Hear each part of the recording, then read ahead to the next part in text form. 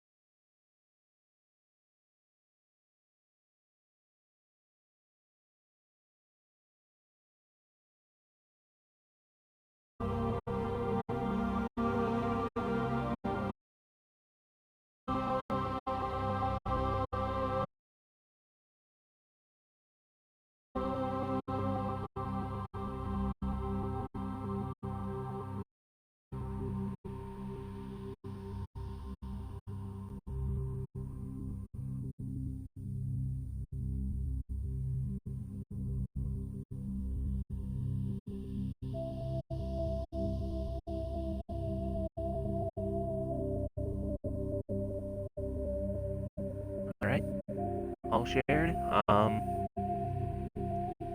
Hopefully the game volume's to bed.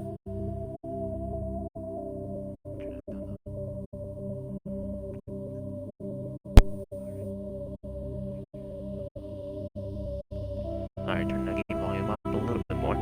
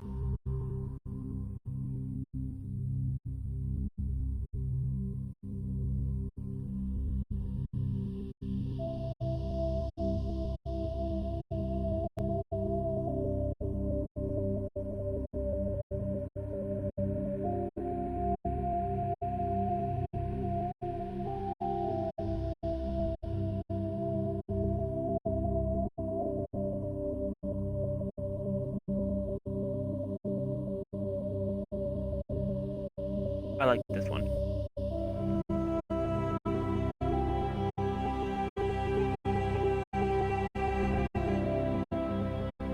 There we go. I like that one. Alright. Well, anyways, that's not what I should be doing right now. Alright, for those out of here, which I'm looking at it right now, viewers, looks like we got 2 viewers in here. Despite it saying 1, which is weird, but that's alright. Let's get back into it from, I don't really remember when. It was a couple days ago, I know that. 4 days ago. So,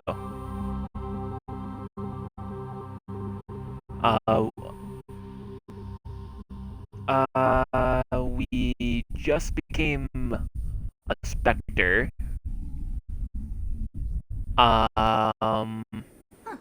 We have a couple more missions. Yes, where's Garrus? Oh. What are you doing down there, buddy?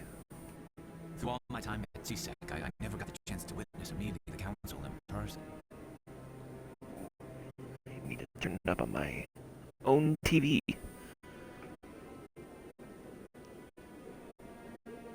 Give me just a second.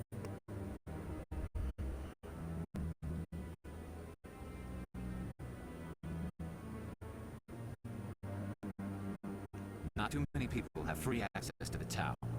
Alright, I think that's good. Permission to meet the council.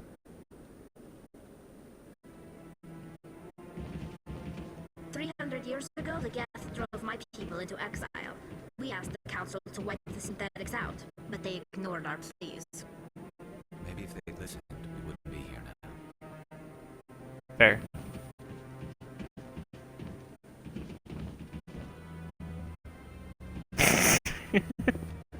Alright, but now we can talk to Admiral Kahoku over here, which is something I tried to do in the last stream. No, I'm waiting to speak with one of the Council's assistants. Congratulations on becoming the first human Spectre, Commander. I'm certain you'll be up to the challenge. I appreciate that. My name is Admiral Kahoku. It's about time the Alliance got one of our own in with the Spectres. We need people like you to deal with our problems. Is something wrong, Admiral? I'm getting stonewalled by bureaucratic assholes. Nothing new. Maybe you can help me, Shepard. One of my recon teams was investigating some strange activity out in the Traverse. We lost contact yesterday. Now I can't get clearance to check it out. Suddenly it's a restricted area. But that doesn't apply to you, Shepard. Spectres can go anywhere they want. You could find out why my team dropped out of contact. We're gonna be going there first because in my original Mass Effect playthrough, I never talked to Admiral Kahoku, had no idea who he was, and I landed on that same planet he's gonna tell us to go to, and, well, you'll see. I'll find them, Admiral. I appreciate that, Commander. I was running out of options. I'm gonna stay here and see if I can find anything out through official channels. Won't hold my breath, though. I'll upload the info on where my team was last seen to your ships. Maybe you can get some answers. I don't even know where my ship is. Wink. Then you gotta talk to a guy up there, but I forget if there's something over here or not. I don't think so.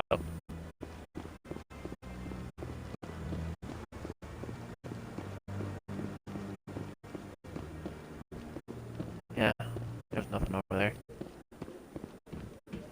Not too many people have free access to the tower. Even less get permission to meet the council. Yeah, that's something that you can't really do well, any other Mass Effect. Which is talk to your characters at quite literally at any moment.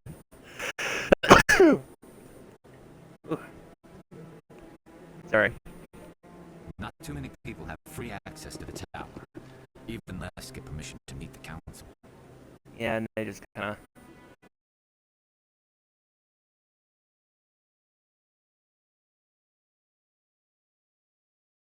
As grand as this.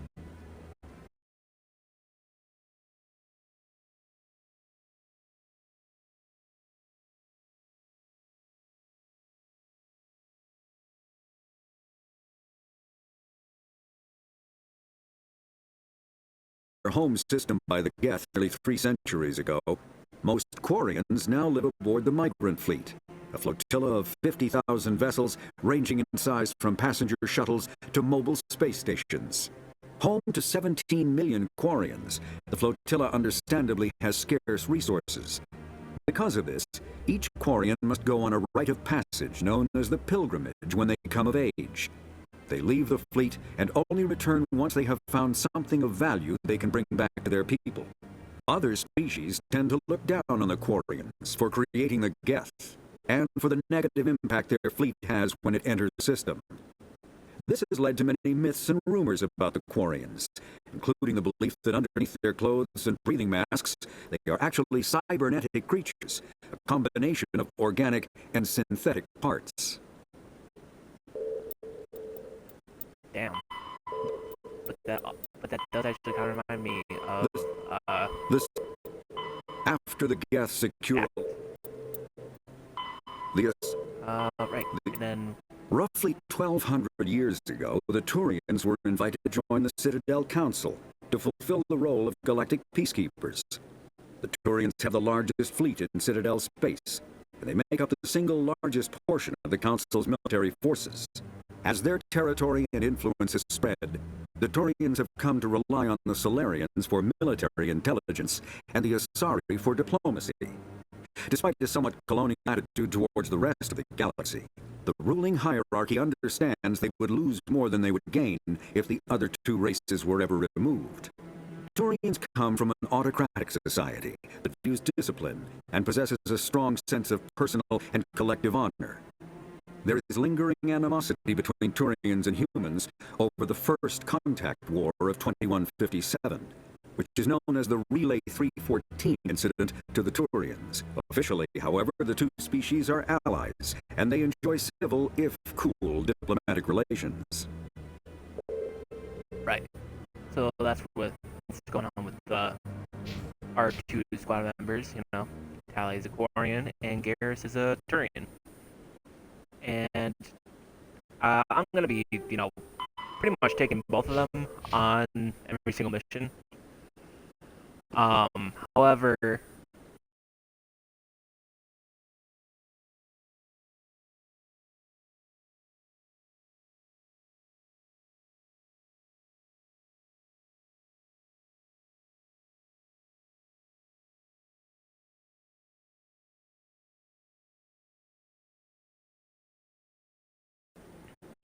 okay, yeah, it doesn't show up.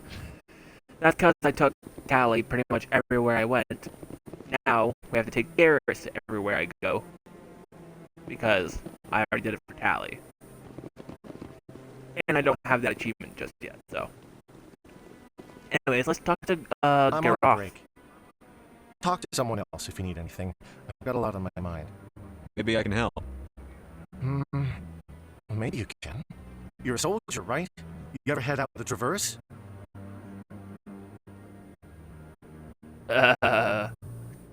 Not yet, but Sometimes. sure. My brother's the captain of a...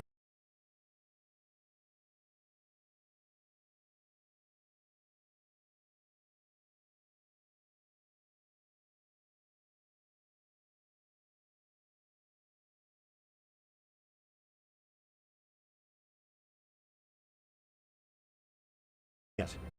I got the coordinates for the last transmission from his vessel. What kind of ship was it? Don't let the name fool you. The Majesty's just a small trading vessel, only a handful of crew, but he kept it in good condition. I don't think mechanical failure is too likely. But they don't have any real weapons or shields. If anyone did come after them, the Majesty'd be a sitting duck. Isn't anyone else looking into this? My brother's just a small independent trader. Ships like his disappear in the Traverse all the time. Give me the coordinates. I'll forward them to your ship right away. Please let me know as soon as you find him. Yes, sir. Let's see what we got going on. Right, that's privateers, and that's missing marines. We're going to a planet called Idolus in the Sparta system. For that. Right, need to go to the docking bay. Need to go talk to Emily Wong. Those two are elsewhere. I think Conrad Werner is back, but I'm not so sure. And these four are for when we get to the ship.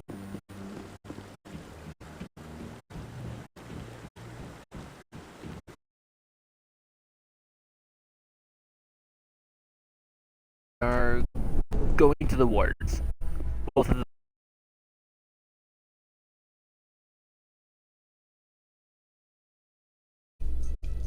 In other news, Exogeny Corp is still denying reports that one of their survey teams has gone missing in the Hades Gamma Cluster. When asked why communication with the survey team was suddenly cut off last week, company officials refused to comment.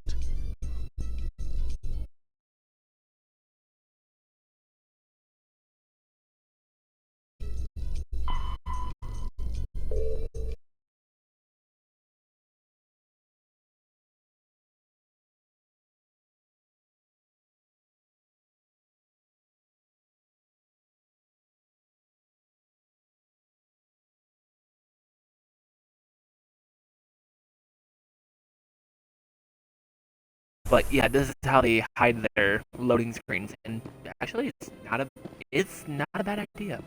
Welcome to the Presidium. Allow me to be your guide. I know where I'm going. But I wonder what their opinions on this mass relay statue is. The keepers never paid much attention to that relay monument. I always found that a little strange. The Protheans obviously understood the aesthetic value of the mass relays. Something we Quarians have learned to appreciate during our wanderings. I mean...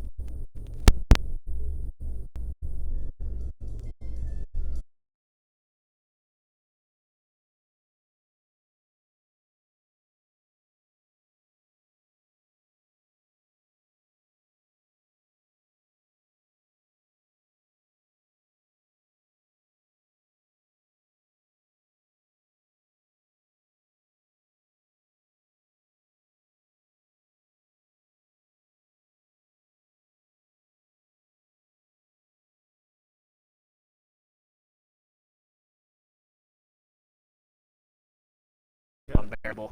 It's good. Busy though. Can't believe how many people. Lord,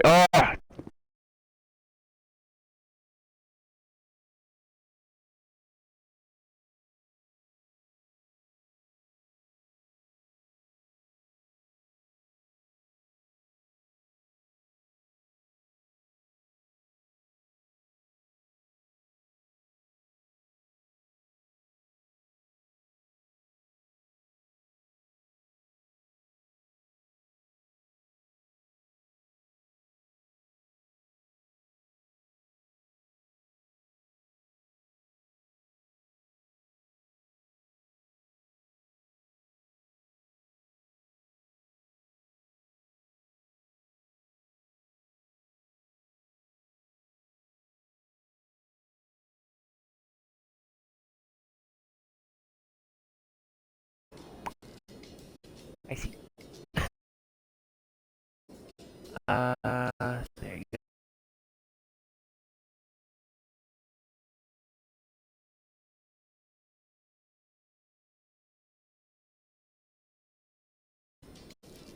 There you go. I know Tally doesn't use sniper rifle. Actually, I should give that to Garrison instead. But we have like 2 more, so. I know Tally doesn't use sniper rifles, but I give my favorite characters the best equipment.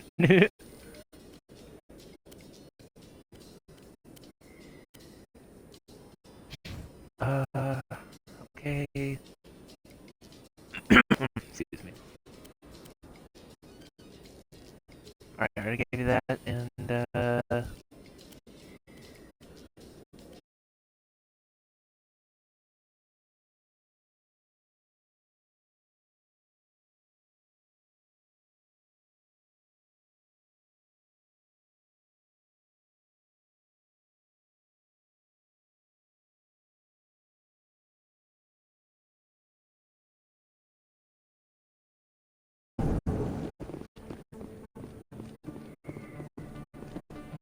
Word on the street is that you've been busy. Congratulations on taking down Fist. I was sure he was a big player in anything going on here. Did you find anything in his office that could help me? The OSDs might have the information you're looking for. You've got Fist's files? This could be even bigger than I'd hoped. Here, Commander, for your trouble. What would my future cooperation be worth? Say, an interview when my investigation is over? Exclusive? You talk to me before you talk to anyone else? That would be worth quite a bit, and I'd be very happy to compensate you accordingly. Here you are. Now, if you'll excuse me, I should go see what's on these discs. Yeah, you never talked to her about the interview, but I mean, that's where the quest ends. So I forgot I need to level up everyone. Okay.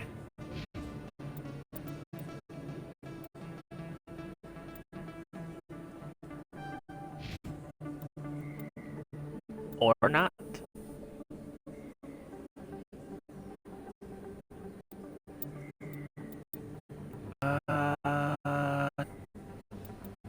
Hacking and dampening would be better to have. So I'm gonna go for hacking and dampening, and then probably shotgun. But that's if we get enough points. I think the max level is 60, so 1, 2, 3, 4, 2, 4, 6, 56, 57, 58, 59. Damn. Okay. That's fine. I guess.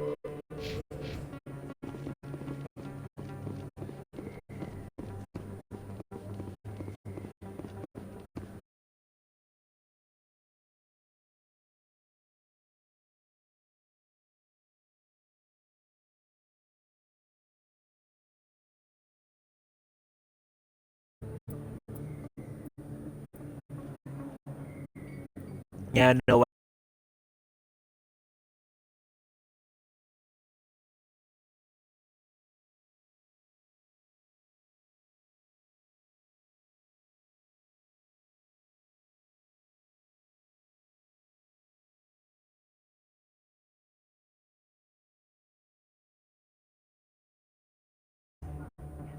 Show me Let me what see you what you got. have.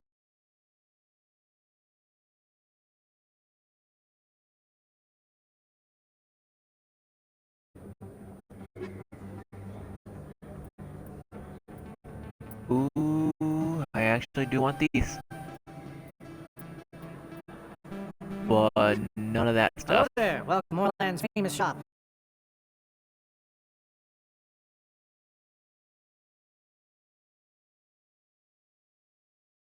We'll see. Survivor X, that's the same thing as the Explorer. Onyx, that is worse than the Survivor armor. Has better tech slash biotic protection, but not in the other two departments.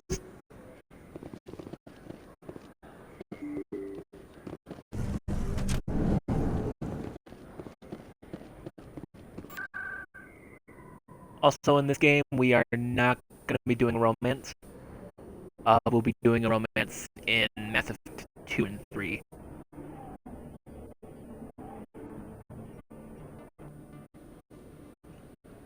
Uh,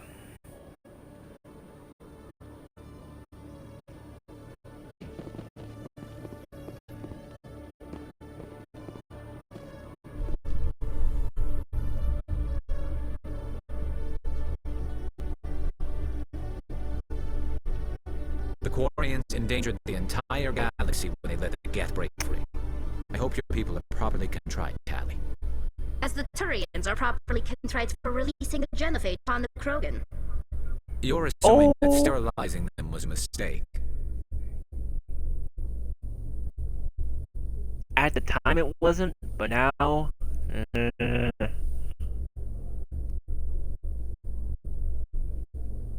Most of the Krogan alive today were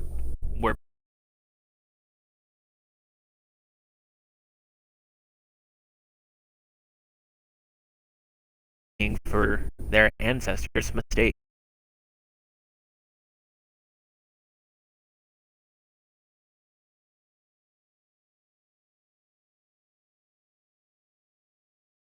As commanding officer of the Normandy, the ship is yours now.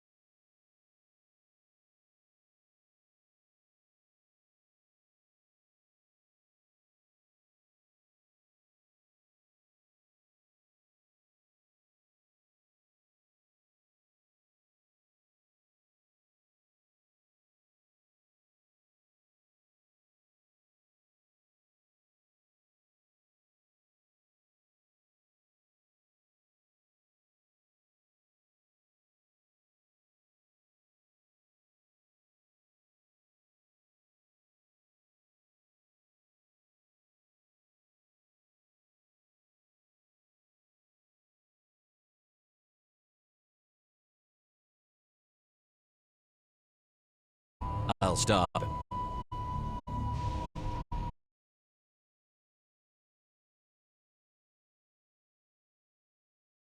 She has a daughter, a scientist who specializes in the Protheans. We don't know if she's involved, but it might be a good idea to try and find her. See what she knows. Liara, Dr. Liara Tassoni. We have reports she was exploring an archaeological dig on one of the Uncharted worlds in the Artemis Tau cluster. I'm gonna start with Pharaohs because they did say that the colony.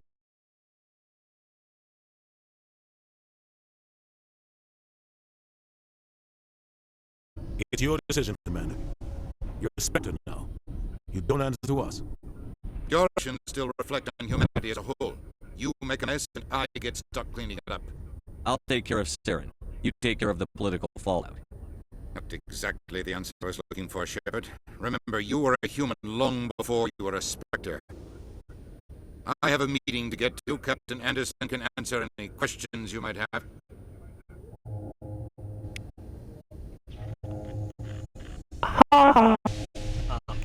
But anyways, yeah. Udina is a giant prick, if you haven't noticed. Yes, Commander? How are you holding up?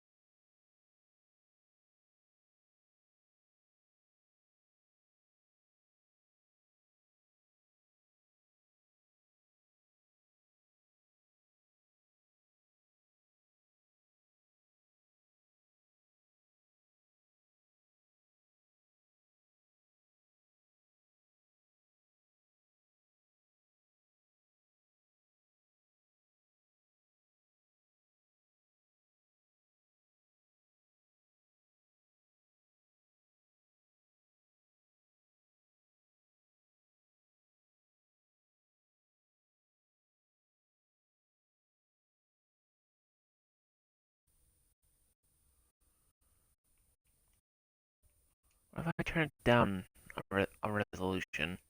Does that make it better? Because, good lord, this is unwatchable!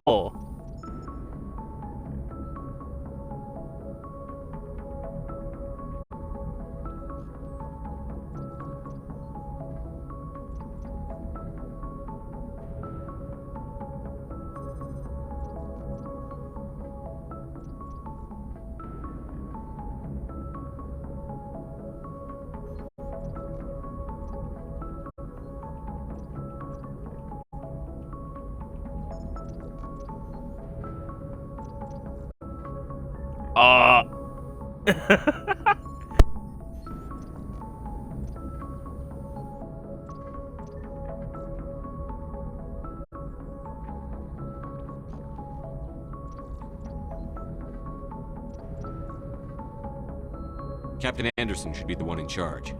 It's like I'm stealing the ship from him. Yeah, the captain got screwed. But it's not like you could have stopped it. Nobody's blaming you. Everyone on this ship's behind you, Commander. 100%. Intercom's open. If you got anything you want to say to the crew, now's the time. This is Commander Shepard speaking. We have our orders. Find Saren before he finds the conduit. I won't lie to you, crew. This mission isn't going to be easy. This began with an attack on a human settlement in the Traverse. But we know Saren won't stop there. His Geth armies aren't going to stay on the far fringes of Citadel space. For too long, our species has stood apart from the others. Now it's time for us to step up and do our part for the rest of the galaxy. Time to show them what humans are made of. Our enemy knows we're coming. When we go into the Traverse, Saren's followers will be waiting for us. But we'll be ready for them, too. Humanity needs to do this. Not just for our own sake, but for the sake of every other species in Citadel space. Saren must be stopped. And I promise you all, we will stop him. Well said, Commander. Captain will be proud. The captain gave up everything so I could have this chance. We can't fail. Yes, sir.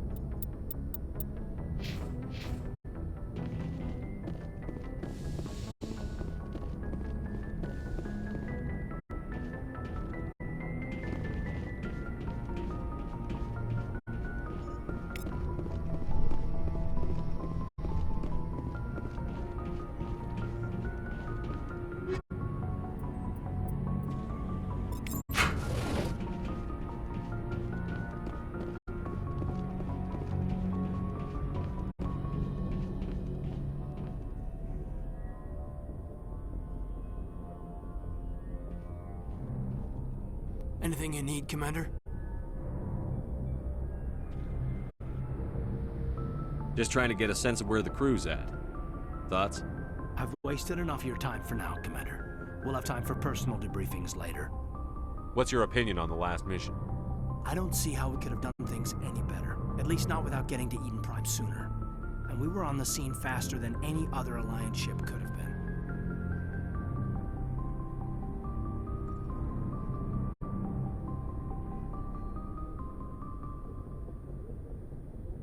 We'll talk another time, Lieutenant. Commander?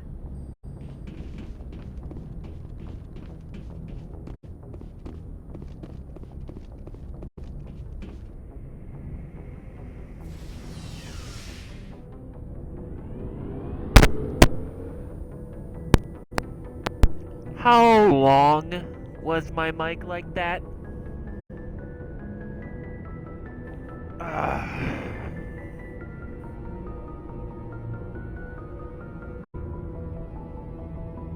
Yeah, like I said, I need to get a new headset with the mic.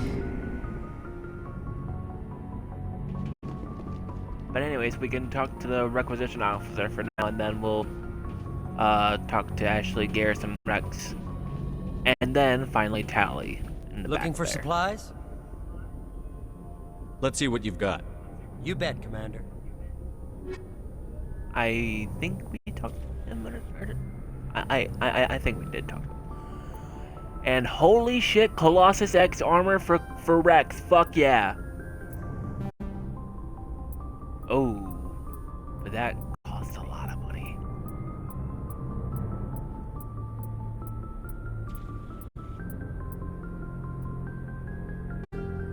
Get rid of these though.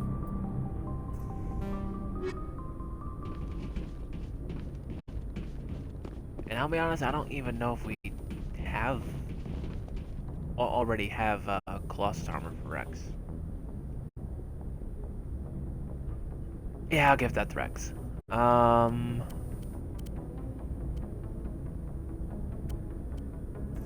Oh, I need to upgrade him for that.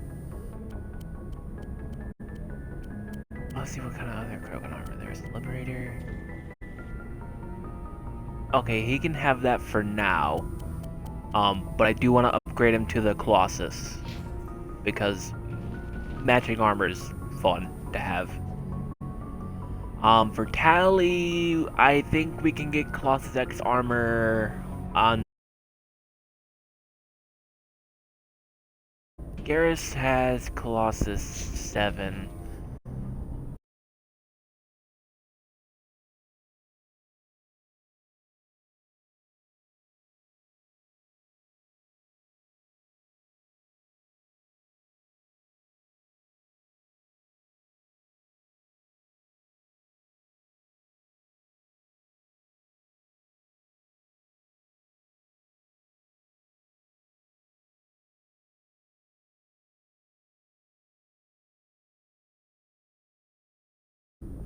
Okay, I have Colossus 9.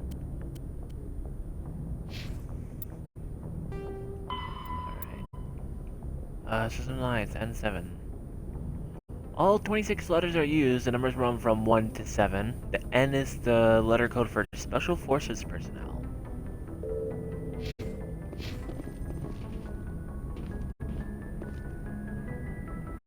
And I find it funny how it's like the only rank you see, like the special ranks,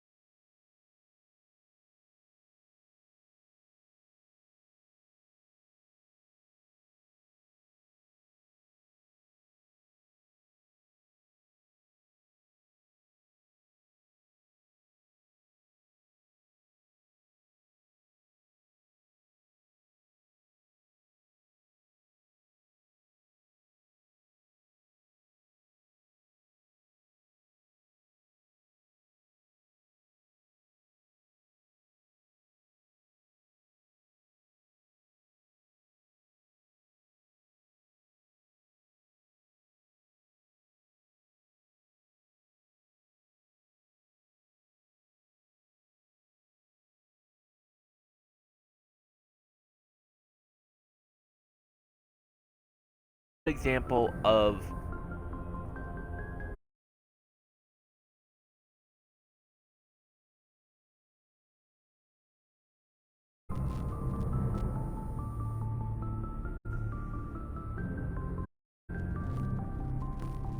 pick.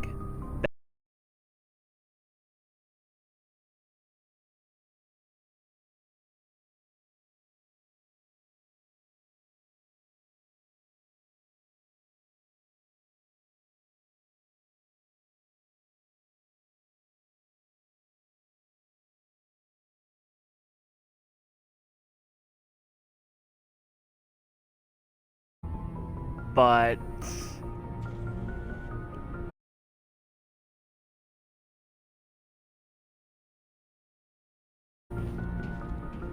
Commander? there's a couple of those. What's your opinion on the last mission?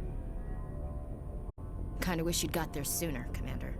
No offense, I appreciate the rescue. I just wish... You wish we'd been able to save the rest of your unit? Yes, sir. If I had been more alert, we wouldn't have been cut down by an ambush. We never trained to fight synthetics. The Geth haven't gone beyond the Veil in 3 centuries. Our training's supposed to make us able to adapt. I'll make sure it doesn't happen again.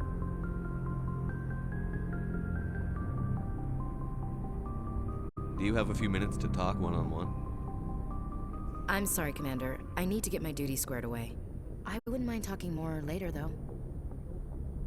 Dismissed, All right. Chief. Sir. Sorry. I've just breathed on the mic.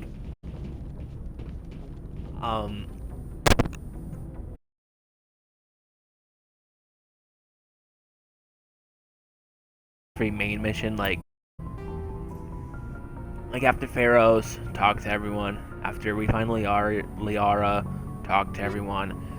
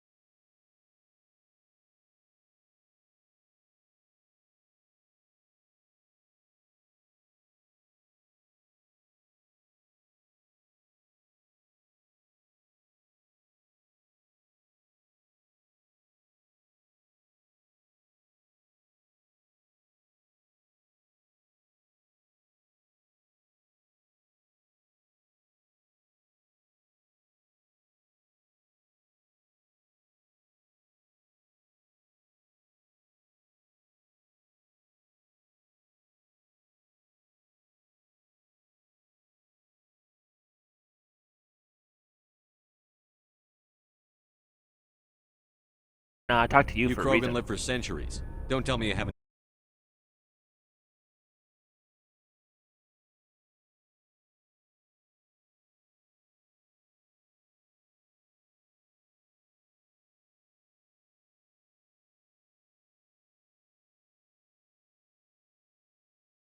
They almost did the same to us. It's not the same.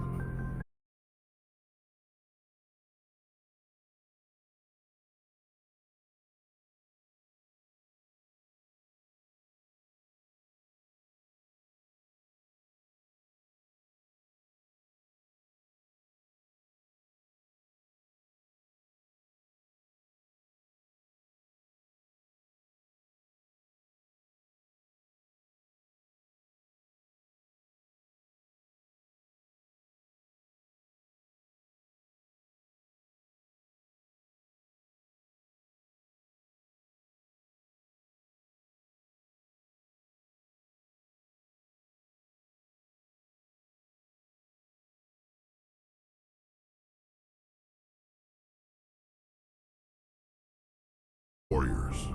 We want to fight. So we leave. Hire ourselves out. And most of us never go back. What can you tell me about the genophage? Ask the Solarians if you want details. They made it.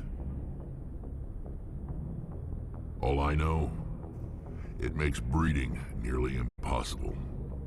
Thousands die in stillbirth, and most never get that far.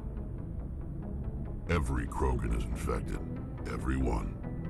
And no one's rushing to find a cure. Why don't the Krogan try to find a cure? When was the last time you saw a Krogan scientist? You ask a Krogan, would he rather find a cure for the genophage or fight for credits? He'll choose fighting every time. It's just who we are, Shepard. I can't change that. Nobody can. So long, Rex. Shepard.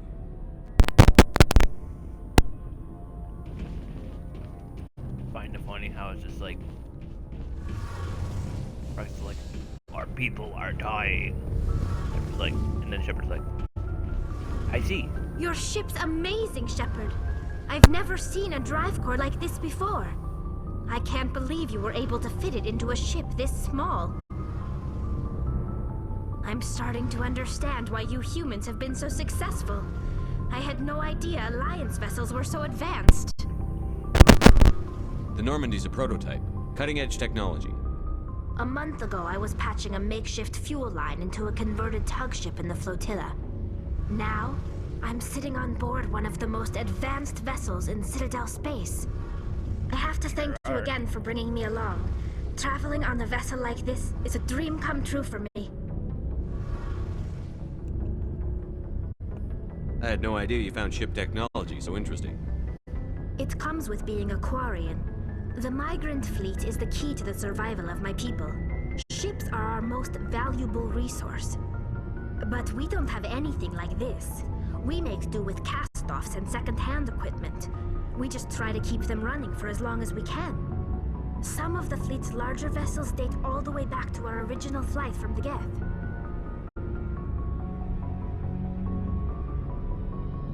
I can't believe your fleet's still using ships that are 3 centuries old. They're constantly being repaired, modified, and refitted. They aren't pretty, but they work. Mostly. We've tried to make ourselves as independent as possible on the flotilla, grow our own food, mine, and process our own fuel. But some things we just can't make on our own. A patch to maintain the hull integrity requires raw materials we just don't have. That's why our pilgrimages are so important.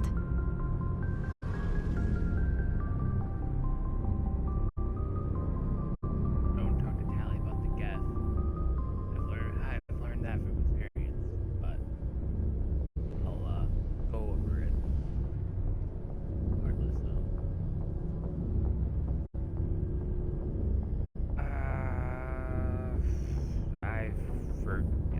I was gonna say something. Tell me about your people. Our lives aren't easy. Resources are scarce, and we are constantly on the move. Everything we do must in some way contribute to the continuation of the migrant fleet. There are 17 million Quarians in the flotilla, and each of us relies on the others for survival.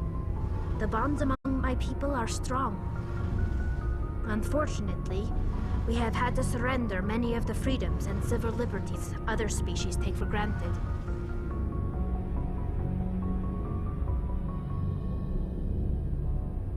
I'll see it after the conversation's done. What kind of freedoms?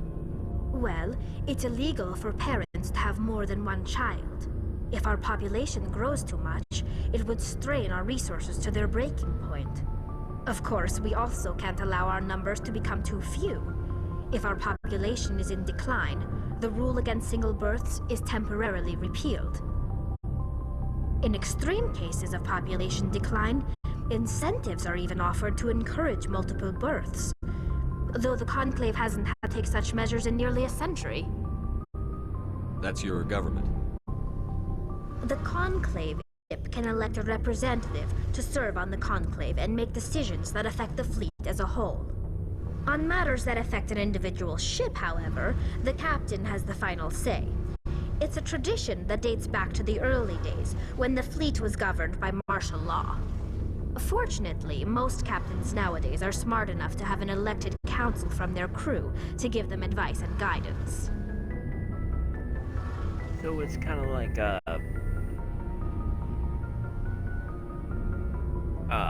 kind of like America in a way, you know. They have 5 admirals, one of which is we'll find that out in a second. But yeah, there's 5 admirals. Shalaran, which the person who voices Shalaran actually is a prominent voice in Assassin's Creed Mirage, which came out a couple of days ago. Then there's Hangar.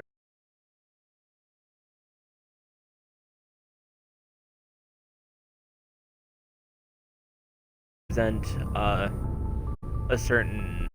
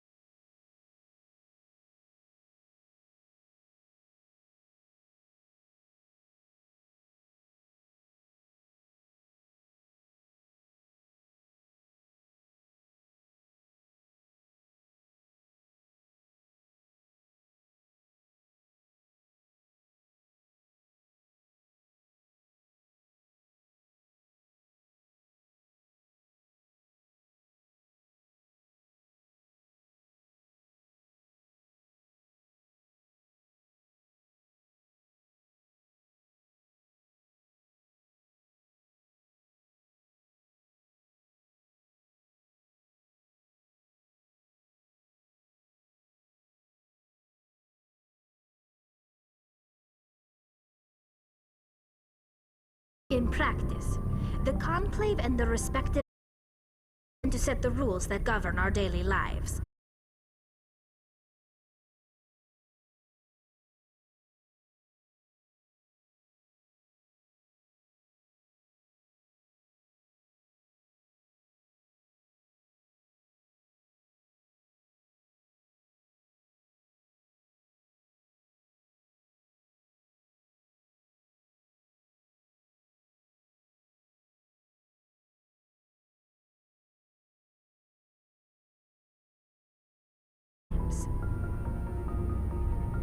That's pretty smart.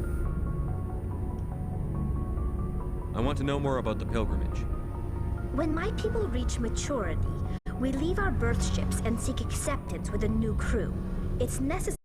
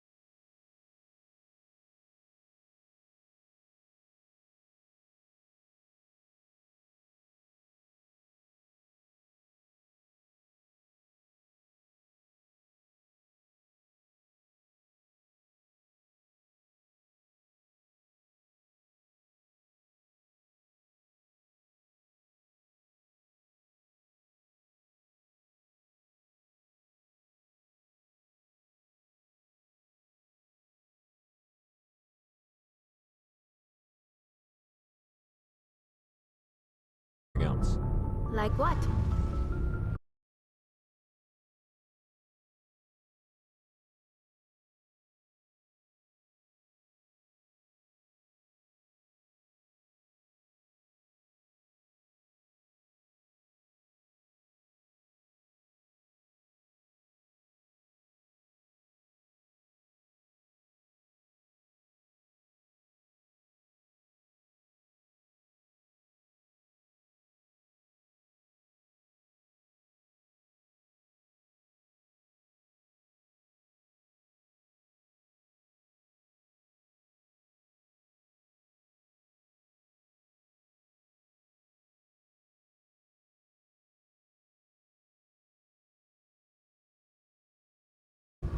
But one thing we underestimated was the power of the neural network.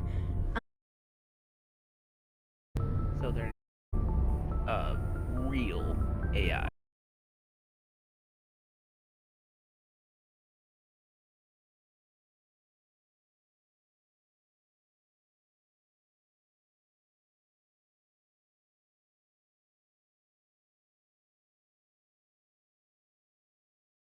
They cannot share sensory data or information.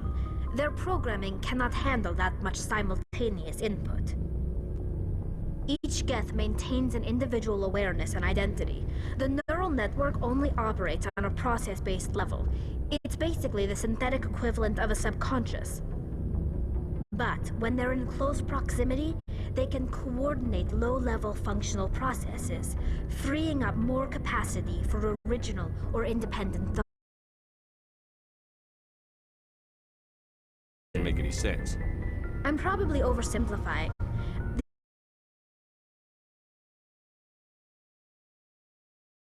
Is that they get smarter when they gather in large numbers.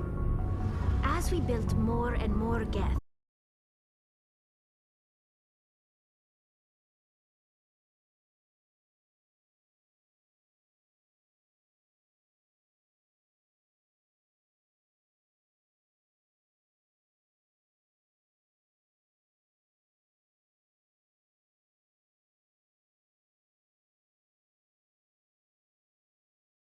I don't see what's so bad about those questions. the Geth were created to engage in mundane, repetitive, or dangerous manual labor. That's fine for machines, but it won't satisfy a sentient being for long. The Geth were showing signs of rudimentary self-awareness and independent thought. If the Geth were intelligent, then we were essentially using them as slaves.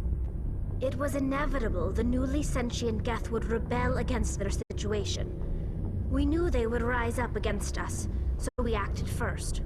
A general order went out across all Quarian-controlled systems to permanently deactivate all Geth. The Geth responded to this order violently. And see, this is why you don't want to talk to Tally about the Geth, because each and every option is saying, oh, the Geth defended themselves. But there's no option for, I get what you did, but, you know. You can't blame.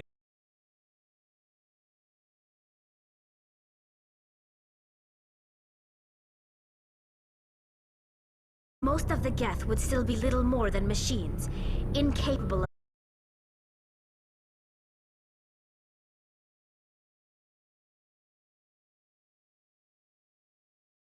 Quarians died at their hands. In the end, we were forced to flee our own homeworld. We feared the Geth would pursue us, but they never came beyond the Veil. Now we drift through space, exile searching for a way to reclaim what was once ours. No. No, and no. I am not touching that with... no. I should go. See you later. I am not touching that with a 10-foot pole.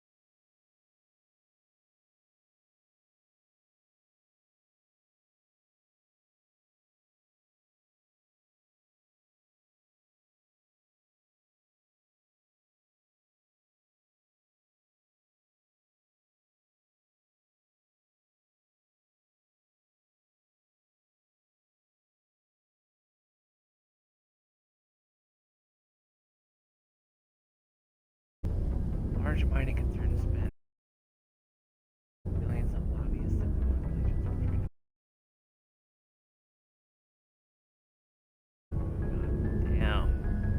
much.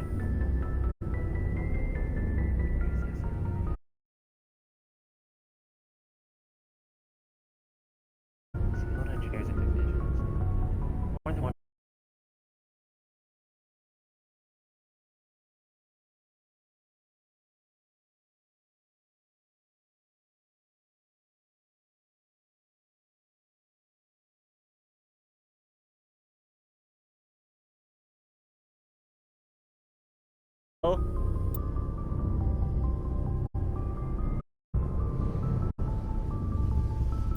Alright then.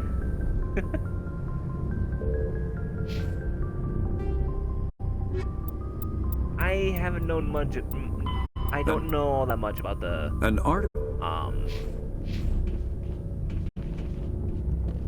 about a Quarian economy. Cause I'll be honest, I don't really read the Codex all that much. But oh man, they really just pull a. They took her.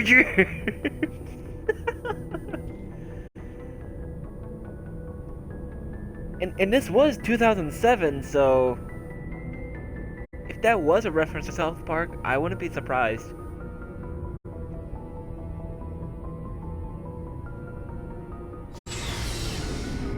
Man.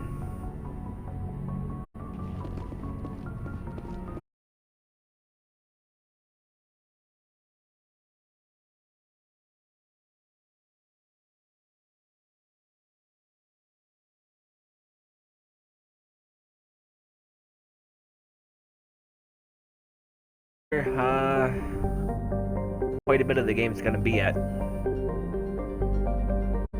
Supposedly constructed by the long-extinct Protheans, this colossal deep space station serves as the capital of the Citadel Council. Well, we already know that. Gravity is simulated through rotation and is a comfortable 1.02 standard G's on the wards, and a light 0.3 standard G's on the Presidium ring. So if you were to jump on the Presidium, you'd probably go, you'd be like John Halo. Alright.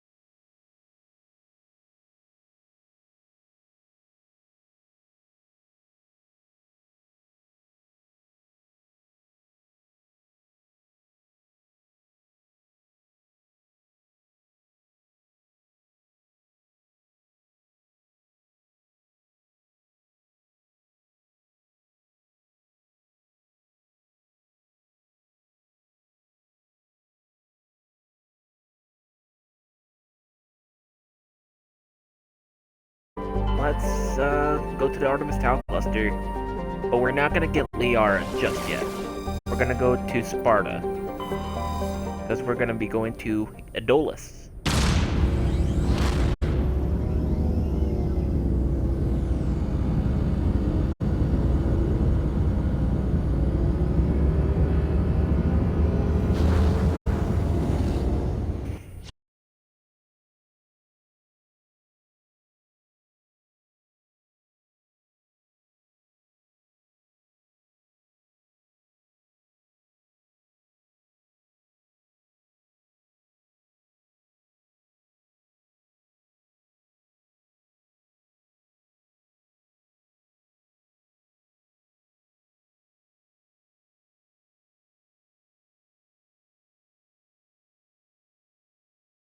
This is a virtual intelligence, not a true AI.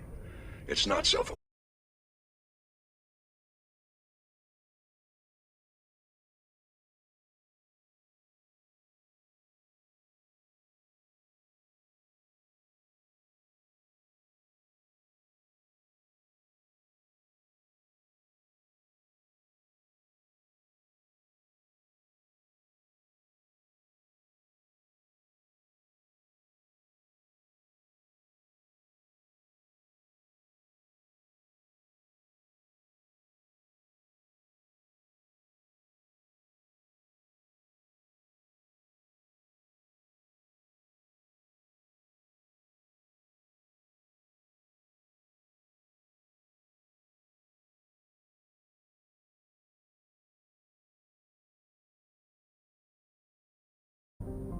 And that mission's gonna take us to the moon. Though, pretty much almost.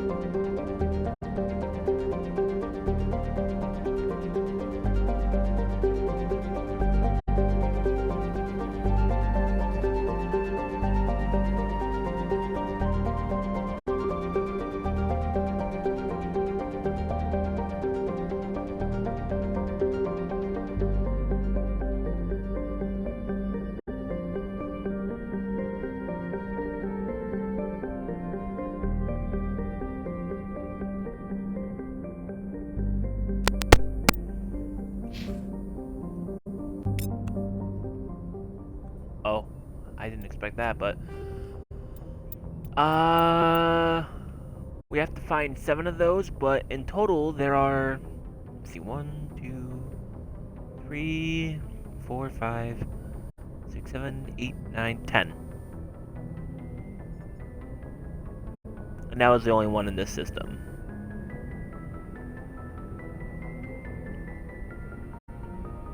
There's 2 of them in the Maroon Sea and 2 in the Voyager cluster.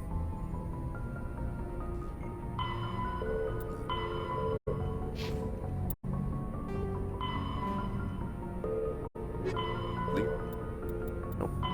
Listen. Sit.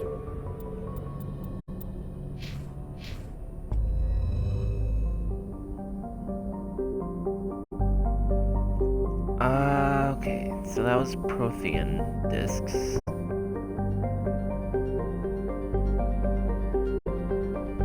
Oh, whoops. I was in the wrong folder for that one. Artemis.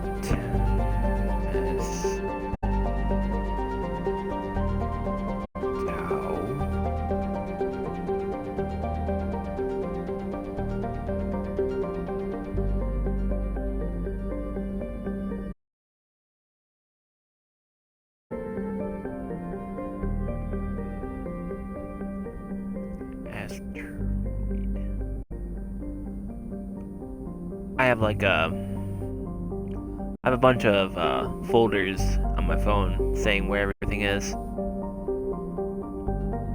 One for a playthrough and one to copy and paste onto a playthrough.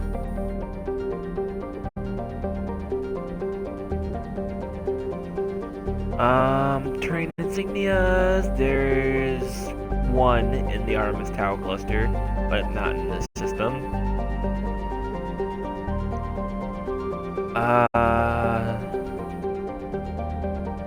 Alright, now we're gonna be looking for a couple things. So we need to find Alsages.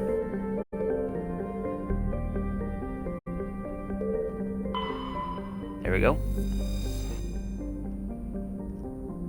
I actually did read every single one of those things on the right, and there are a few interesting, I guess, codexes on those. Small distant Alsages is a small terrestrial with a trace atmosphere of methane and argon. The surface is composed of water, ice, and calcium with occasional deposits of light metals. During the Alliance's pirate suppression campaign in the 2160s, the Batarium Loam Ranpura was caught with his frigate Toonran grounded on Alsages for drive discharge. When challenged by the Crusader Hyderabad, Ranpura refused to surrender. The Turan was destroyed attempting to take off. The debris is strewn across the southern hemisphere. Damn. Oh, god damn it. I want to zoom out. And the next one here is that one. Antamalka. Antamalka is a large hydrogen-helium gas giant with traces of chlorine and sulfur in the atmosphere. Its massive gravity well tugs many asteroids from the outer belt inwards past the orbit of Altea and Adolis, and eventually settle into the inner belt. Antamalka's orbit is congested with hundreds of captured moons. Most last only a few thousand years before being ejected, dragged down into the atmosphere, or ripped apart by tidal forces and added to the gas giant's immense rings. Attempting to navigate this chaotic environment is hazardous at best. Ships without military-grade kinetic barriers are likely to suffer catastrophic impacts.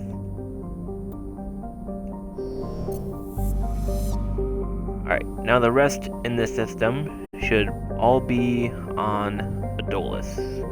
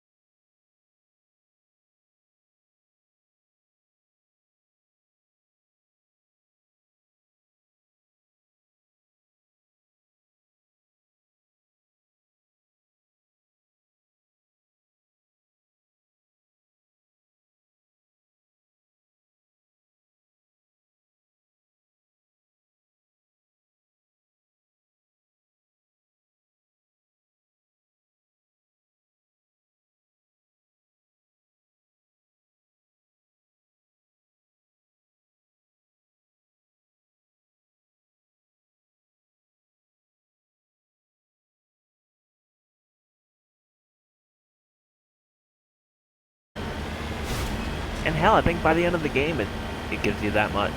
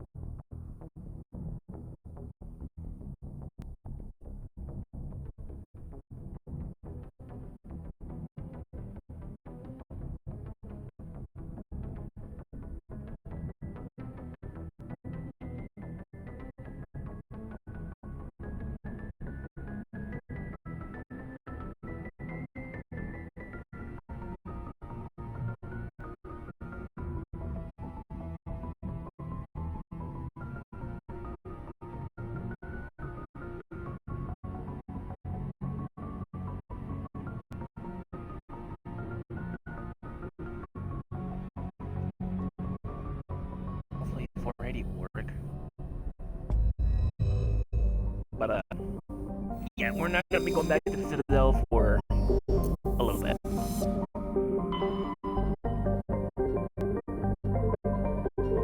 gonna go to Macedon now.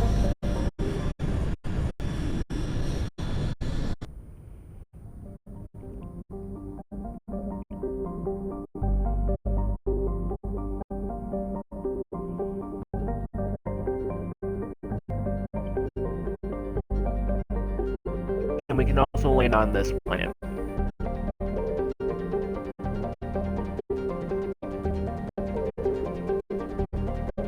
But we gotta look for this planet.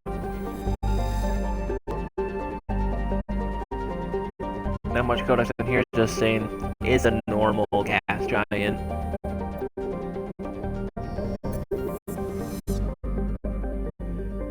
But there is something in the asteroid belt here.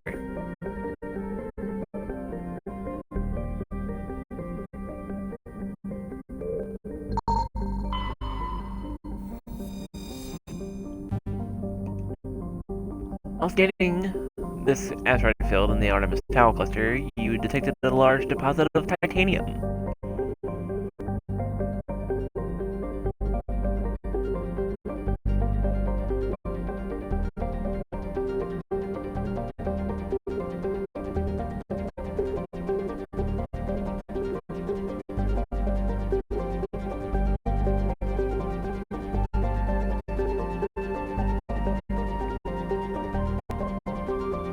Alright, Porolin. Oh, god damn it.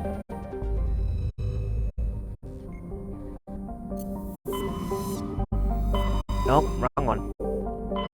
Alright, this one has an Asari writing on it. Porolin is an enormous terrestrial planet, half again the size of Earth. Despite its thick atmosphere, the weak output of the red dwarf Macedon leaves its surface biting cold. The crust is mainly composed of silica, but significant deposits of iron and other industrial metals are present. These loads?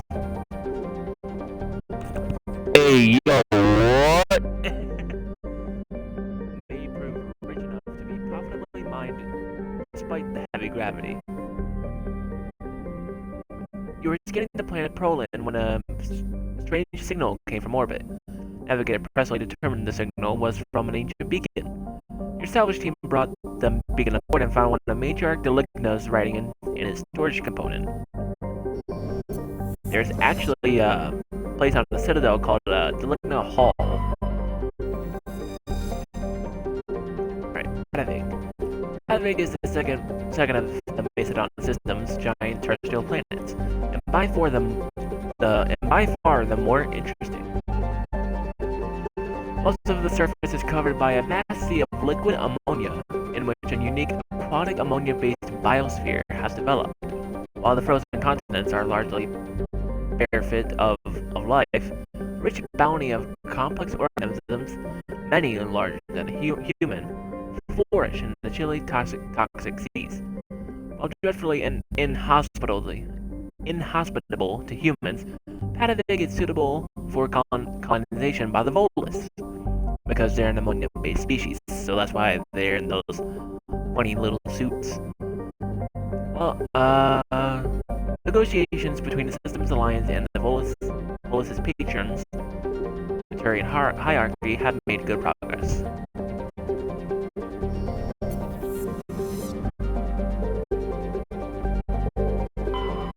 Oh, did we read that? Yeah, we did. And for the other two, they were just bare bones. Warning, level 1 pressure hazard. Chargilla has a very dense atmosphere of ammonia and oxygen. Its temperature surface is mainly composed of alumina, while deposits of sulfur, Convoys in the system have recently logged a number of unregistered vessels operating nearby.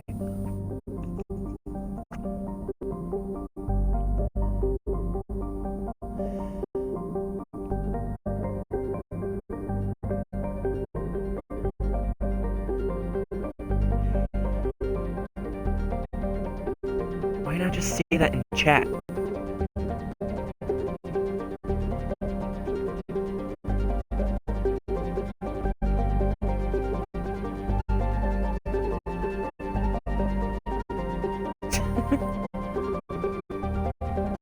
Well, I have a friend messaging me on Discord. Well, Mr. Mimsicle, right now I'm at 480p with 1,000 kilobits. What do you suggest?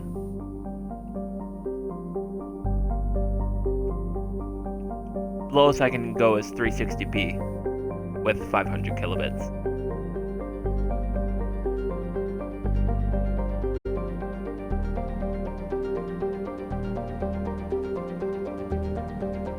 Hey, the stream's not lagging too much because, well,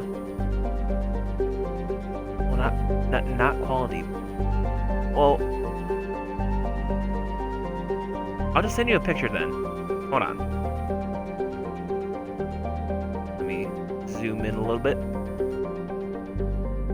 Nope. Not close enough.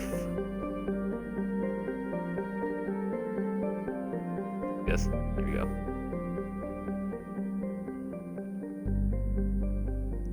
Auto thing to set it. Alright, I guess I'll look in the stream manager.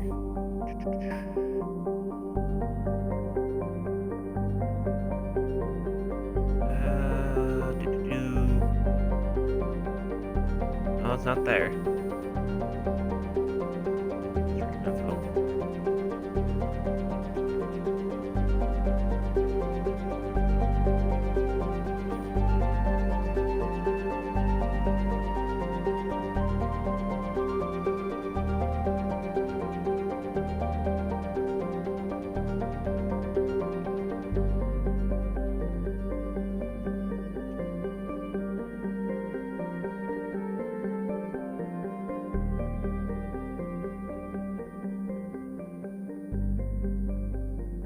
Funnily enough, this is the only way I can actually do that, which is kind of stupid, because like Twitch has like full integration with Xbox and everything.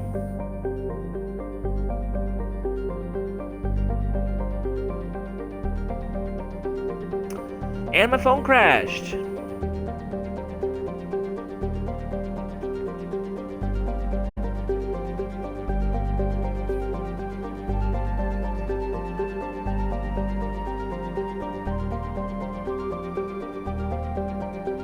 Give it a few moments while it boots back up.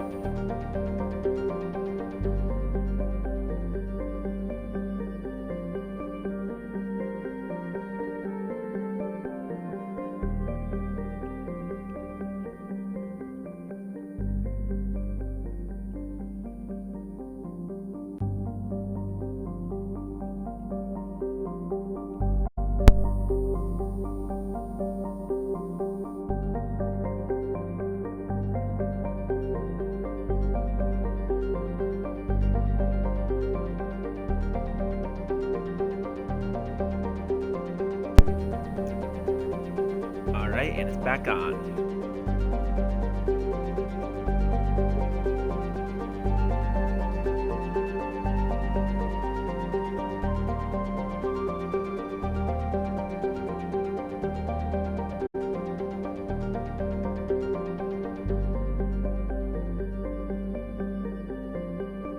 All right. Yeah.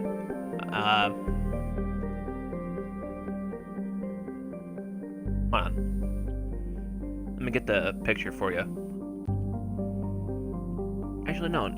No, it's right there.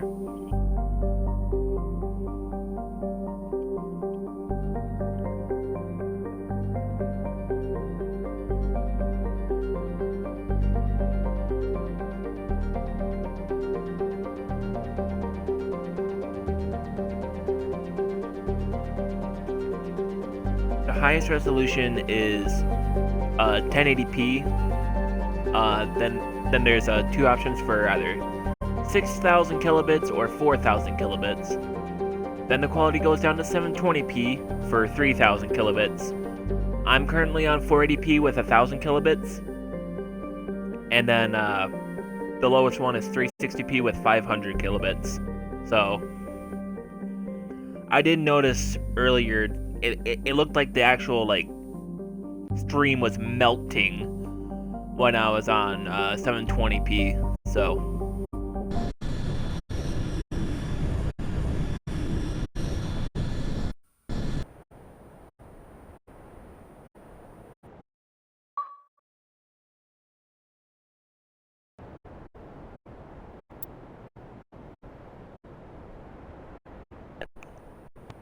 Making sure the mic works.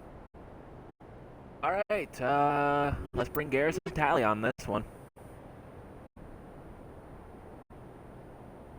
Lower bit rate is better for my internet, but don't want quality to look bad. Right, exactly. So that's why I don't want to go down to 360p.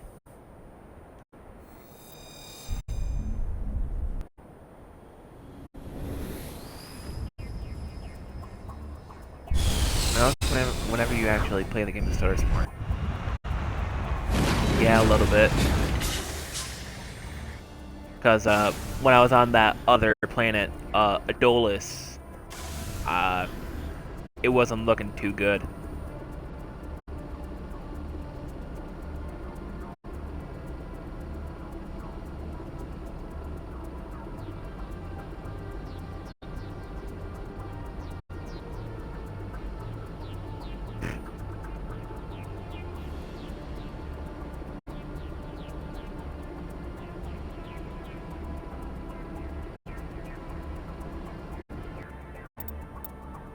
Alright, let's see what we're doing here.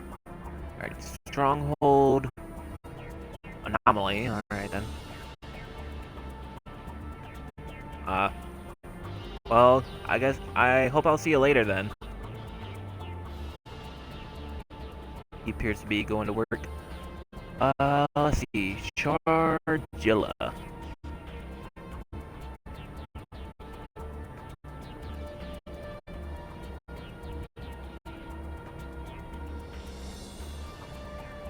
Alright, let me pull up images. Okay, there's an Asari writing on here. And the first deposit is back here. The second one is over here. The Asari writing is here. And the last mineral is right out here. And this is the main mission, so gotta save when I get that other one right there. So, let's go.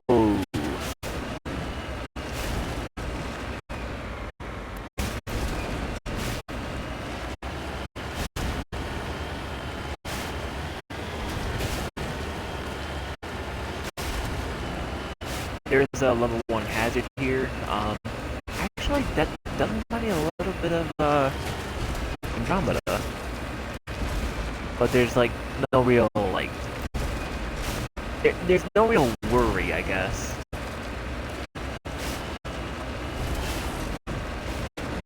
Unlike with Andromeda, because like Andromeda, you have a life support that continuously drains over time.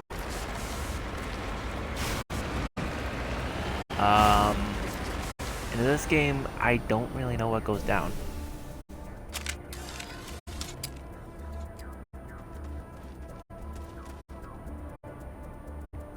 Yeah, so, anyways.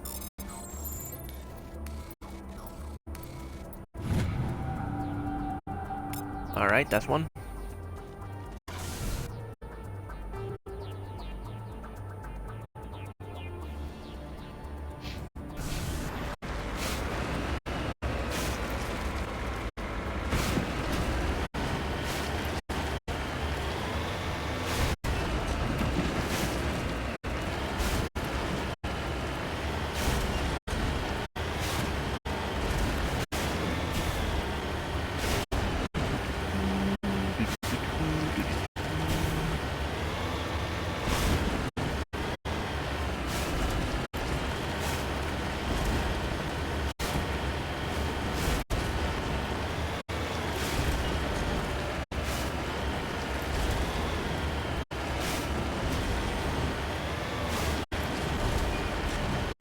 Even if this is New Game Plus, we still want to be careful when going to a stronghold or anything like that.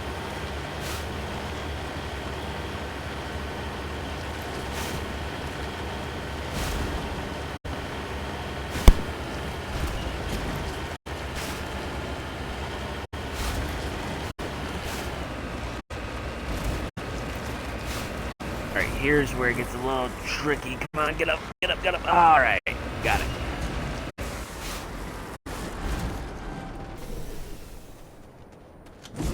Ah, god damn it.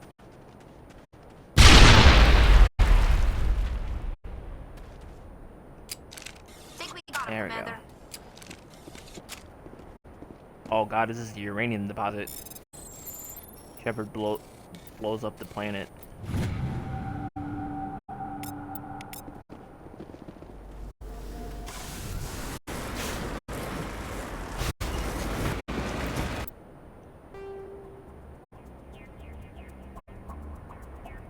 Whoops, that's environmental terrorism. Add that to the list.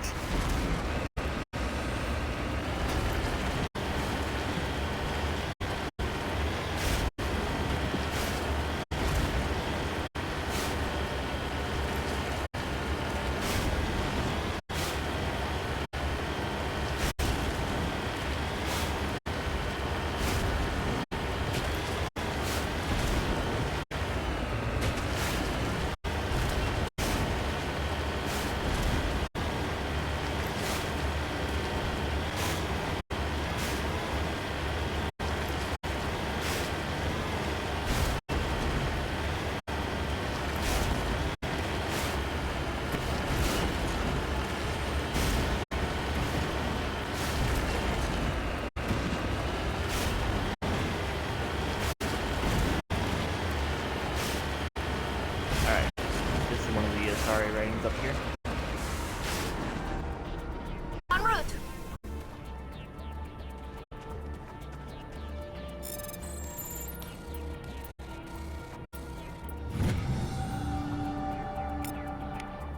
It's not clear who lived here, but appears to have been abandoned for some time. The container in the tent held, among other things, one of Matriarch Deligna's writings.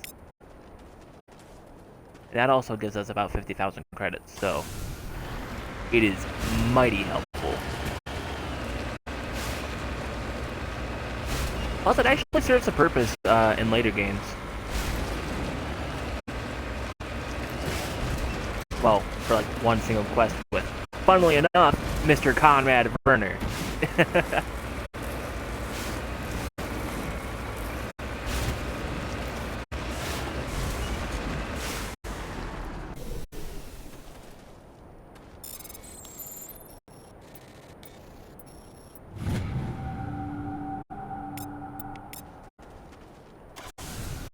Alright, and now, let's save.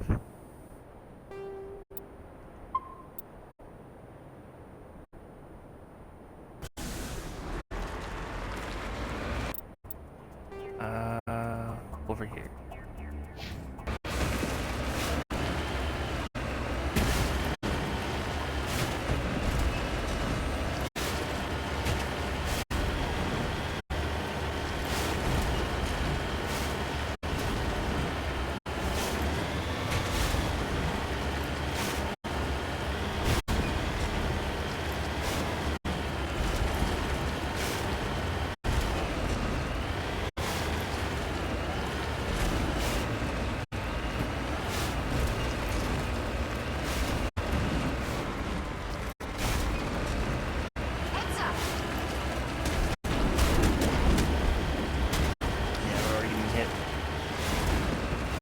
Yeah, I forgot this is on hardcore as well, so it's like, be careful.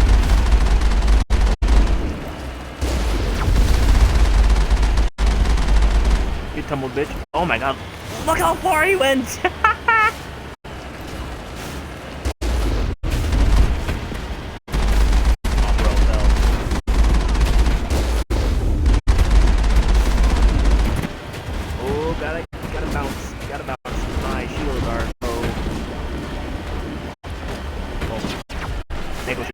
Oh shit. We are.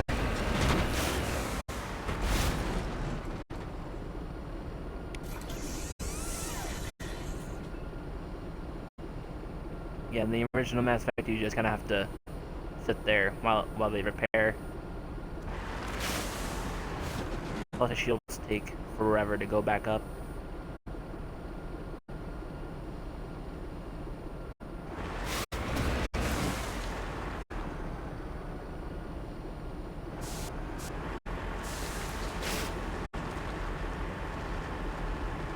But now if we need to, we can repair again. Plus it actually takes something called Omnigel. Take a look here, we have 256 of that. So we can actually convert some of these into Omnigel. Well, we're not gonna need that, so.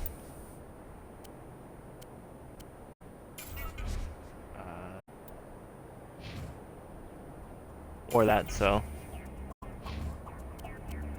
Not gonna need that. Not gonna need that, but I actually do want to say that because money. So we got 292 right now.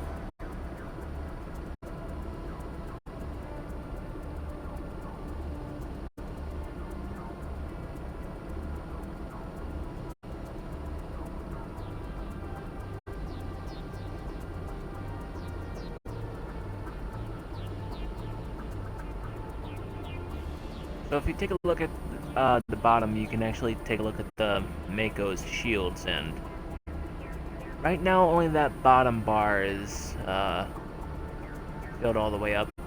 And you can see the second bar getting slowly but surely filled up as well. And there's 4, 6, 7 bars.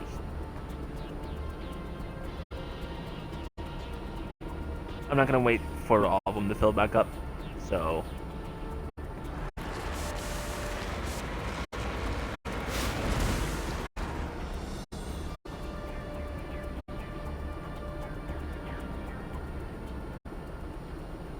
I'm gonna go up to 3 bars.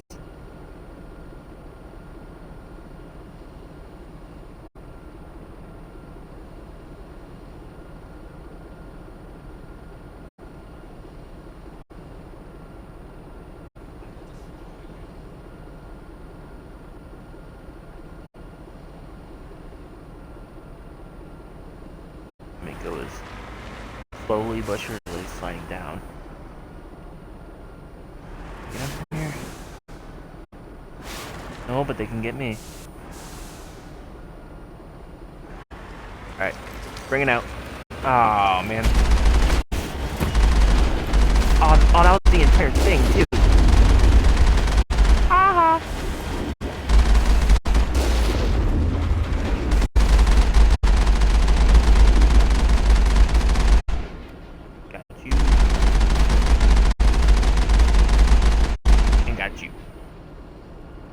Oh, but you're coming up.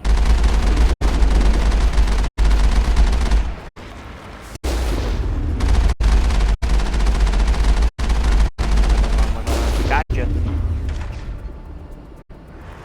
God, you can see his charred body just way over there.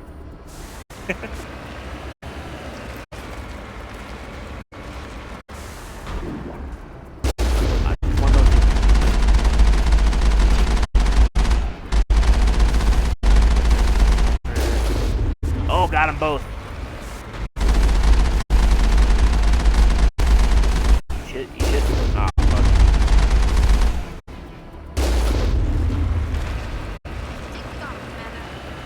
Alright. Good.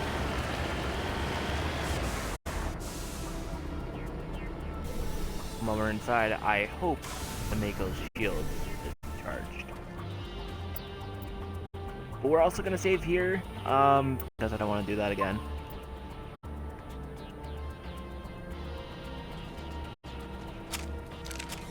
Alright, let's get this shit.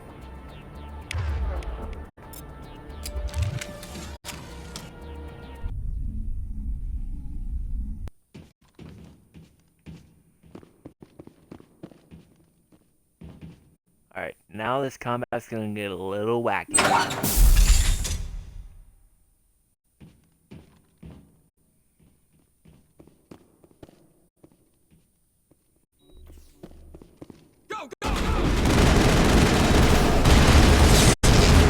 Oh shit.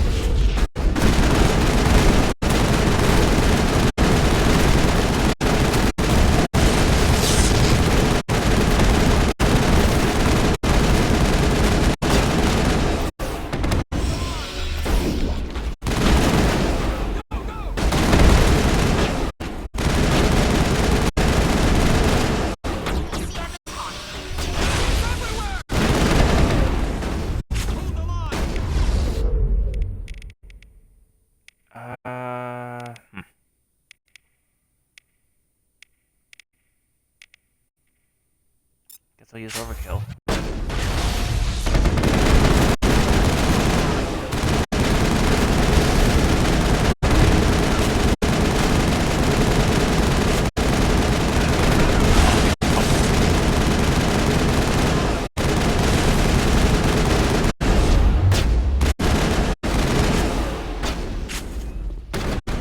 I know Asari has barriers. Fucking with us. He's throwing up. We're worried about her anymore.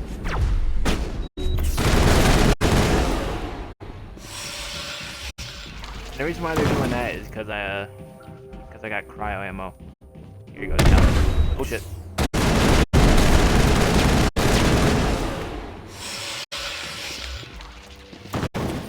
All targets down. Now we just look around.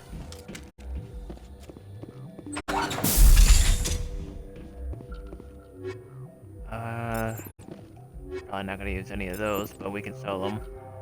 Ooh, logic arrest tool.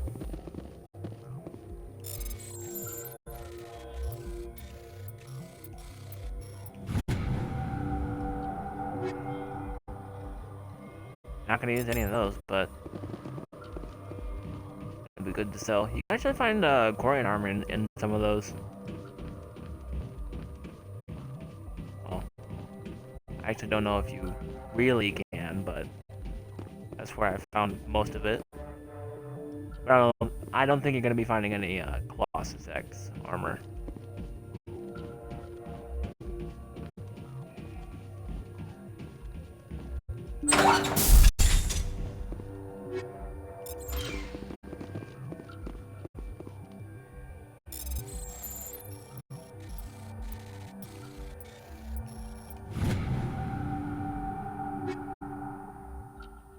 Combat Optics 8. Alright. Oh wow, 140,000 credits. Ooh boy. You discover evidence that the Asari leading these slavers and Nasana Dantius, an important ambassador on the Citadel, are sisters. You should return to the Presidium and confront Nasana about this. Right. Well, that quest is spoiled, but how the quest usually starts is you know, you do some important stuff around the, I think Attican Traverse is where Mass Effect 1 really takes place. So Nasana finds out you're doing some pretty important stuff, and she messages you on Normandy saying, "Come talk to me." And she spins you a story saying that her sister got kidnapped, and she tried to pay him a ransom to get her back. Well, it turns out that's not true, so she has a role to play in Mass Effect 2 as well.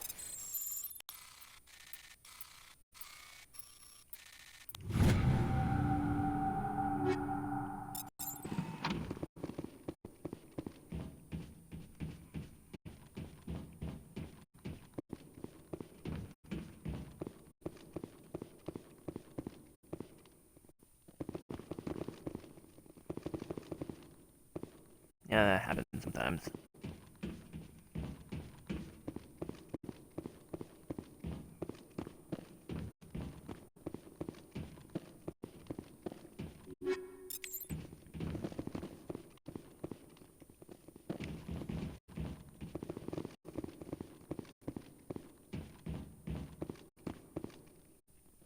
Okay, doesn't look like there's anything else in here, so we can return to the Normandy.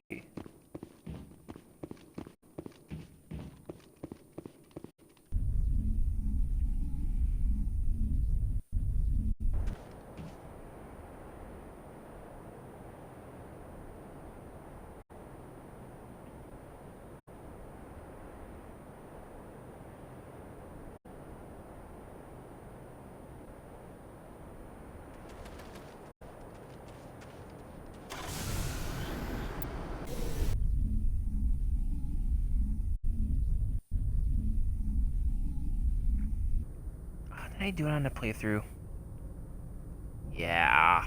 Fuck. Oh, wait, no. I'm supposed to do it on the playthrough once. What the hell am I saying? Alright, right, we got the one on the Dolus.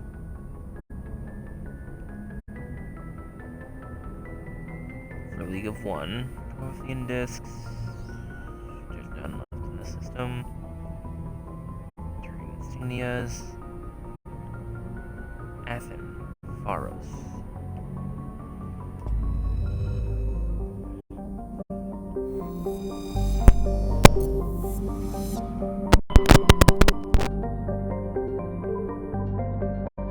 Alright, that's Knossos. That's where Liara is, but we don't want to go there quite just yet. Well, we don't have to land on Therum, which is the planet where Liara's at, but we just want to look at the planets around that area.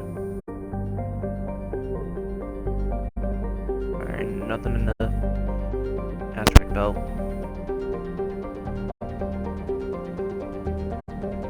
So we're looking for Pharos.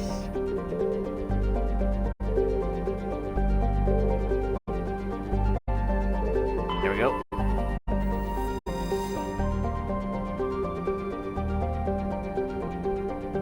Distant Pharos has seen only a cursory examination by an unmanned probe. It has a trace atmosphere of nitrogen and argon. Its surface is mainly composed of tin with deposits of carbon. Deeper craters have been partially filled by ice, suggesting there may be a significant amount of water locked up beneath its frozen surface. A large ice-bright crater in the southern hemisphere makes the planet visible from the inner system, leading to the planet's name. Scans of the planet Pharos revealed an abandoned base on its moon. The recon team found nothing of interest, but much of the debris was marked with the Magna Colony insignia. Let me backspace that. There we go.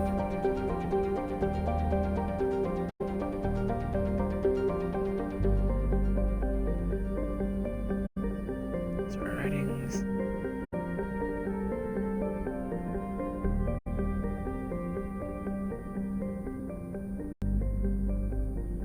Did we go to a Porolin?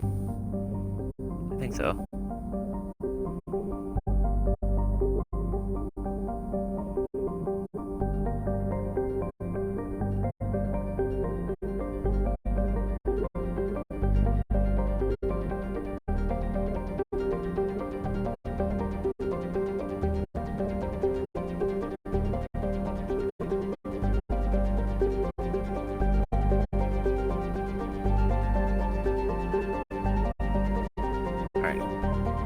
Knossos, asteroid, and that should be it.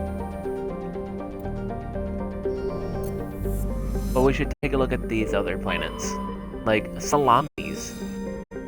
The geological properties of Salamis have been scanned from orbit, but little else is known about it.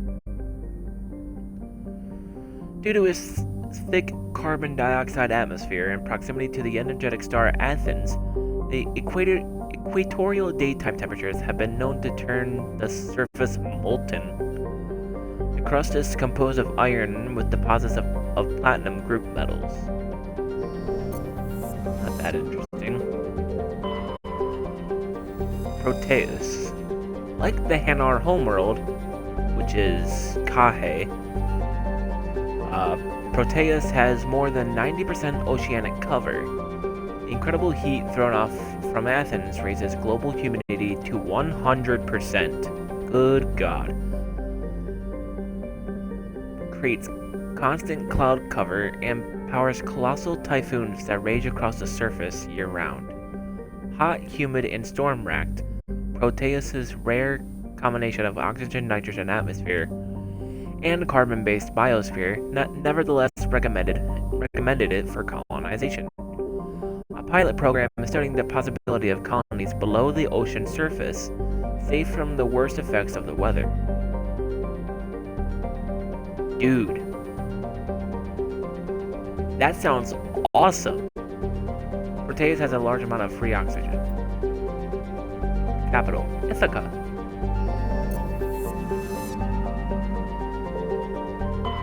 Circe. Oh, hey, that can be.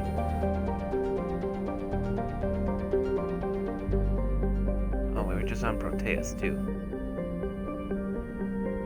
Circe is a modestly sized hydrogen-helium gas giant with traces of sulfur and chlorine. These give it its striking yellow-green tint. As the development of the Proteus colony continues, Circe will likely be developed for helium-3 mining. While scanning this gas giant, you detected a large concentration of helium-3. Wow. That much was obvious.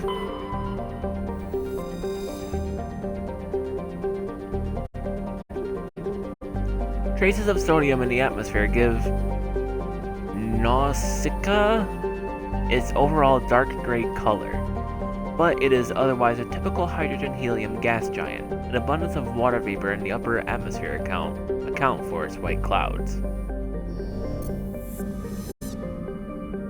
Alright.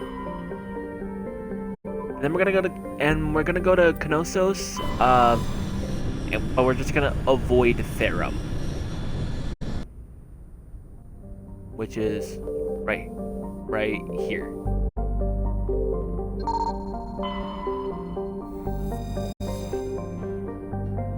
Scans of this large asteroid field have revealed several deposits of platinum.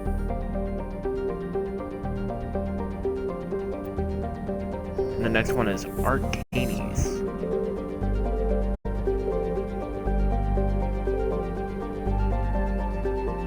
Which I think is this one. Yep. A small hydrogen-helium gas giant, Arcanes has been developed as a full-featured, if modest, stopover for ships hauling refined materials from Therum. In addition to a powerful magnetic field to dump drive charge, Arcanes has a largely automated infrastructure of helium-3 refining and deuterium mining on its many water ice moons. Scans of the gas giant have detected a large concentration of nitrogen. Nope, not that one. Zagros is a terrestrial world with a nitrogen-methane atmosphere containing trace amounts of hydrocarbons. Its frigid surface is mainly composed of water ice, and hydrocarbon slush. Most of the surface is not solid enough to support the full weight of a landed ship. If approach is necessary, use shuttles or keep the ship's mass effect envelope up.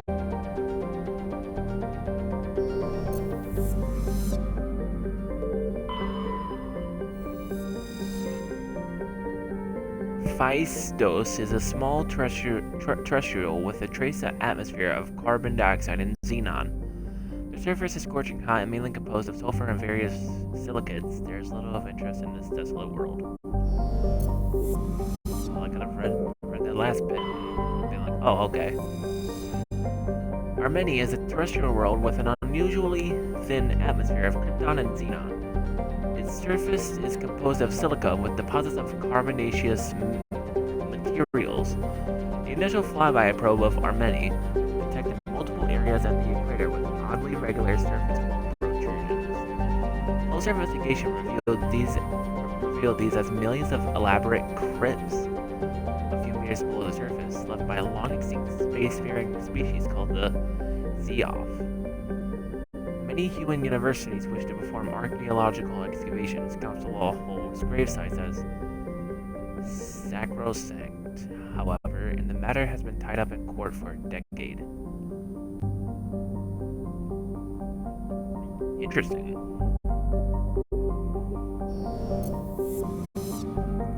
Those could have a part to play in the next Mass Effect. Who knows?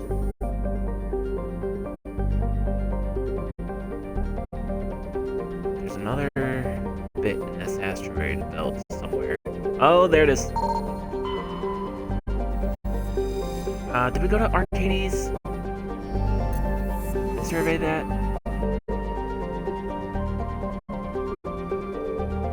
Yeah, we did.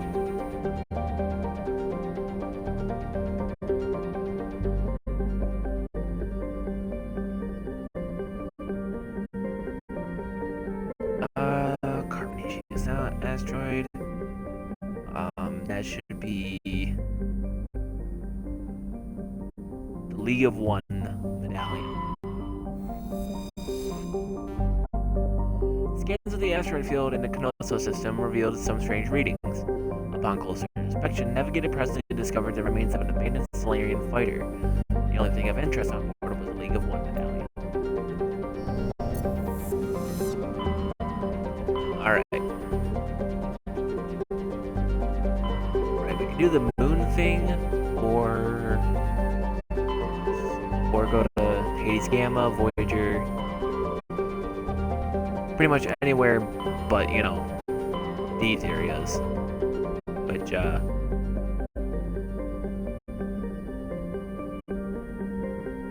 say, fuck it. We can go to the Gemini Sigma and go to Altanork for another League of One medallion, so... let's actually go to the Hades Gamma for a little bit. Diz and Plutus. Well, Diz and Plutus can only be unlocked later on, but those two are only for the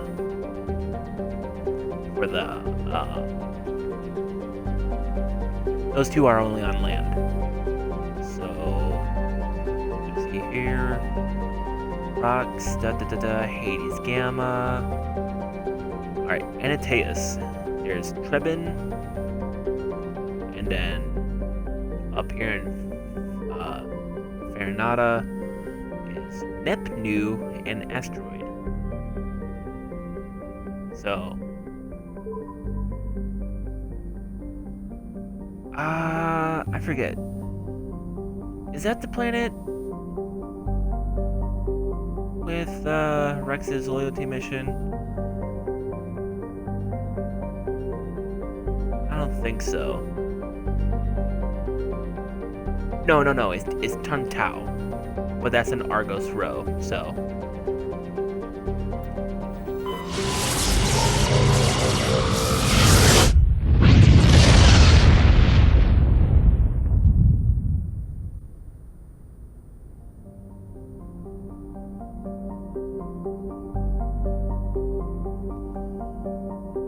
Alright, so. Antaeus, or Edmos.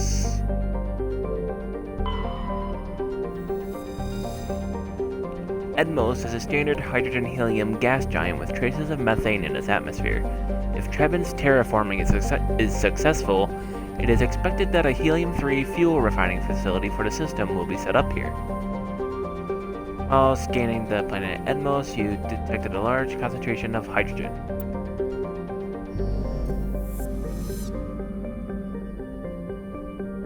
Now we're looking for Vemal.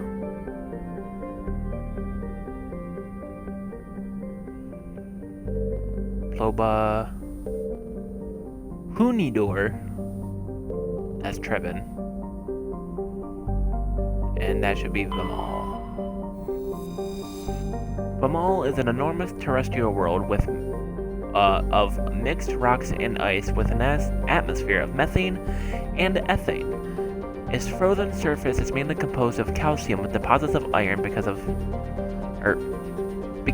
noxious surface gases, explorers are warned to use extreme caution. Scans from over it have detected a large deposit of uranium.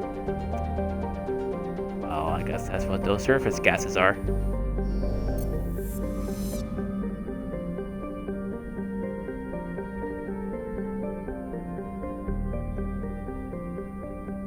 Alright, Gamma, can't go there for League 1. Okay, now we're going to go back to Ploba.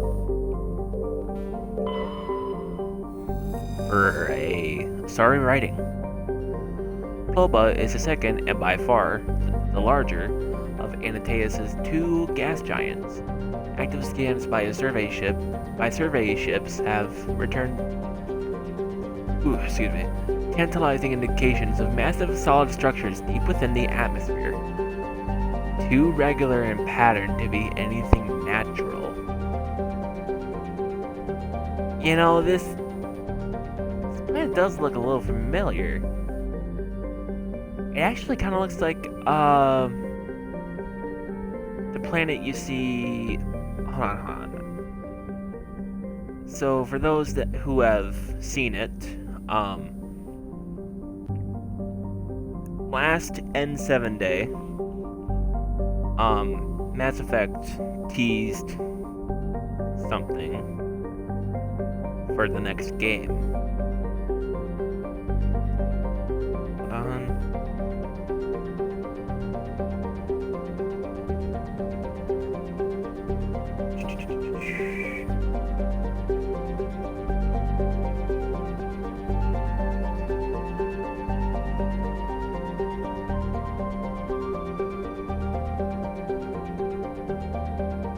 Trying to find it.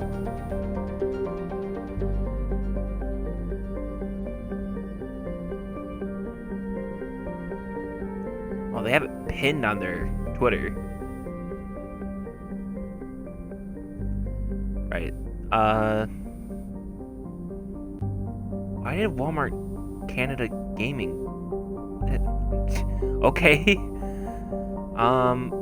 They tweeted, "Happy N7 Day from across the stars. We found this interesting footage you may want to magnifying glass a bit more closely." And, it's a picture of a planet that kind of looks like this one. It has a brownish hue to it. And it looks like there's a mass relay being built. A new mass relay being built. And it says MR7 on it. And the audio is of this.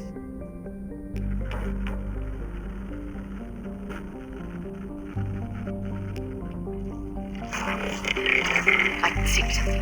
How did we miss this? Exactly. The Council will be furious. Although they should know by now not to underestimate human defiance.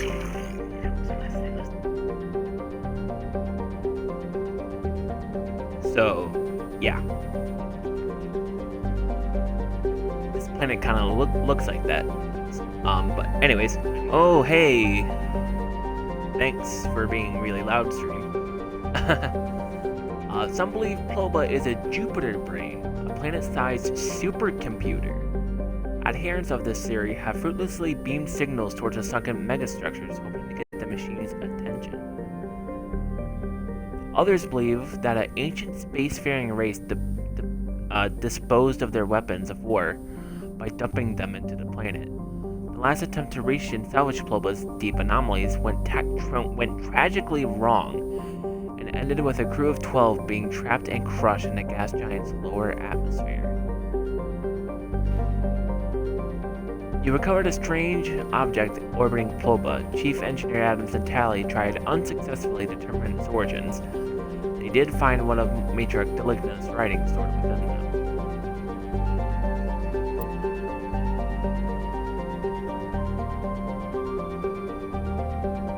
So you see, it's very interesting to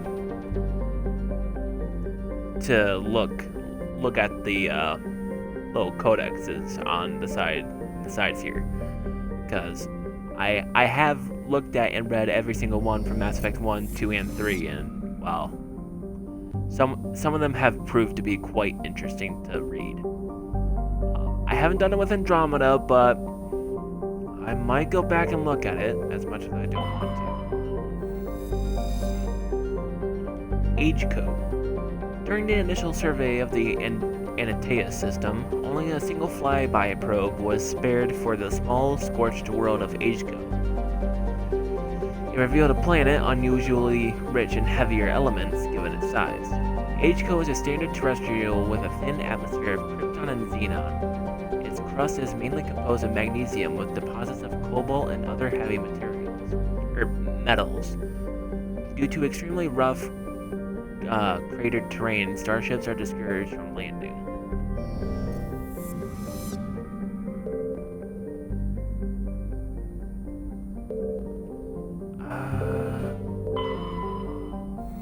Did we read Edmos? Yeah. Unidor. Unidor is a moderately sized ice world with an extremely thin atmosphere composed of krypton and xenon. Its frozen surface is unusually smooth, suggesting widespread repaving by a cryovolcanic process, though no such activity is currently evident.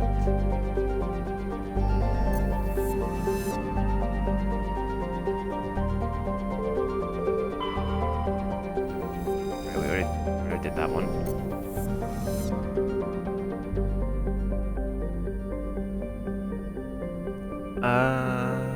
Right. And then we went to Pilba. Oh, there's... nope. I was gonna say that there's... 3 on this planet we're gonna land on, but that's in a different system that we haven't unlocked yet, so... Okay, sorry, ratings... Rocks... We haven't landed on Trevin yet. 1... Can't do that. Insignias...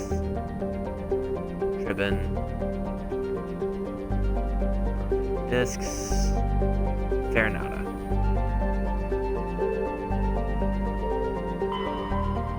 So let's get to Trevin. We didn't read the thing, but that's okay, we can do that after.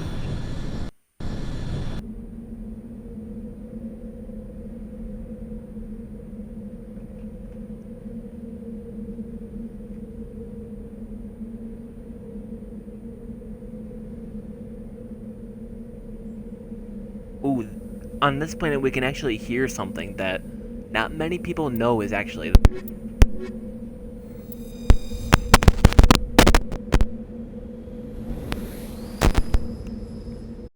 Test 1 2. Just making sure.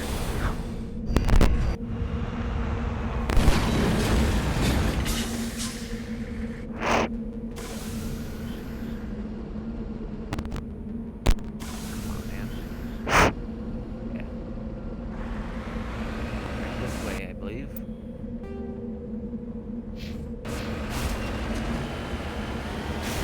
We have like the top of the mountain. If we sit here and wait, we can actually hear something.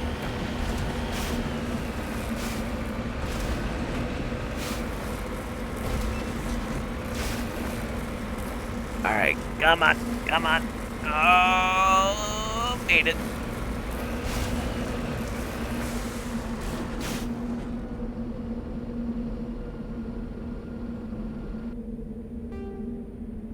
Yep, right about here.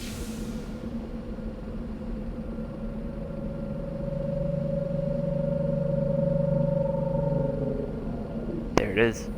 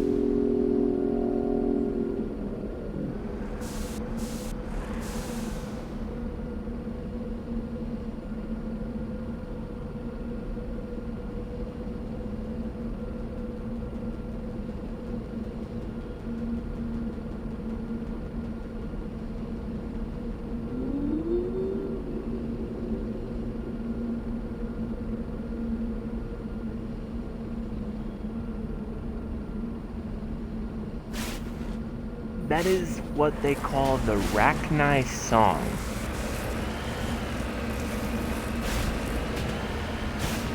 Well, I say they, as in like the community, I think.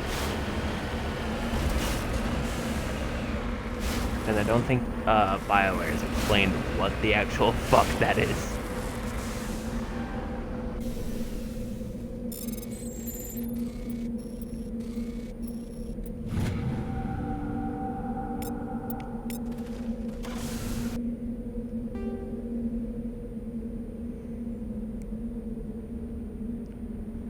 Okay, there's something over here. And something over here. Oh, there's only, 2 minerals here. Sweet. But let's go up here first. Oh, looks like there might be a thresher maw. Right about here. So we're gonna go up there, do that. Right here is gonna be our main mission. And then there's gonna be a deposit over here. And then we'll head over and do this thresher maw right over here.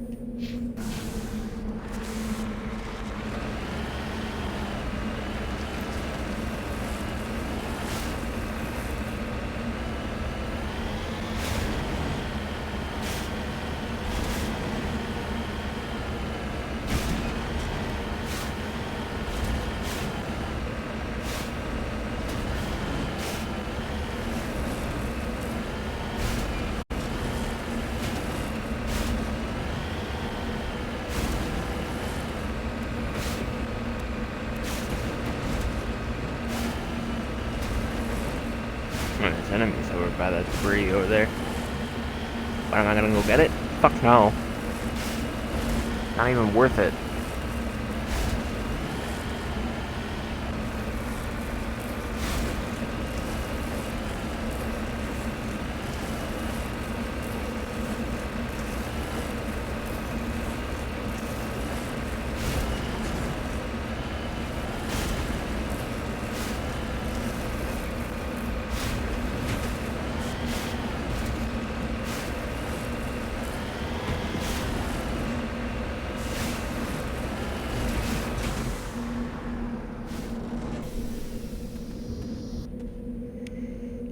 This device is transmitting tight beam signals in a geosynchronous orbit.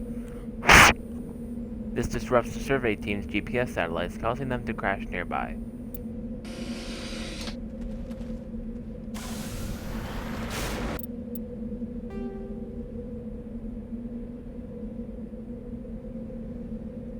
I sometimes blow on the mic to make sure that it's actually still working, as well as sometimes going, ooh.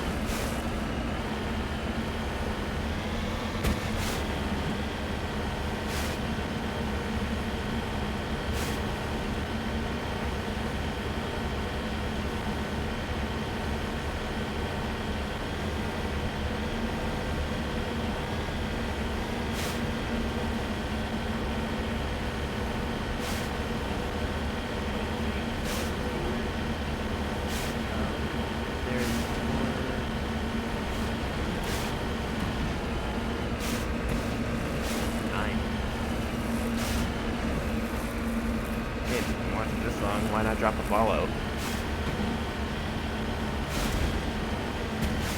Nobody's been here for a while.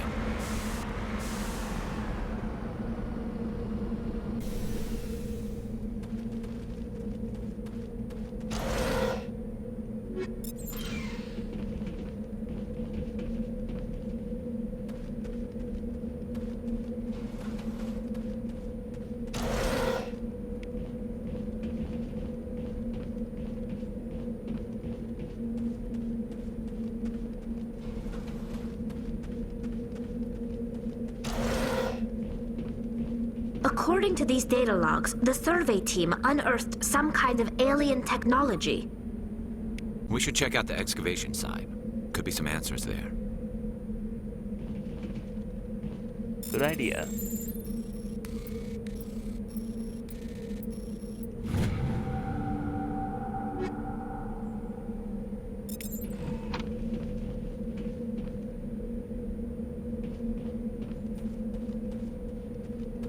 I've seen a couple of images of people getting the Mako stuck on one of these things, and I just want to know how. I've actually tried to get it stuck on there, and oh, but like can't even jump up enough to get up there.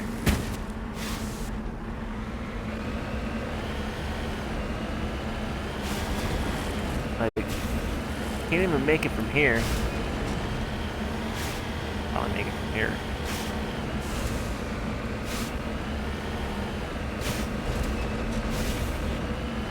Nope.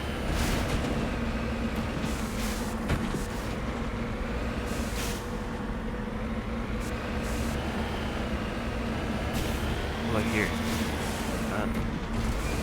Barely get on top of the fucking prefab.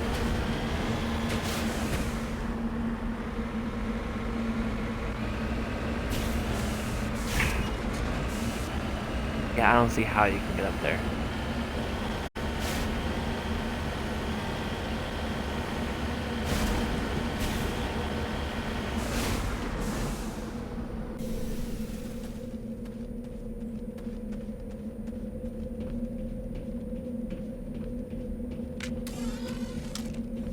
Gotta be careful here.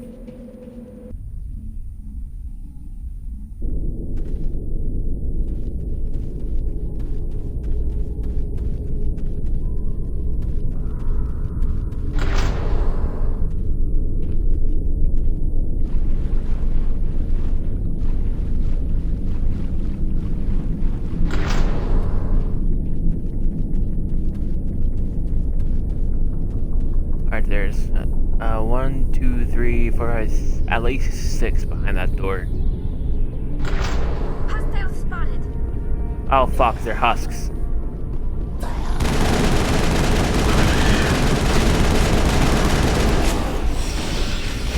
Okay, let me get close, and... oh shit. Out of the way, there we go.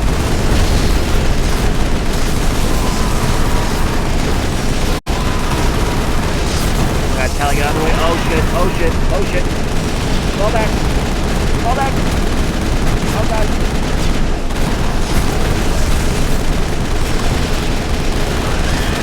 The survey team must have unearthed some alien technology that turned them into mindless fanatics.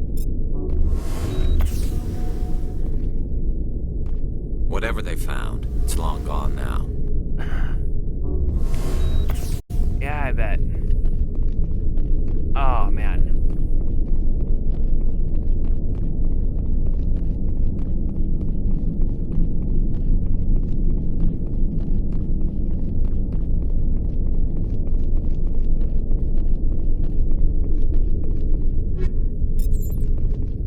Warlord armor, that's it? Interesting.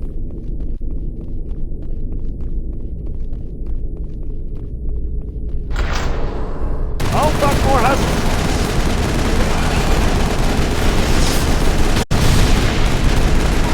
Oh, they're blasting at both ends.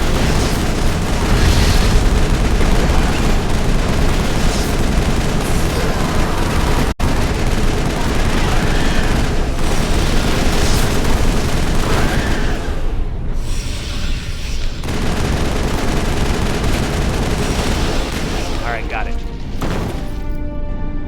That accounts for all of the Exogeny survey team. They were converted to cybernetic husks by the devices similar to those used by the Geth on Eden Prime. How they came to be buried on a frontier world so far from Geth territory is a mystery.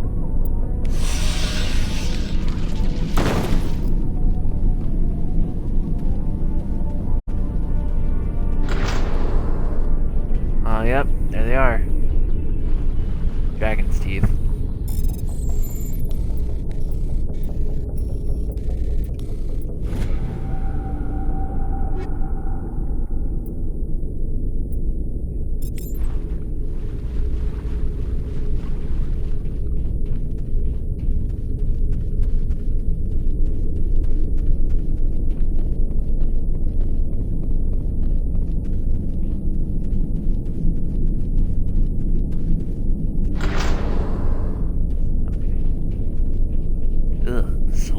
canister?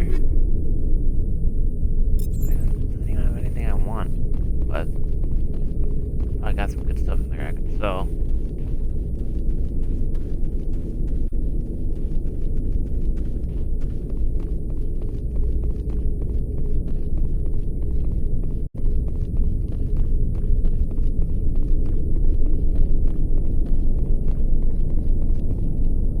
What really confuses me is that, how is it a sludge canister?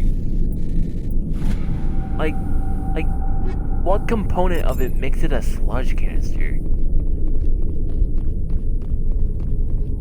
Like, ugh.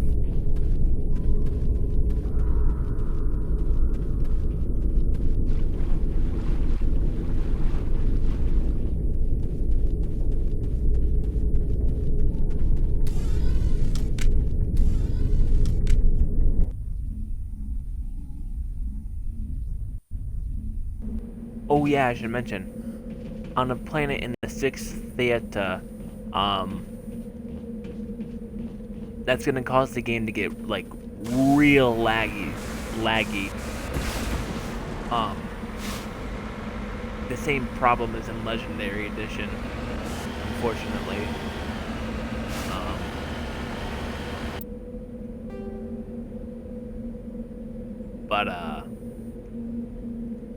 Like, I'm gonna have to, like, restart the entire game in order for it to stabilize.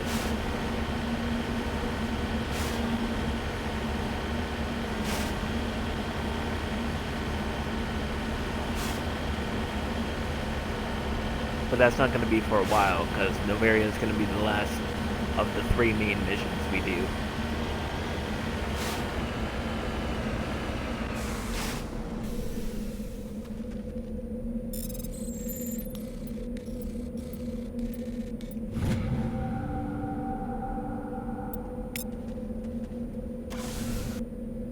How many credits do we have?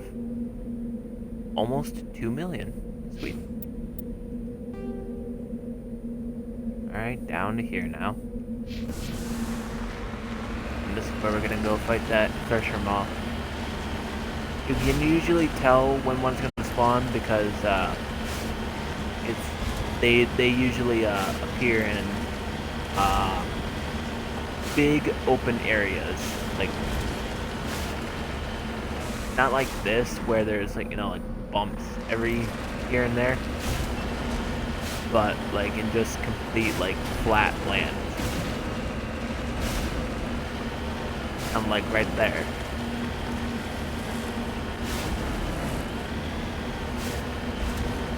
Which is probably funnily enough exactly where it's gonna spawn. Or no, like right there actually.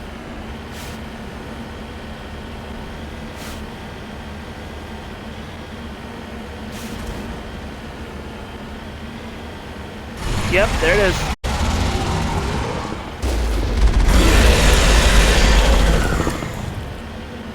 They actually updated the Thresher mods for Legendary Edition to make them a little bit easier to kill. Or well, not easier, but harder to kill. Like, instead of having one spit, they added like 2 or 3.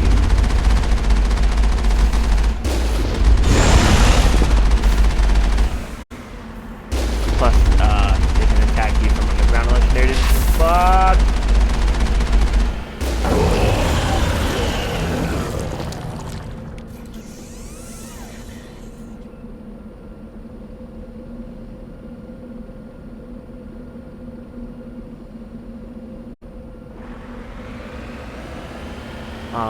And they have tendrils that can go underground, and you gotta shoot them in order for it to come back up.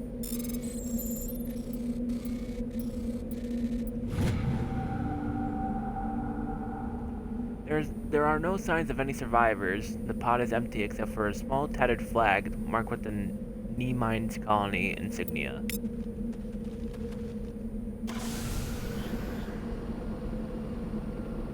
So this stream's just probably gonna just be planet exploration.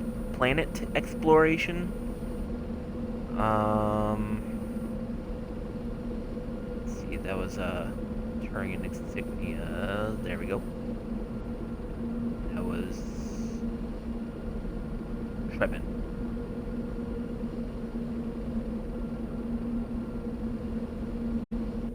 Alright. Now we can bounce out of here.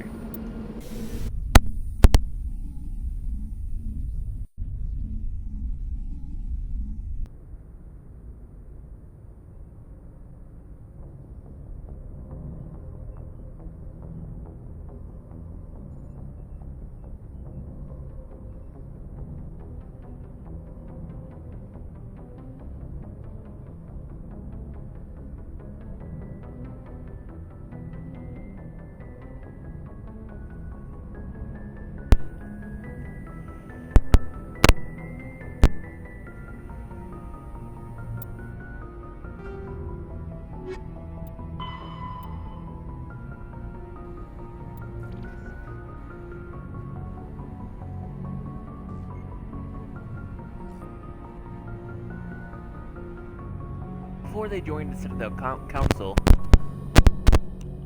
Alright. Before they joined the Council... Oh my fucking god. Every time I try to speak, the mic fucking fucks up. Alright. Before they joined the Citadel Council, the Solarians' most potent military tool was a small reconnaissance team known as the League of One. Their primary training was in espionage and assassination. Never more than a dozen strong, the team was adept at infiltrating the tightest defenses and eliminating all necessary obstacles. Only a few top members of government and military were privy to the League's identities. League members wore no distinguishing garments and held no particular rank. The only evidence of their participation in the League was a small medallion presented to each member upon induction. This secrecy was maintained until the formation of the Council. Because the Solarians were the second species to join the Citadel Council. The first one was the Asari. In an effort to dispel rumors and appease their new Asari partners, the Solarian Unions released all classified documents pertaining to the League. The League was suddenly exposed and in danger of being hunted by enemies of the Solarians. Before any harm could be done, the team mysteriously disappeared. Most assumed this was a convenient lie to help their identities, but a few months later, the inner cabinet was murdered. Though there was no incriminating evidence, it was clear who was responsible. Realizing the threat posed by this rogue outfit, the Special Tasks Group, STG, dispatched a team of hunters.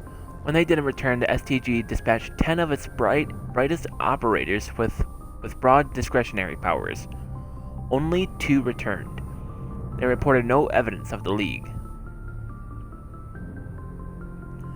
No further incidents were reported, and it was assumed the League was wiped out.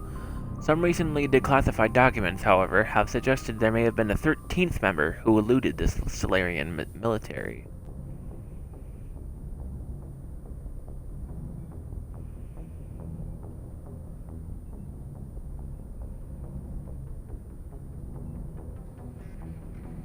Right, let me see here.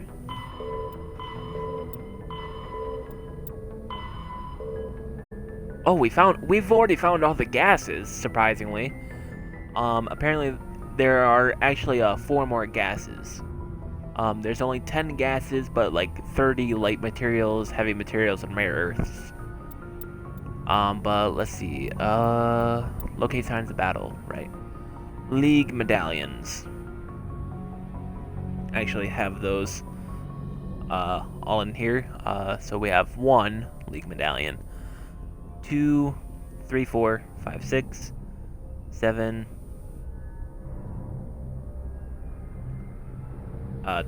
Never mind, I don't have them separated.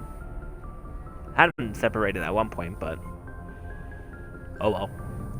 I do know there's 4 Solarian ID tags, though. League medallions, I'm not so sure.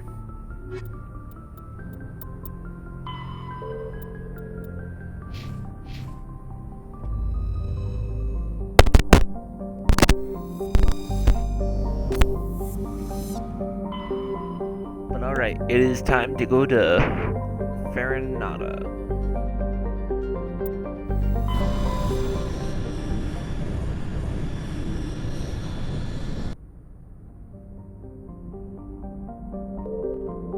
Oh, that's... Oh, okay. I know what that's for. I believe that's, see...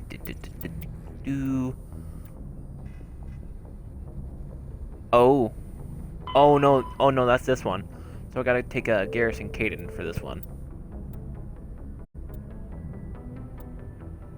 I thought it was, not that one.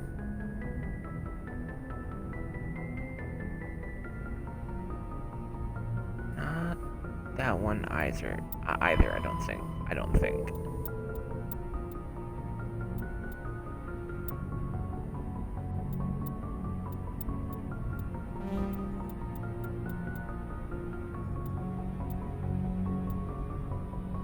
I thought it was that one. No. I'm stupid. I thought it was this one. Good lord. Anyways.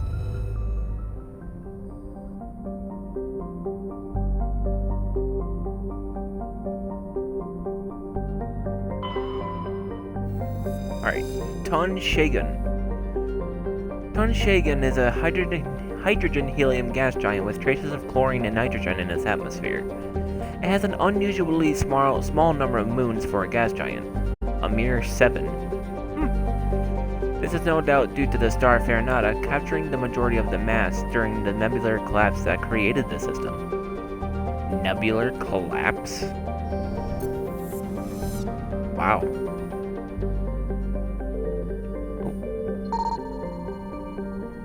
I'm just gonna scan those and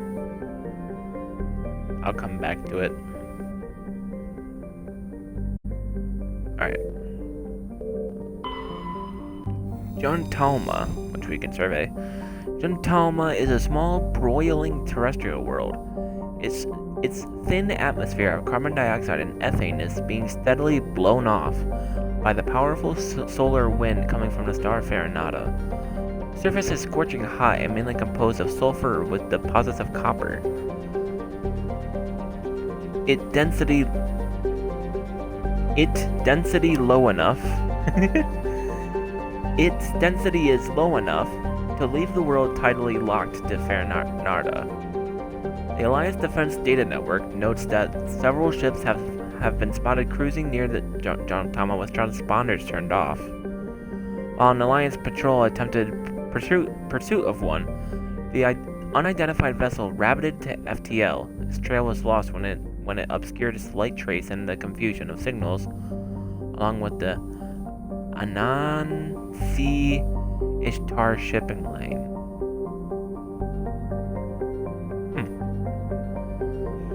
Scans of Jontalma revealed a derelict freighter in mid-stage orbital decay. The salvage team boarded the vessel and determined it had been attacked by raiders. There's little of value still on board, but the team did find a protein data disk. Interesting.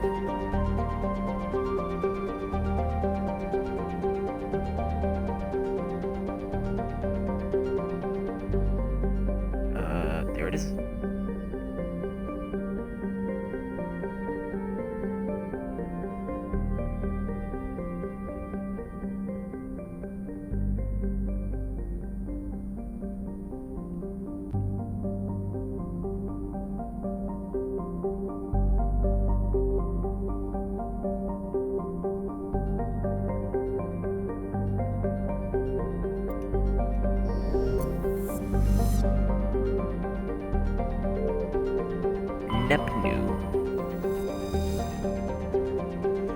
With a rare combination of features, Neptune is of particular interest to the scientific community. Neptune is a small terrestrial planet with a thin atmosphere of carbon dioxide and krypton. As with all worlds of Farinata, its surface is scorching hot. The crust mainly consists of silicates laced with iron.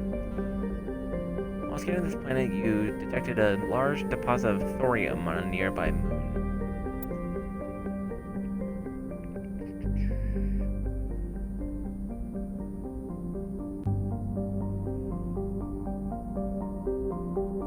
And I guess that's where the asteroid comes in as well, for the rock.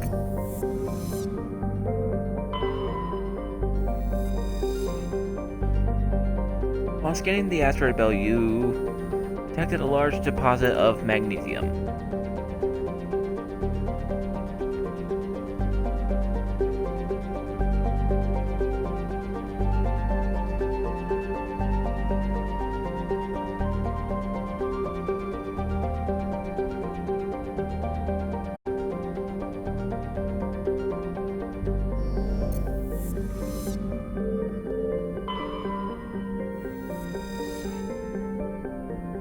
The Ontario is a Kowloon-class modular conveyor of human design, configured for mixed freight and passenger hauling. It is making a hard burn for the cover of an asteroid cluster.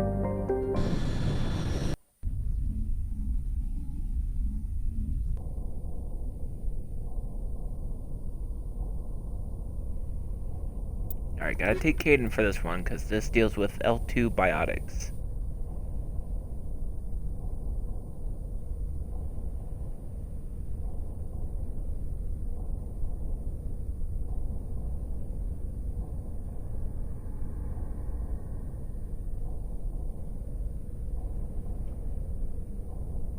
But we also take Garrus, because he has to go literally everywhere with you in order to get this achievement. Alright.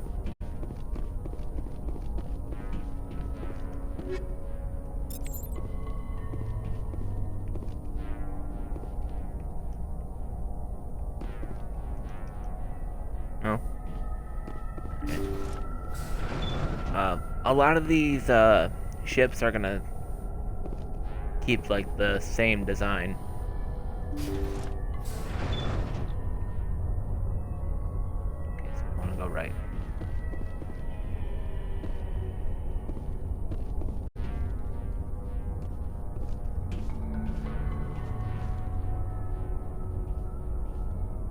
Intruders! Kill the hostage! I will destroy you! Oh fuck. I will destroy you! I will destroy you! Oh fuck. I will destroy you! Fuck! No!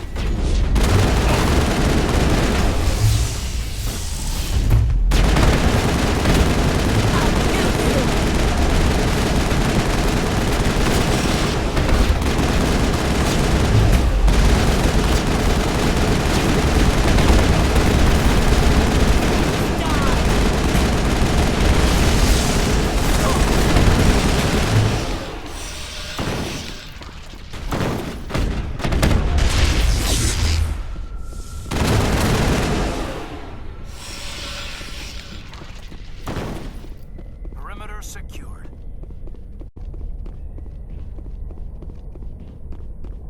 I'm just looking around, cause I definitely have time.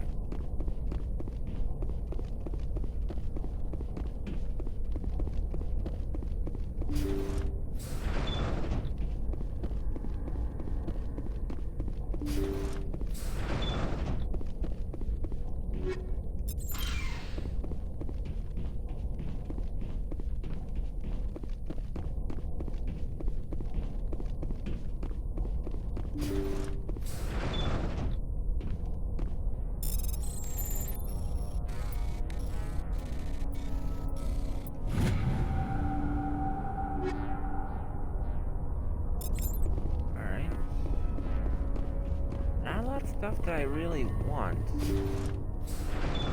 But here we go. See how it is? You write letters and everyone ignores you. Force is the only thing people appreciate. So how about if I kill Chairman Burns and finish this charade? Please, I was trying to help you people. Let's not do anything we're all going to regret. Why not? What have we got to lose? Since the chairman here decided that we didn't get reparations, we've got nothing left to live for. But I've changed my mind. Seeing you all, it's clear that you all deserve... You had your chance. Some L2s are nearly crippled from side effects of the implants, but you voted against reparations. Think about this. Burns is the one man who can help you. Yes, if you release me, I can take another look at the reparations request. What, we're supposed to trust you? I'm an L2, like you. Trust me. The commander can make sure that Burns follows through. Sure, you promise us freedom and say everything will be fine, but as soon as we surrender, you'll double-cross us. I'm not promising to let you go. All I'm saying is that Burns will take another look. Right, Burns? Absolutely. I had no idea that the L2 biotics were this desperate. If I'd known, the reparations will come. For whatever it's worth, I promise that.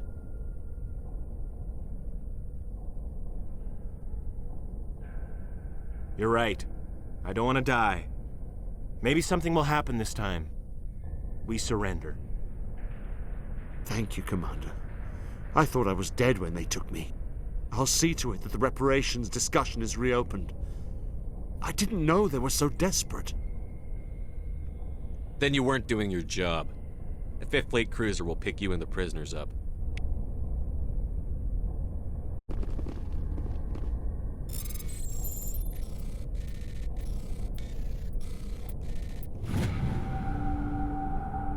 Yeah, meanwhile, I'm stealing your shit. Oh, fuck.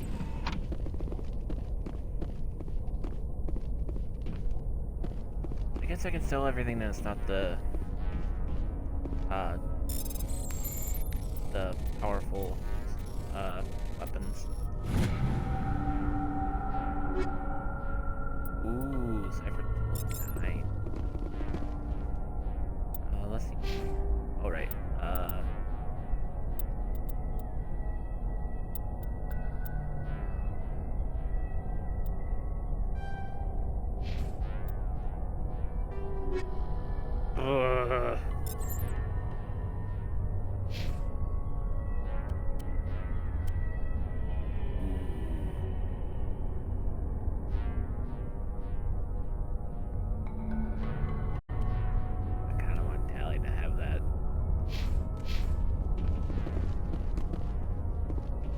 because I haven't seen any good Omni tools, or hell, any biotic amps for that matter.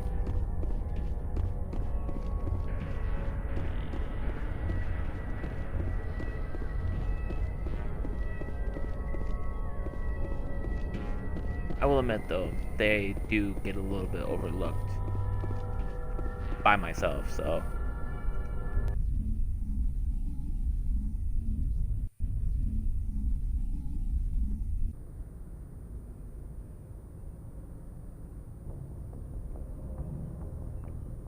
Message coming in. Patching it through. Thank you for dealing with the hostage situation, Commander. Chairman Burns was quite impressed by the way you resolved the situation peacefully. Your assistance above and beyond the formal duties has been noted, Commander. 5th Fleet out.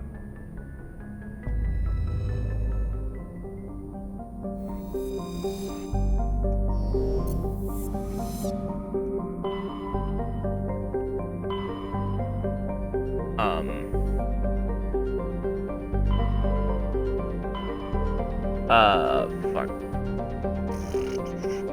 Right, if you don't have enough, Paragon or Renegade for that situation, Caden can, save your ass in that situation. Voyager, Gemini, Armstrong, Kepler, and Hawking. And yeah, that doesn't even include the Attican Beta, Argos Row, Horsehead, Exodus, or Local Cluster, which Sol is here. That's what we named the sun.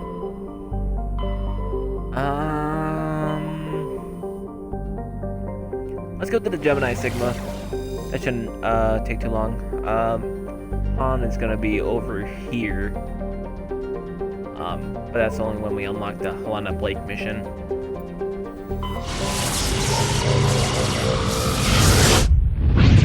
Which will be going to the Citadel, after Pharos. MSV Worthington. That might actually be the, one I was thinking about. The one with, Gareth.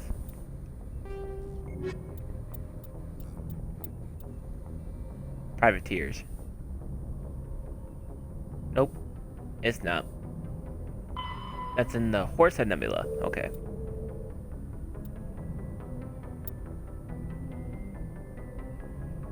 That's in the Hawking Ada. Argos Row. Alright, go back to Citadel. Cluster. Okay. So this is something completely different.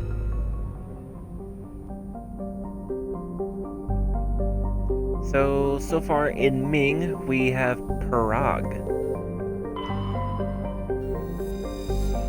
Prague is a large rock planet with an atmosphere composed of nitrogen and argon. Despite lying over 600 astronomical units from Ming, its surface is scorching hot and mainly composed of alumina with deposits of silver. Due to the radiation and heat landing on Prague's sunward side, with anything less than warship-grade shielding, will likely be fatal. Prague rotates at a retrograde to the rest of the Ming system, indicating it is likely a captured body.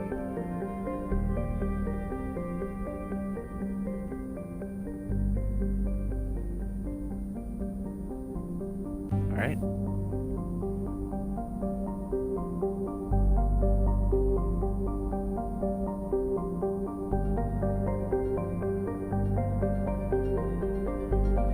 Let me see, is there any other thing in the Gemini cluster?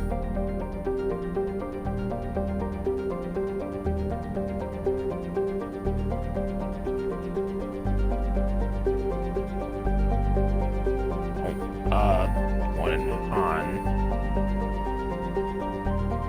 Alright, Altanork. Norch. And that's conveniently right there. Altanorch is a small but typical hydrogen-helium gas giant with no outstanding features.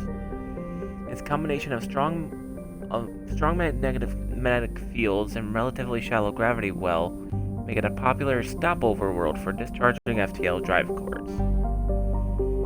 Scanning Altanork revealed something of interest in the debris field. Joker brought the Normandy in close and a small team was able to retrieve some valuable Detrius, including a League of One medallion. Alright.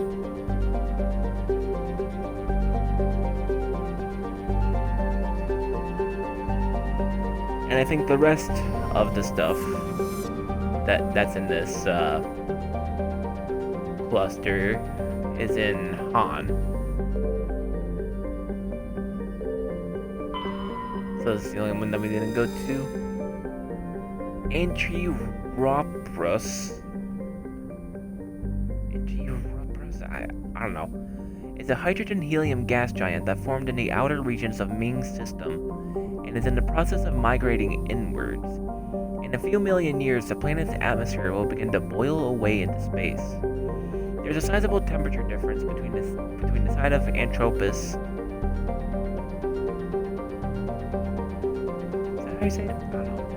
Facing the energetic blue star, or blue giant primary, the side facing the cold deep space. This variance powers massive cyclonic wind systems. The intense heat it absorbs from the sun, in addition to its own internal heat engine, causes the planet's dark side to radiate faintly in the infrared. Ooh. That sounds cool.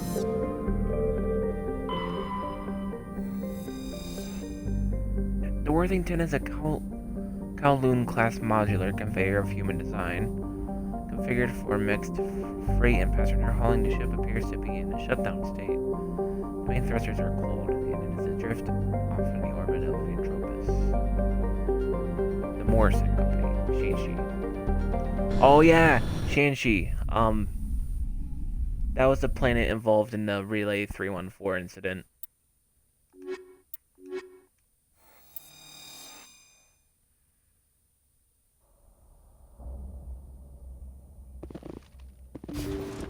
And we'll see people talking about Looks that like later. this vessel was abandoned. Everything's shut down. Only basic life support is running. Right.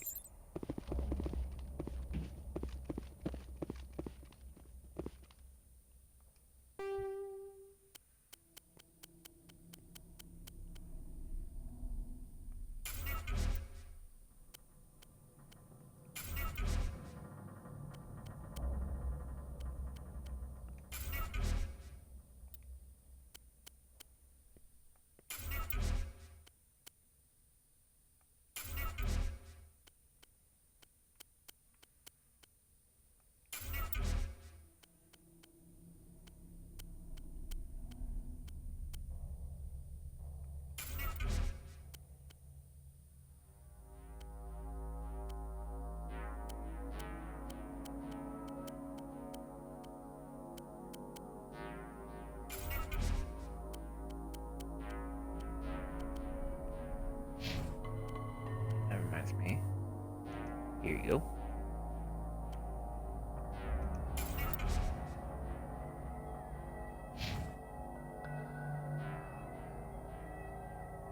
I'm gonna try to get you another, a little better Omni tool.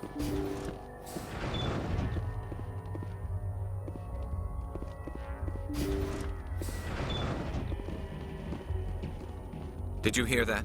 Sounded like footsteps.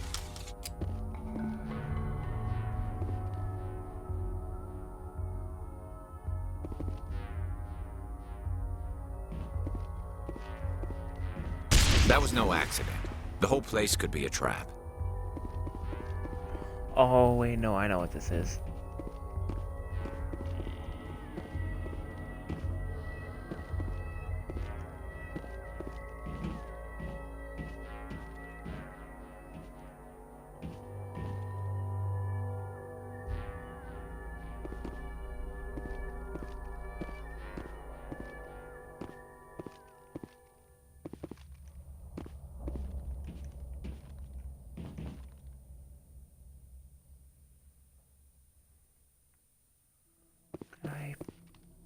Oh, there we go.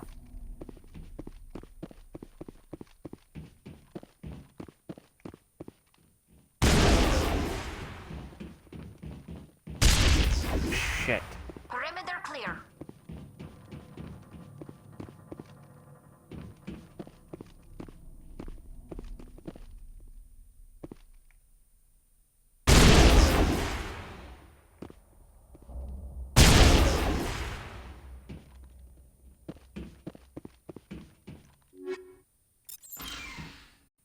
Cryo explosive?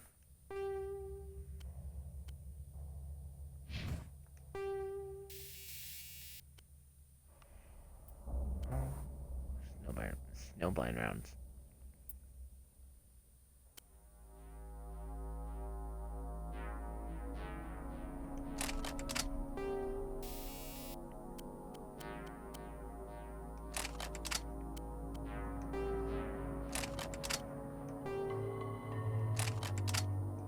Making sure I got good combat optics and everything.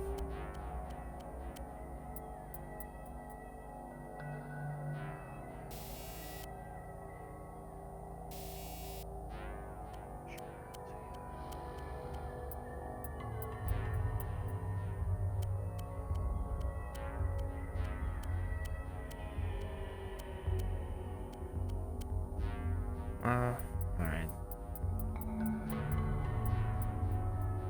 I guess I can do Inferno. There we go. Ooh, polonium.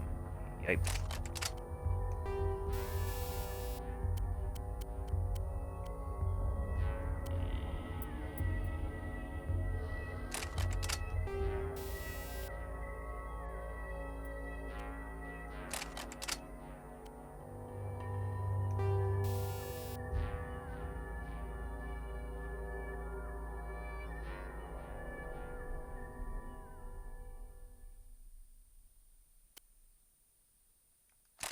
Yeah, that goes well with the snowblind rounds.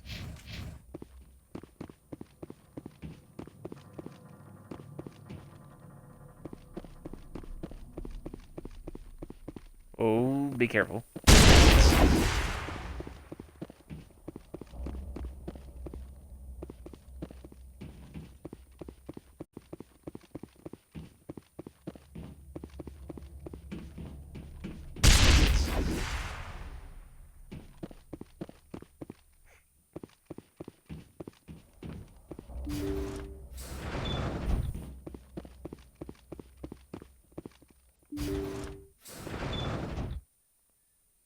Okay.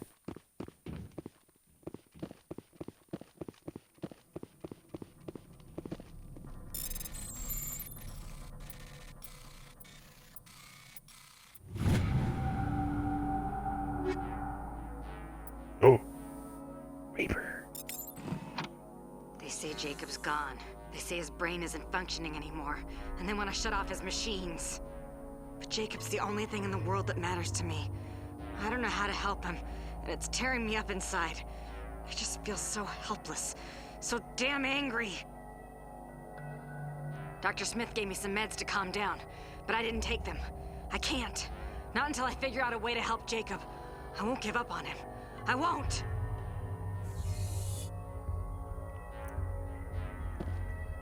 She's still on the ship. She's actually in that room right there, but we're not gonna get to her just yet. Jacob is showing no signs of brain activity. There's nothing more we can do for him. He wouldn't want to be kept alive by machines, so we're going to disconnect the life support. Dr. Smith is worried about Julia's reaction, though. She can't seem to let Jacob go. The stress is making her implants flare up, causing intense migraines. It'll probably be easier for everyone if we don't tell her until after we shut the life support down. Give her a chance to... Julia, what are you doing here? Why are you...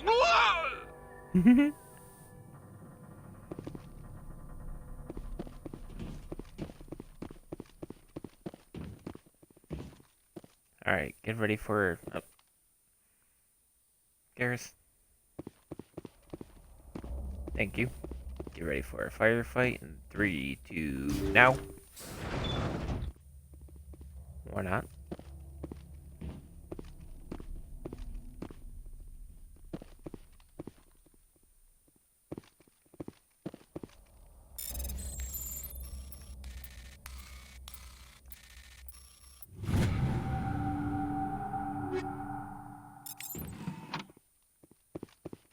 Jacob's not going to make it. His brain was deprived of oxygen for too long. There's nothing any of us can do for him now except let him die with dignity. It's what he would want. I'm more worried about Julia now. She's showing signs of severe depression. I gave her some meds that should help, but I better warn the captain. And there she is. She's coming. I will destroy you! I will destroy you!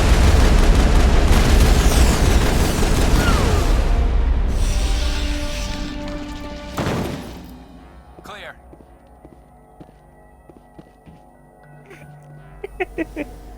I heard the, I will destroy you! On the video. Looks like that machine is keeping him alive. I'm not seeing any brain activity on the readouts.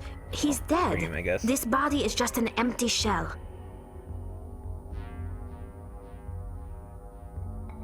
Maybe we should shut the machine down. It's the merciful thing to do. It's your decision, Shepard. But maybe we should wait until we know more about what's going on before we do anything. Well, we kind of already know, so... You did the right thing, Shepard.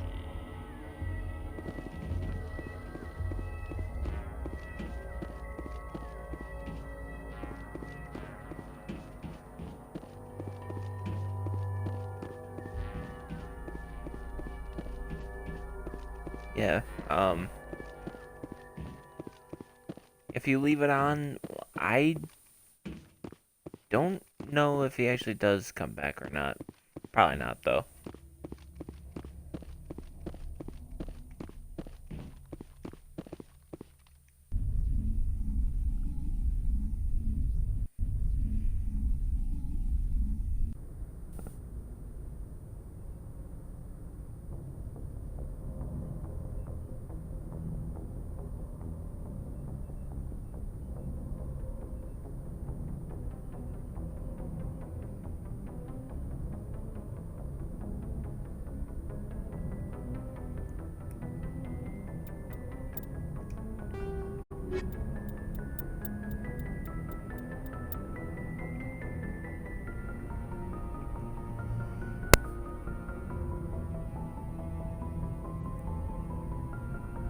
let me see. UNC.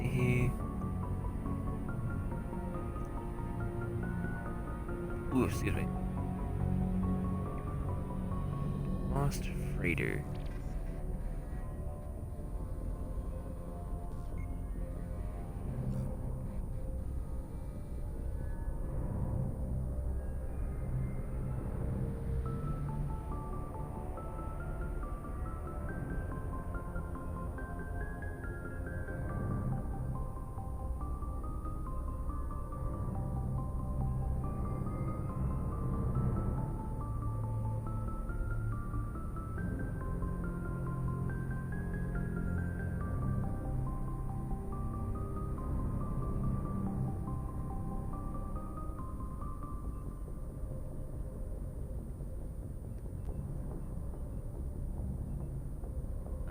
Note the fight can be triggered in two ways, either immediately by shutting down the life support machine or after collecting all 3 logs. Since collecting the logs involves unskippable cutscenes and provides only story context, those who simply want to cut to the chase can turn left into the medbay, shut the life support down, have the fight, and then grab the 3 loot items on the ship.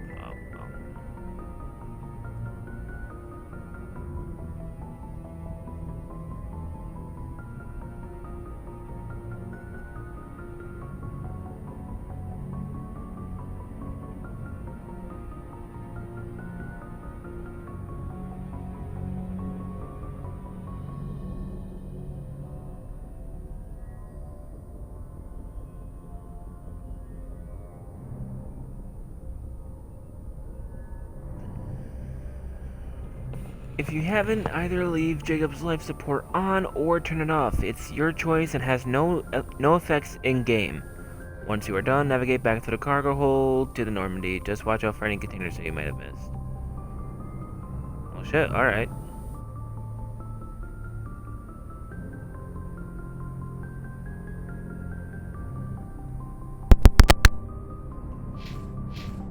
So yeah, I guess it doesn't really matter if you keep him alive or not. Except for maybe, I don't know, forgot points. Forgot renegade points. But alright, so we're done with these 3 systems. I guess we have 5 more. 6 if we want to. I will say this has been going on for about 3 hours, almost 4 hours now, so.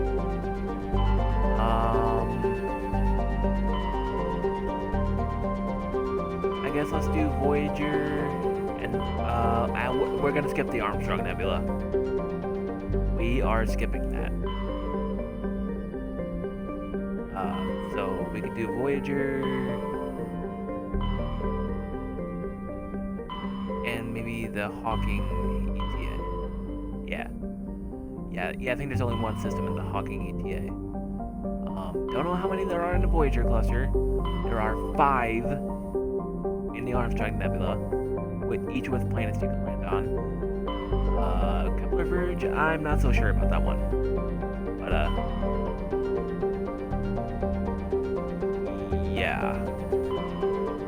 So, there's the Voyager cluster, Amazon, and that's the only one so far.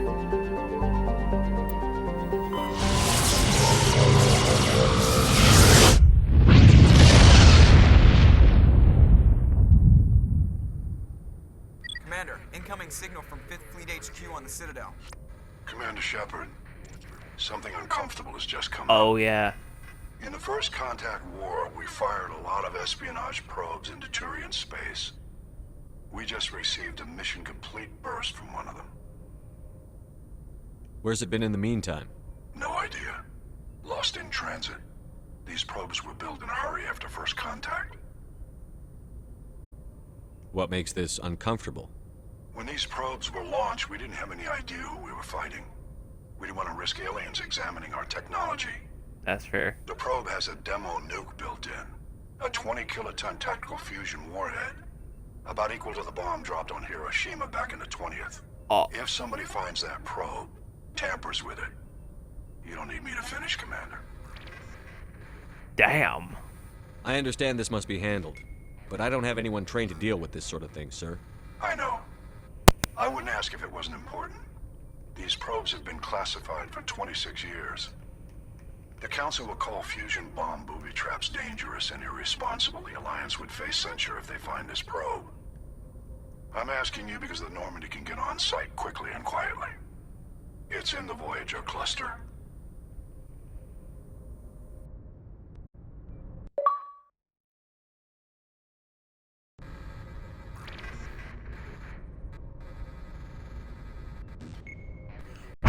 Alright, just making sure. It's in the Voyager cluster. That's the opposite side of the Alliance from Turian space. How did it get there? I don't know. It's possible someone recovered it safely and brought it there. It's also possible it got very badly lost. It could have been wandering the relay network since the war. We'll get on it immediately, Admiral. And we'll be discreet. I appreciate that, Commander. Good luck. Fifth Fleet out.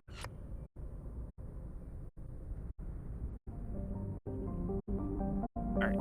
I believe the planet is H Binium, which is, you know, right there.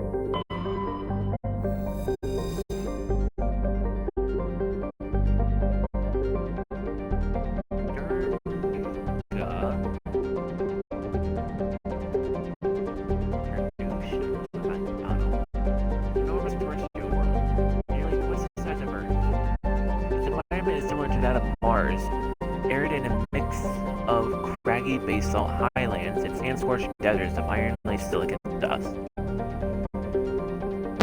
Ternuka's atmosphere mainly consists of carbon dioxide and argon, but the planet's mass is great enough that measurable amounts of helium and even molecular hydrogen remain trapped in its atmosphere. The planet's gravity well is deep enough that it has collected nearly a dozen small satellites, most captured asteroids. Its surface is scarred by many large impact craters, marking the final resting place of other captured asteroids.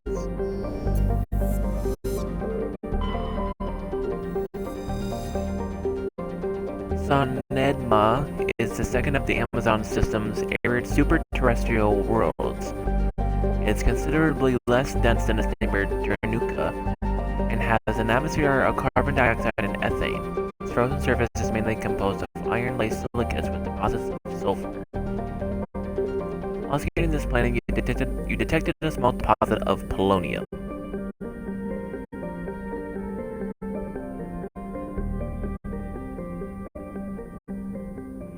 Alright, Traymar is the next one.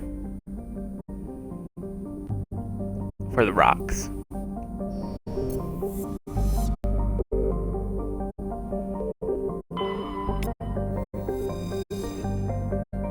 Traymar is a standard hydrogen-helium gas planet, gas giant with traces of methane and nitrogen in its upper atmosphere. Scans from orbit have detected a large concentration of nitrogen.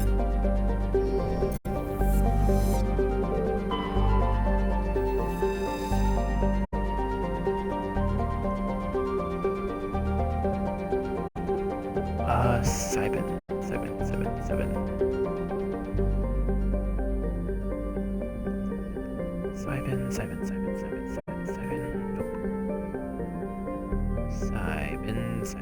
Cybin. There we go. Terran insignia. A small rock and ice planet, Cybin has an extremely thin atmosphere of hydrogen, sulfide, and ethane. Its frozen surface is mainly composed of magnesium and silicates with deposits of iron. Cybin's crust contains significant deposits of green serpentine, a mineral formed by volcanic activity. This suggests Cybin was a more geologically active world in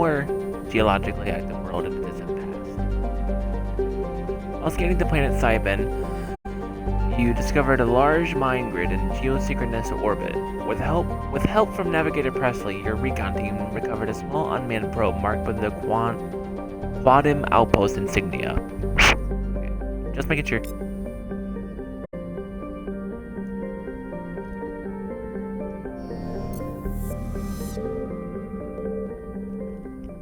Alright, to H Binium.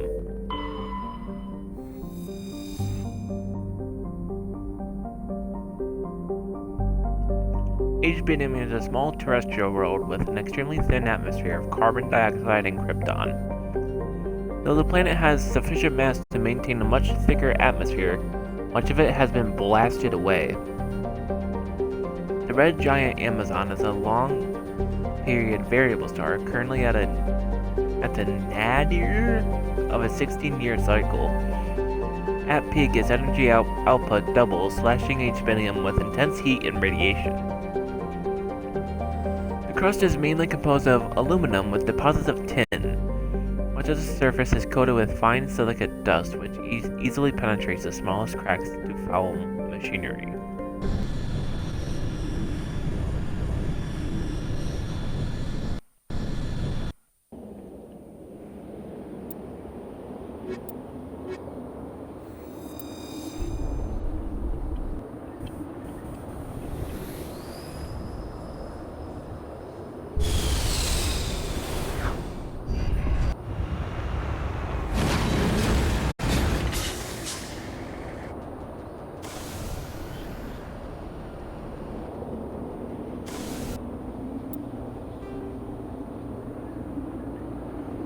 Alright, so that's our beacon area.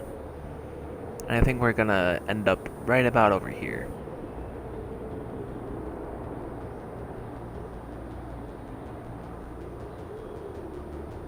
Nope. H-Binium.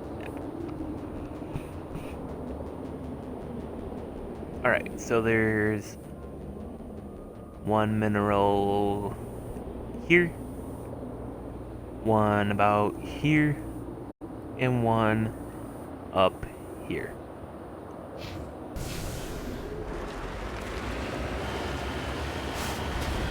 This might be a little difficult to get up.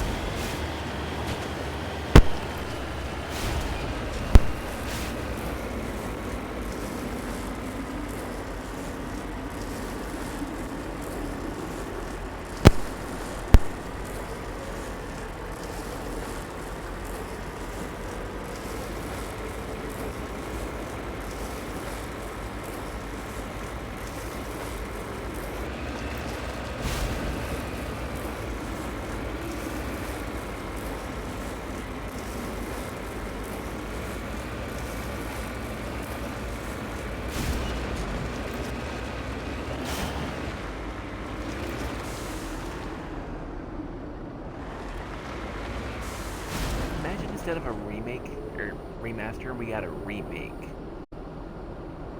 It would look so good.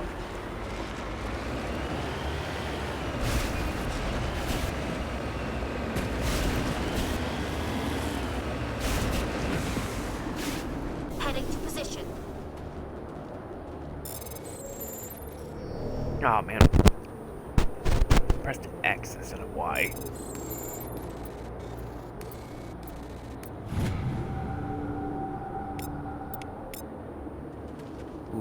Sometimes you can actually get stuck in that. So you gotta be careful with those.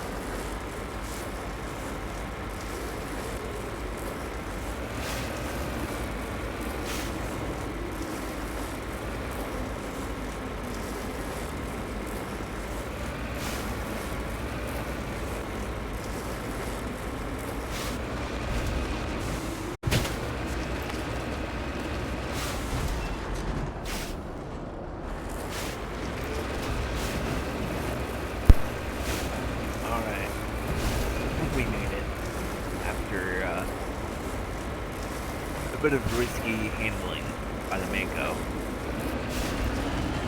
I'm glad they added the booster in Legendary Edition, but I don't know. I like the classic better. Not really though.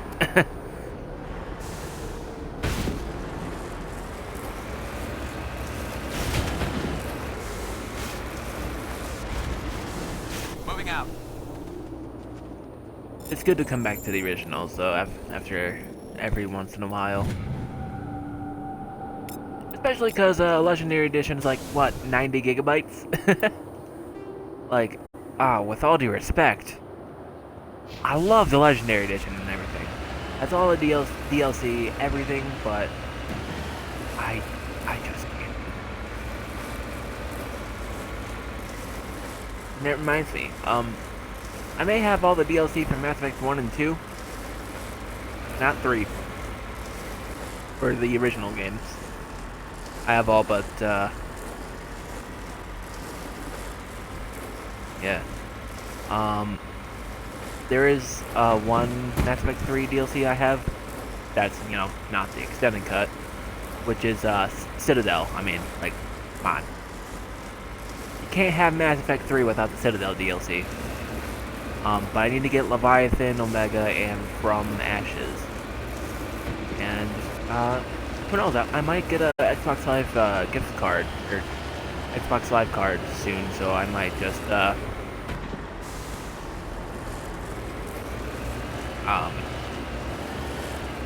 do some multiplayer to show you what that's all about.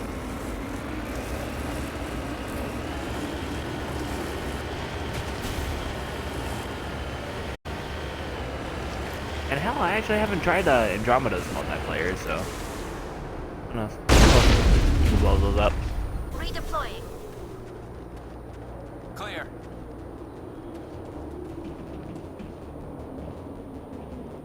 The signal's coming from a mine? Suspicious. I agree. The probe did not crash. Someone moved it here. If you choose no kidding,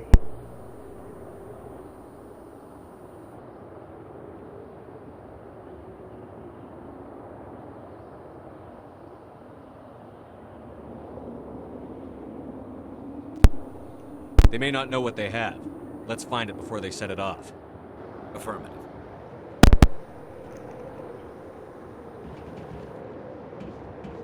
to anyone else though, I'd probably say that.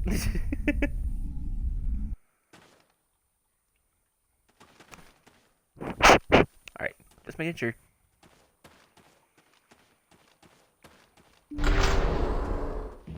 So this mission does have to deal with the Elysium backstory.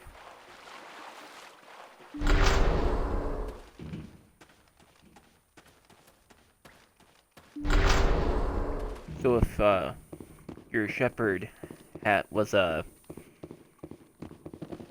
during the war career was a war hero, they protected Elysium from being attacked by Batarian pirates. So this mission has to deal with that. And there's one for each backstory.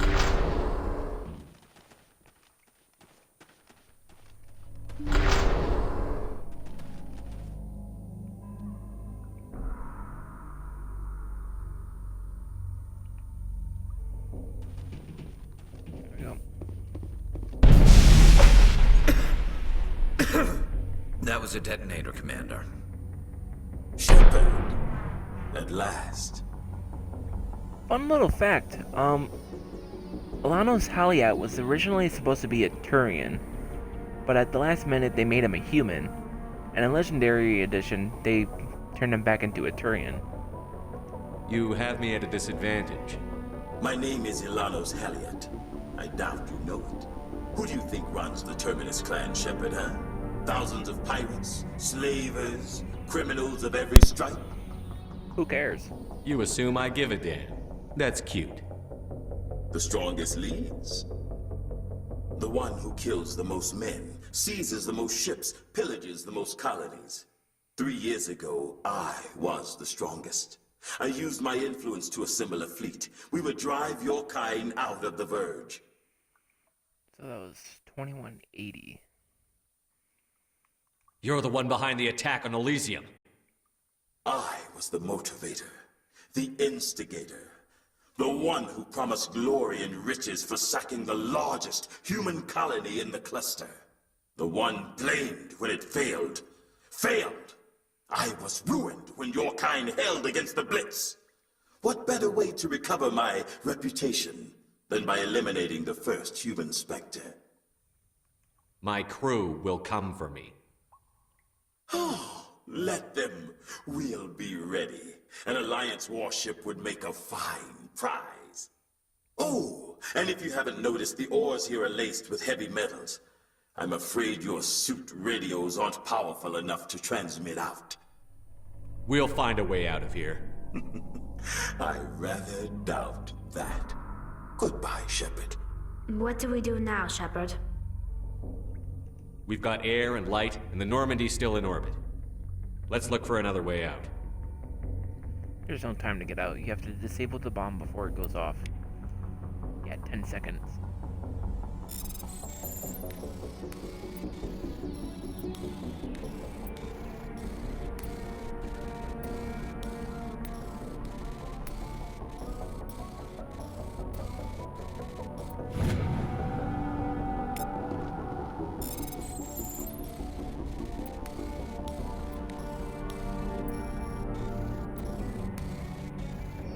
What? Hey, I pressed B.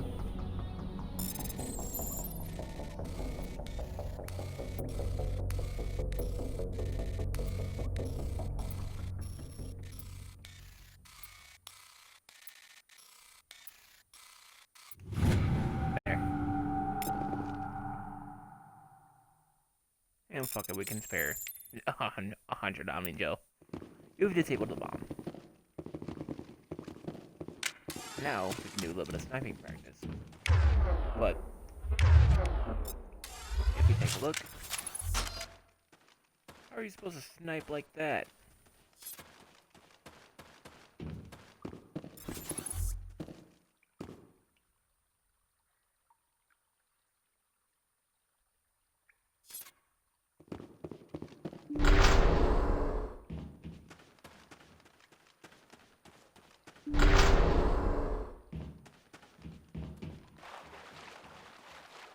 They actually did take the Mako.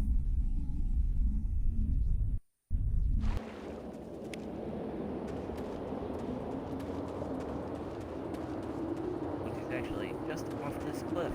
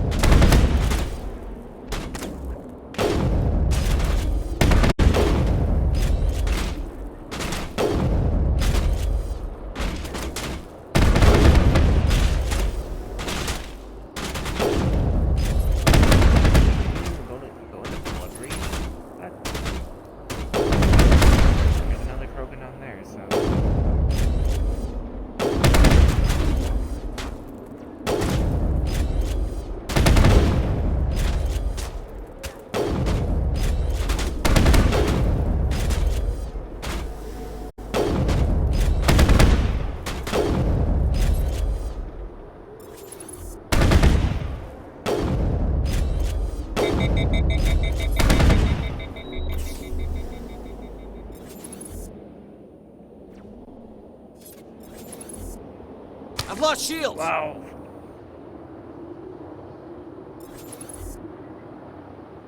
Thought you were dead.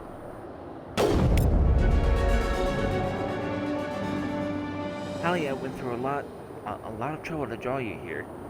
Pity it ended like this. For him, at least. Now that you're above ground, your suit radio has re-established connection with the Normandy. Time to get the hell out of here. Not yet.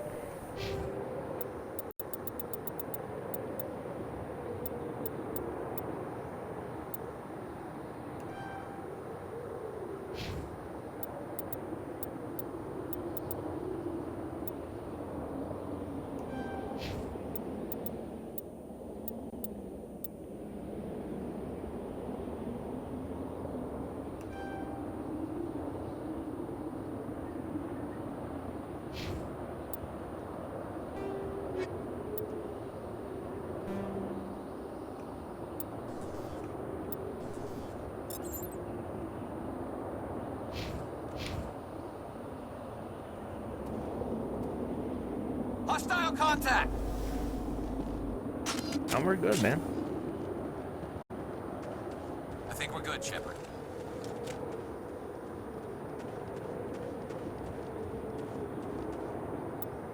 But we're not dipping just yet. We gotta go over here.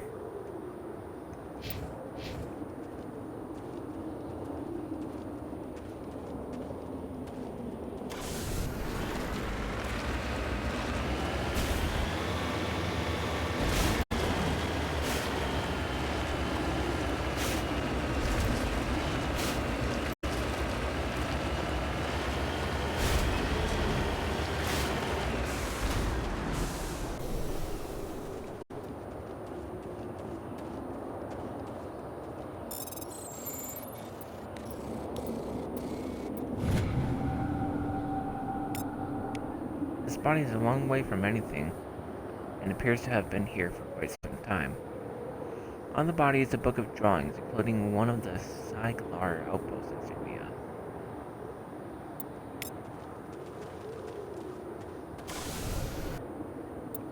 Alright.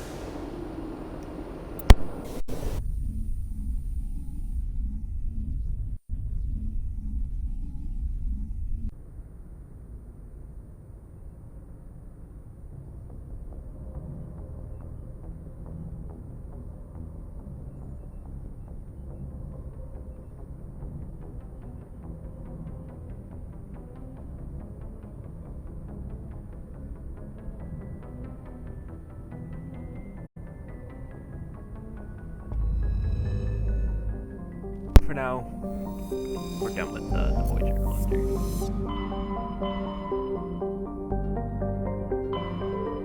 Nope, not going there.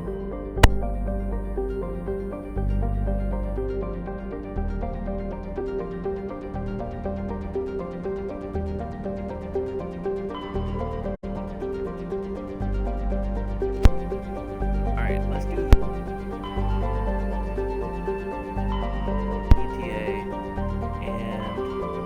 local cluster.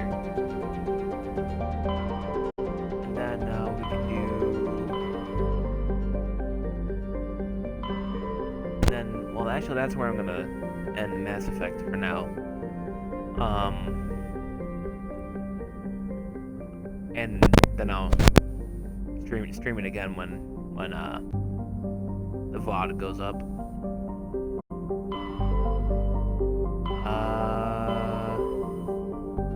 And after that, I guess we'll go to Pharos.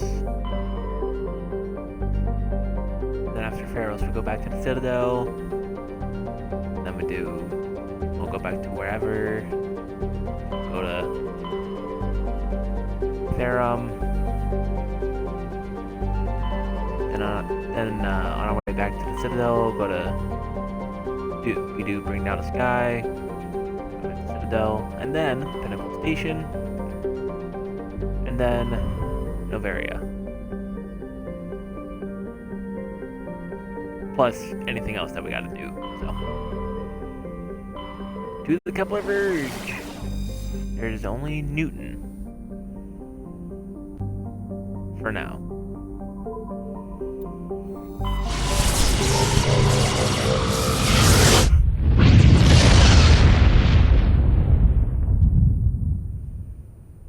message coming in. Patching it through.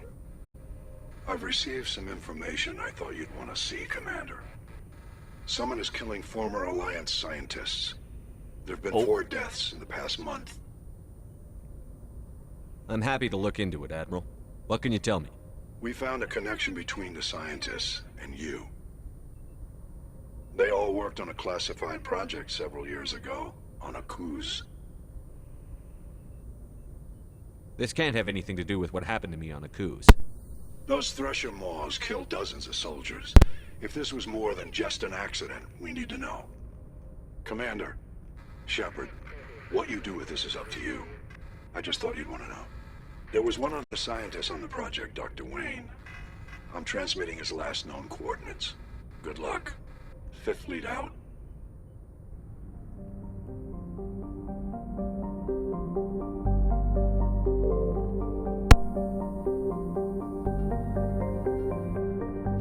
So, we kind of already know this is going to have to do with Shepard's sole survivor backstory.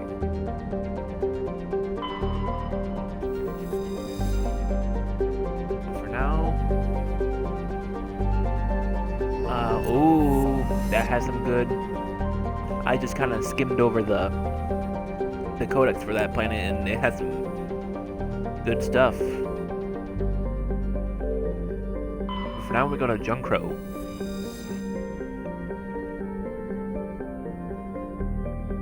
Junkro is a hydrogen-helium gas giant with traces of chlorine and sodium in its upper atmosphere.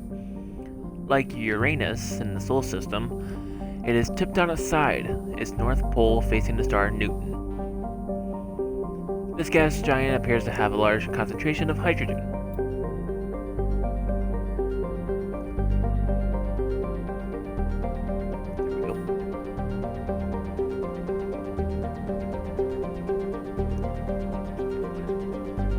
Okay, so there's a Turian insignia on Antaram.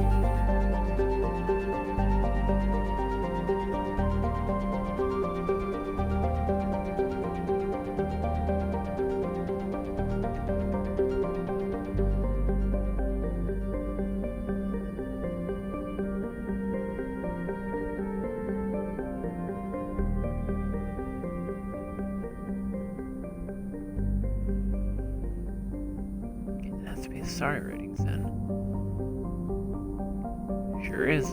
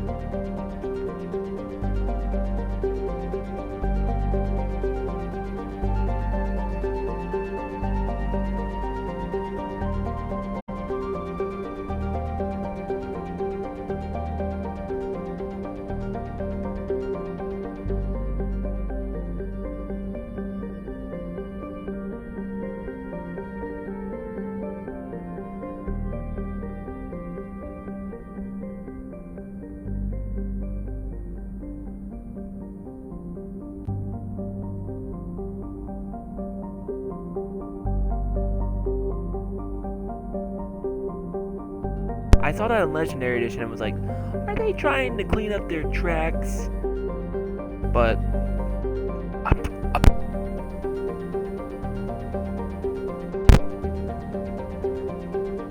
wow. Ain't that some shit?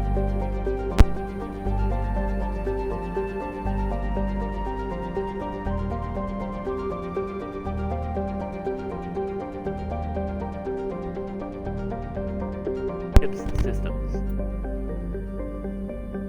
Damn.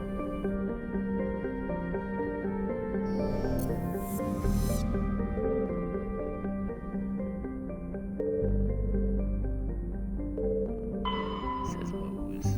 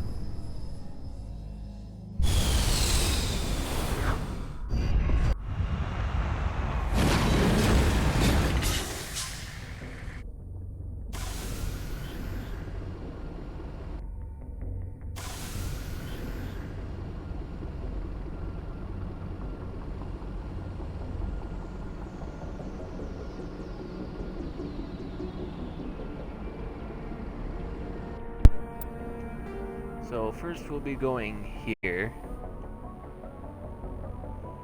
Then we'll be going down here for a mineral. And there should be another mineral over here that we might actually be shot at from a few people over here.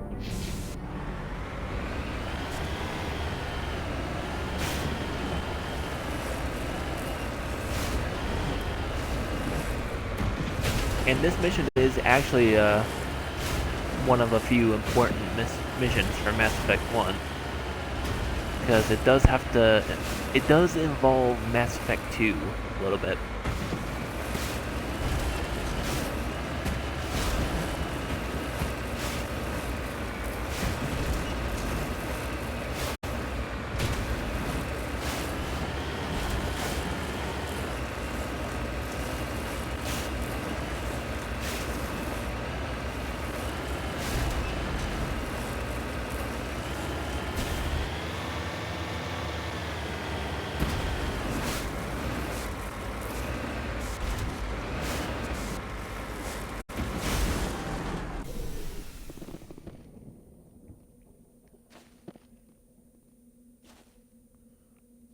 Bug creatures. Look at the creature.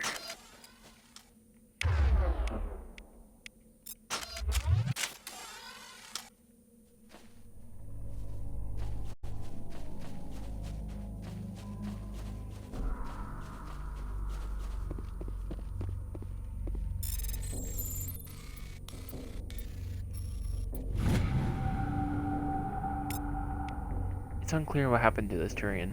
He had an ancient paper book with the Bostra Outpost insignia printed on the cover.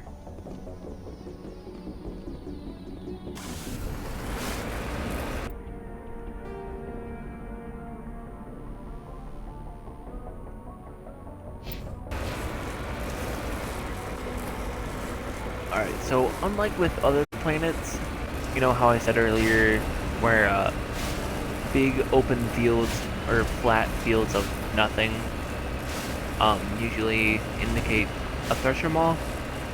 Not on this planet.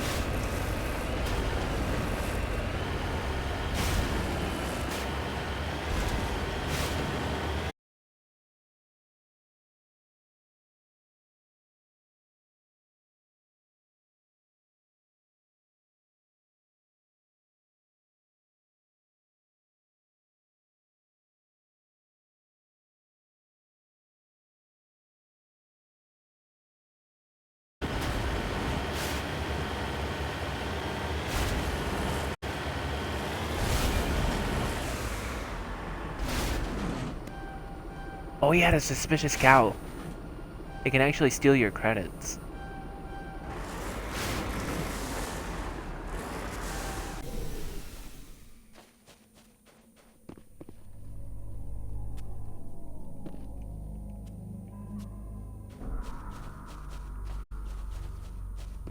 Oh, no. Shifty looking cow. This one's, like, straight up steals your credits.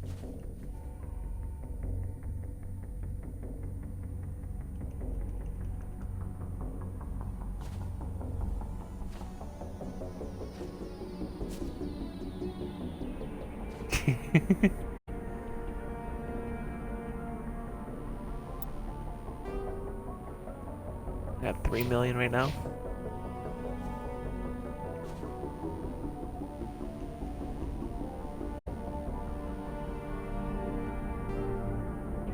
Huh. Oh, ah!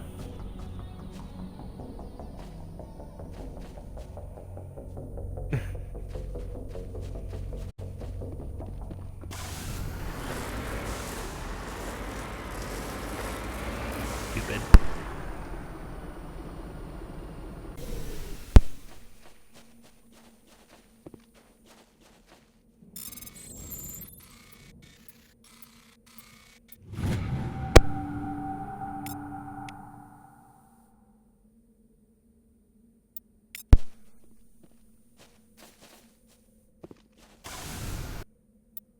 Alright.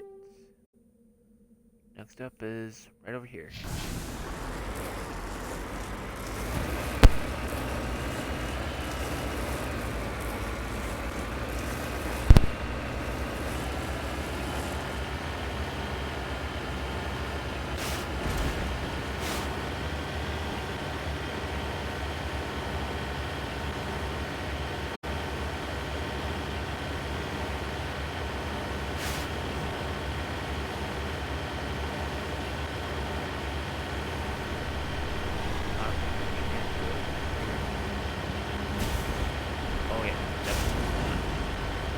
that might be that.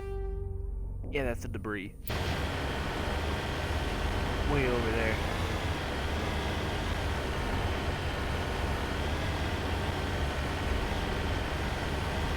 And that's where we're going to.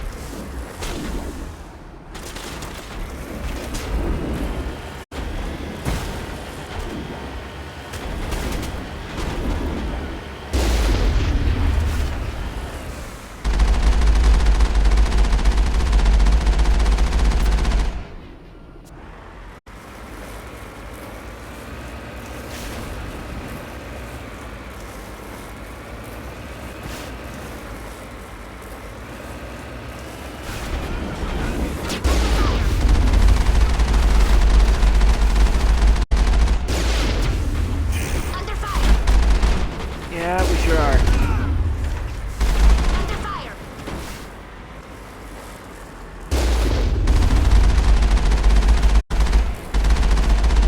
We're hit. Oh, good lord. Under fire. Taking hits.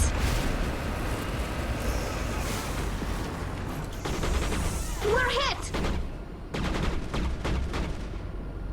We're hit. Taking hits. Asshole.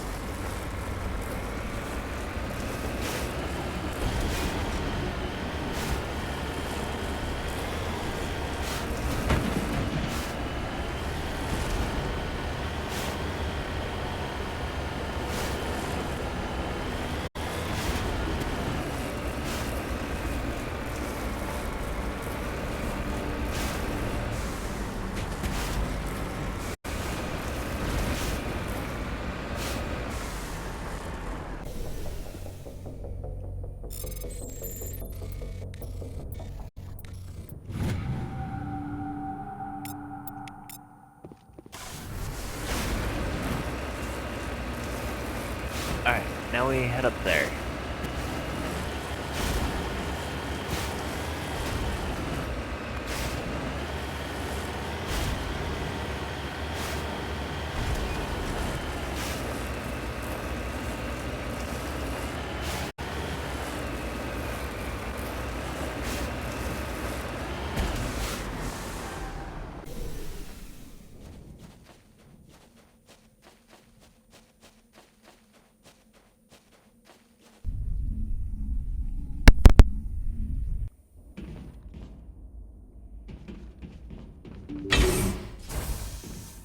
Yeah, this is gonna be one of more than a few places that look nearly the same. Okay. Oh, shit. Aw, man!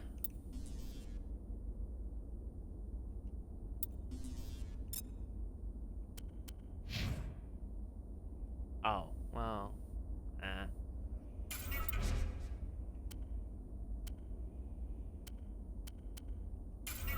If I can really just get rid of all that. Well, I don't want to get rid of all.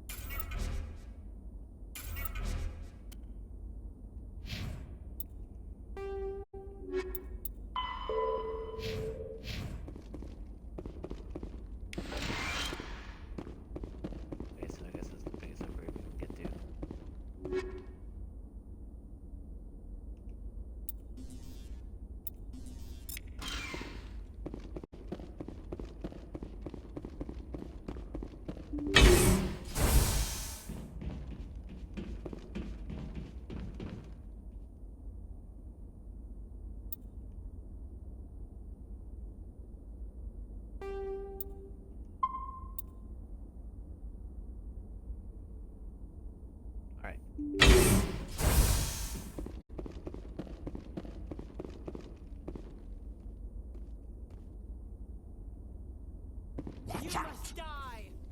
Watch out! Go, go, go! Go, go, go! Enemies everywhere! Go, go, go! Ellie, please move. Enemies everywhere! Hold the line! Okay, fall back, fall back, fall back. Enemies everywhere! Enemies everywhere!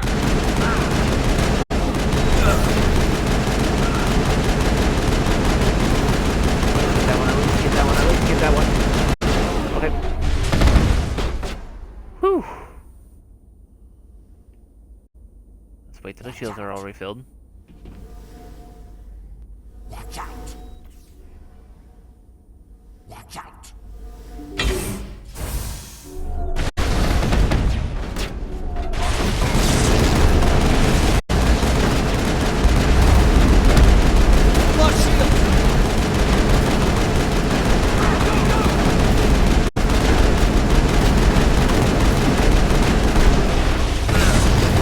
Oh shit. I'll kill you!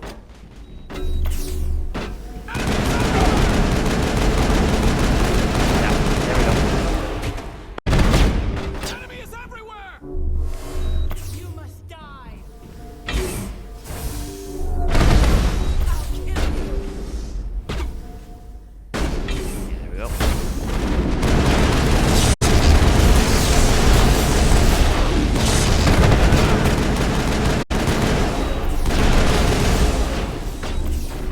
I see you coming up on our side.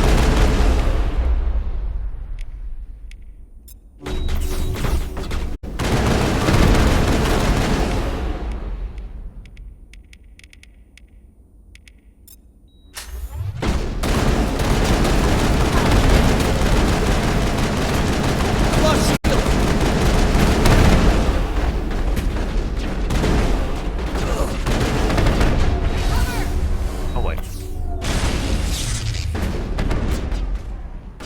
Alright, I'm back.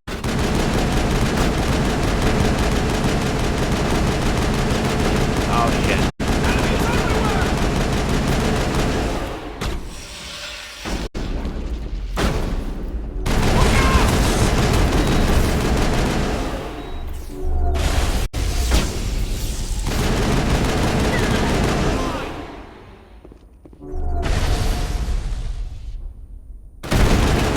Enemy is everywhere!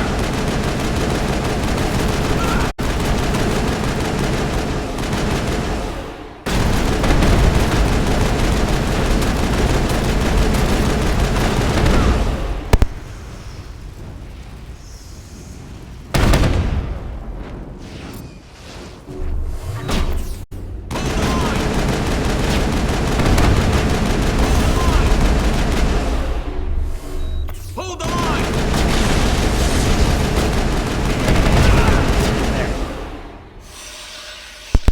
Whew.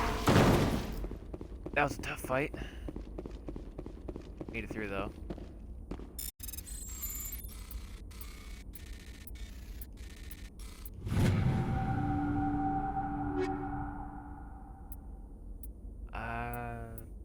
No, I'm not gonna use any of those.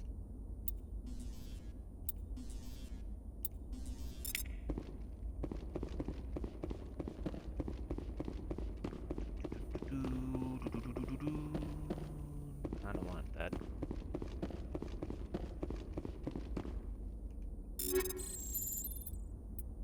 Nah.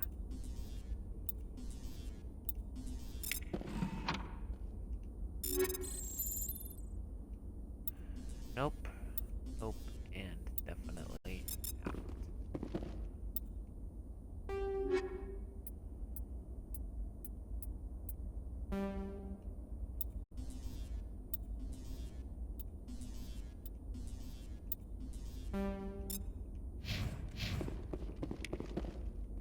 Let me go get some stuff.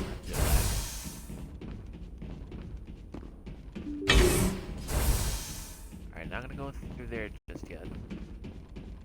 Okay, never mind. I guess I am gonna go through there. Stay back! I've got no grief with you. All I want is this bastard. Please! He's a madman! Mr. Toombs, you're insane! You need help! Shut up! You don't get to lie. You don't... Shepard? My God, Shepard, is that you? Toombs? But you were on a cruise. I saw the Thresher mob pull you under. They took me, Shepard. The scientists. You can't prove any of this! This man is delusional! See, they were running tests on the Thresher moths. They let those things hit us just to watch and study. I woke up in a holding cell. The scientists were delighted I'd survived. Now they had someone to run tests on.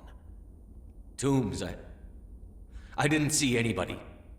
If I'd seen you, I'd have come back for you, I swear. You can't believe Toombs! He doesn't have any proof! I demand a fair trial! He was there! You bastard! He knows the truth! They're part of some organization, Cerberus, that runs secret tests like this. They treated me like a lab animal. This man deserves to die, Shepard. For you, for me, for everyone else in the unit. Are you with me? Keep that organization's name in mind, Cerberus. They're gonna appear a couple more times throughout this game. And the trilogy. You're better than this, Toombs. You're not like them. Don't tell me who I am. You got away with a few scratches and a scary reputation. The rest of the unit died, and I was tortured for years, Shepard. You can't judge me. You don't have the right. Toombs, if I could have helped you on a cruise, I would have. All I can do is help now. Let me. Okay. I'm no murderer. They couldn't make me one. Just as long as he goes to trial. Maybe the screaming will stop now. I don't know. Those bastards can't hurt you anymore. Joker, tell the Fifth Fleet we need a ship for pickup. Aye, aye, Commander. Toombs stares morosely at the floor, lost in his memories. He gives the scientist a shove towards the door. Your mission is complete. The Alliant Courts will take it from here.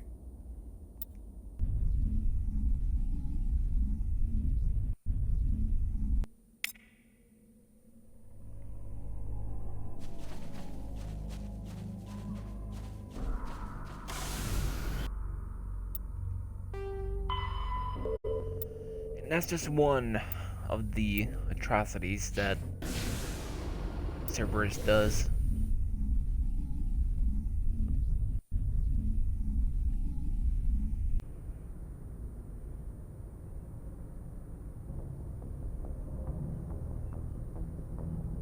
Message coming in. Patching it through. I reviewed your report on the situation, Commander. I'm glad to see you were able to take Dr. Wayne in alive. Now we can put him on trial and get some answers.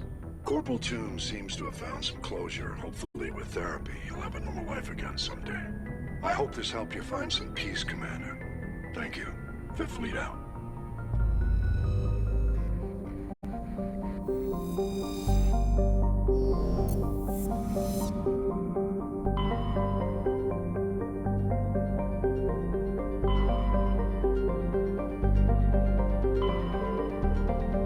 Alright, 2 more areas to look at.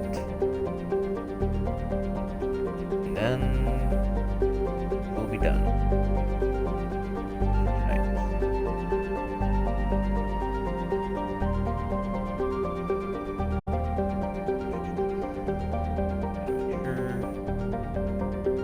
Alright. And funnily enough, this one's gonna be for the Ruthless war story or background.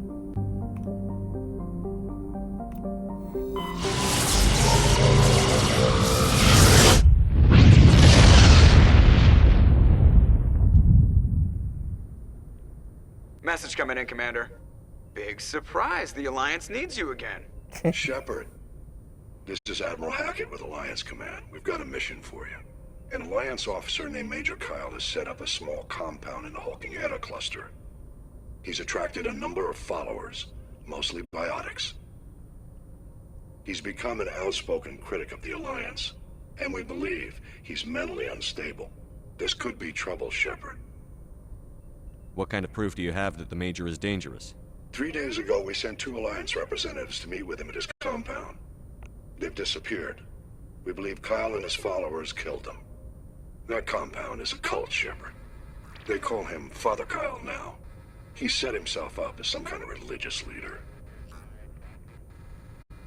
You said his followers were biotics? Yes. Major Kyle never showed any biotic tendencies himself, though.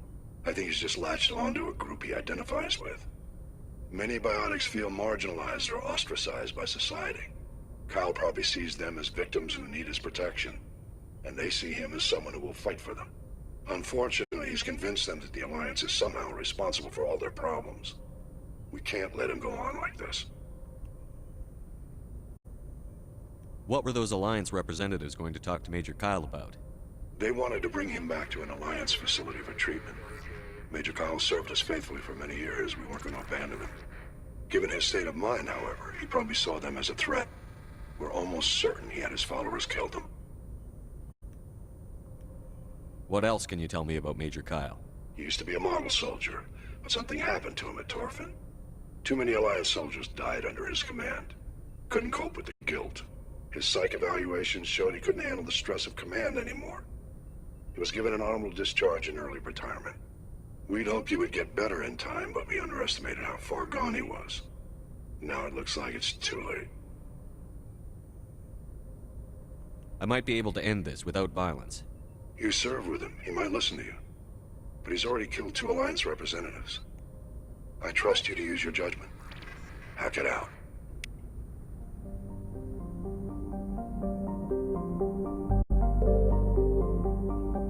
Press Drop is the place we're going to.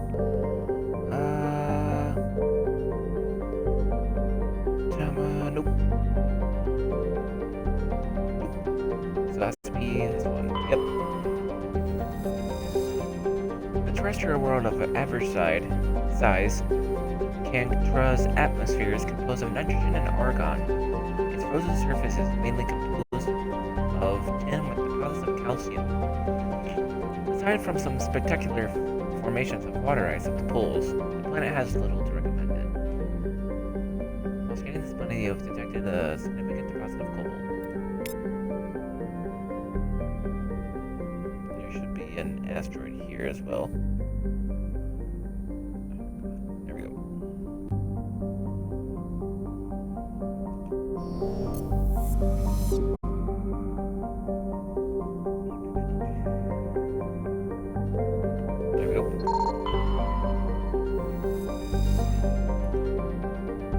Scanning this asteroid field and the Hulking Eta cluster, you detect a large deposit of palladium.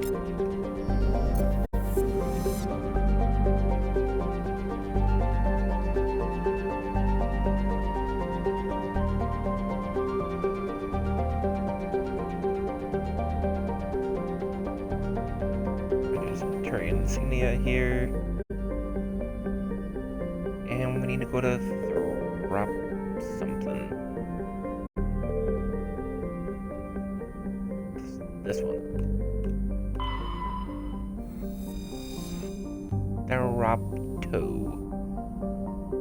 Tharopto is a typical hydrogen-helium gas giant with traces of chlorine and sulfur in its atmosphere. It has over 100 moons and an extensive ring system composed of pulverized rock, presumably the debris from shattered moons. While scanning the planet Tharopto, you discover a tiny moon with some odd readings. Further scans by Chief Engineer Adams revealed a destroyed escape pod. Your salvage team recovered the components and found a League of One medallion.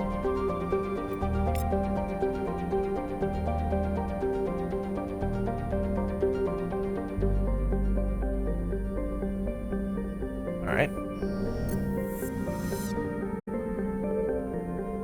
Stream's doing good. Okay.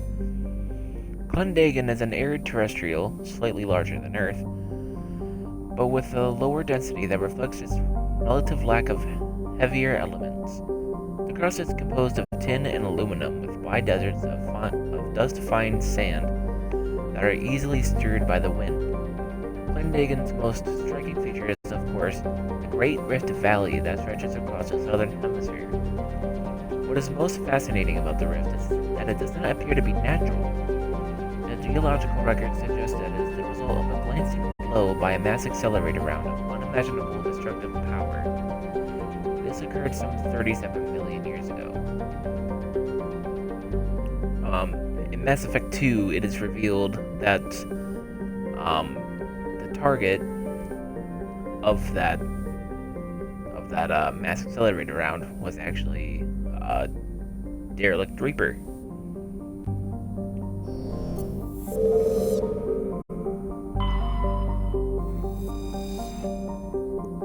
Okay.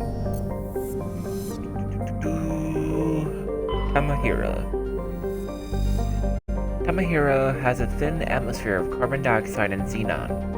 The surface is icy and composed of sodium oxide with deposits of calcium. It contains a few unremarkable metals, but mainly consists of rock.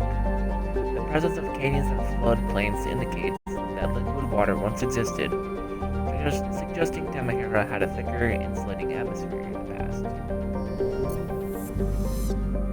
Oh yeah, that reminds me. Right, so this is the Attican Traverse right here. Alliance space is this little bit right here. Inner and outer council spaces right about here. The traverse ends about here, and it kind of goes around the core and ends right there. And then the rest over here is the terminus systems. Quarian, or well, the let me think.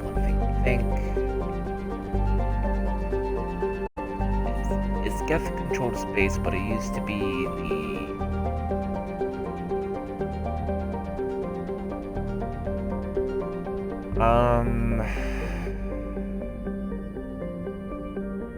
God damn, I said it earlier.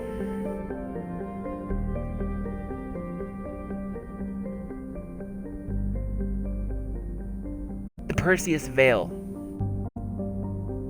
I had to think about that for a moment. But the Perseus Veil should be right around this area here.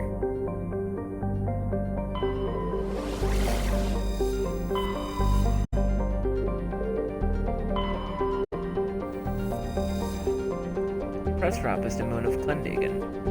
It is a frigid, barren world with an extremely thin atmosphere of carbon dioxide and methane. The crust contains plentiful deposits of heavy metals.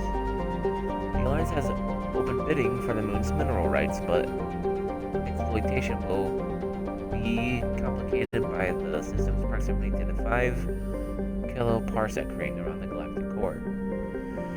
The ring is an area of intense star formation and too dangerous to safely travel. Pressrop's landscape is a nightmare of jagged, overlapping ridges and geological shock zones created by some ancient disaster. This has not deterred a generation of illegal wildcat miners from attempting to exploit the moon's mineral riches. Unfortunately, many have lost their lives.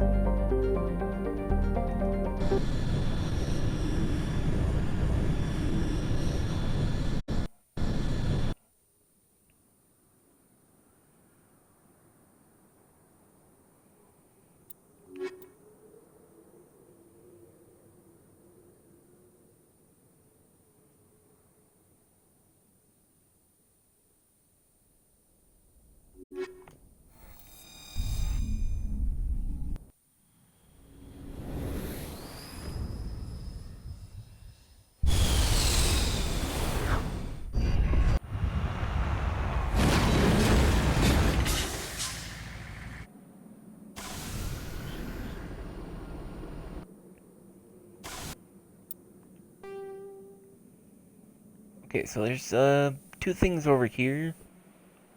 I don't know which are which. Actually, I'm gonna visit the fandom site, which is actually where I've been getting these maps from. 6 and 7. Okay, so there's a Thresher Mall right about here, but it's not really guarding anything. And then, down here is just some mercenaries, but we don't really wanna. There's not much there, so it doesn't really matter.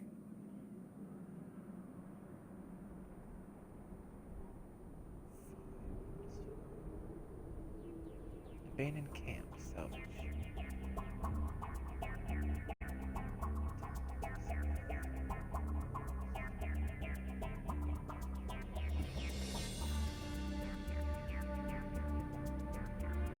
Well, there's a mineral deposit right about here, and then there's gonna be one right here, but we don't really have to worry about that because it's gonna be right next to our objective.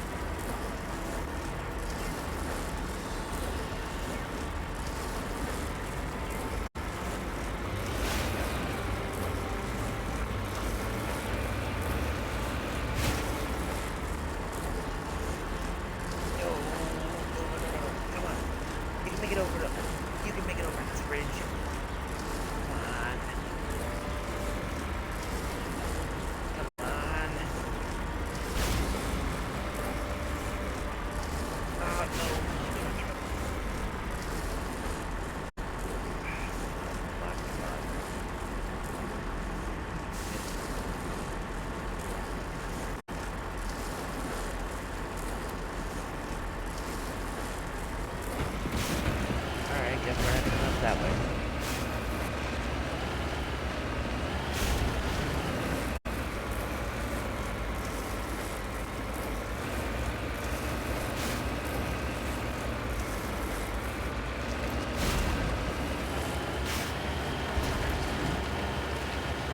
This cluster of prefab utility shacks have a distinctly ramshackle look to them.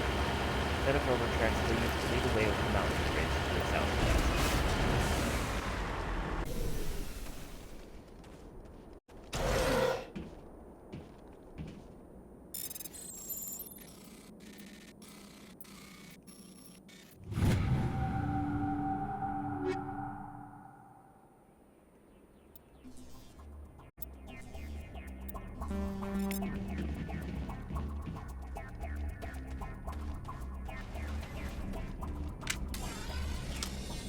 Yeah, I think that right there is the rift.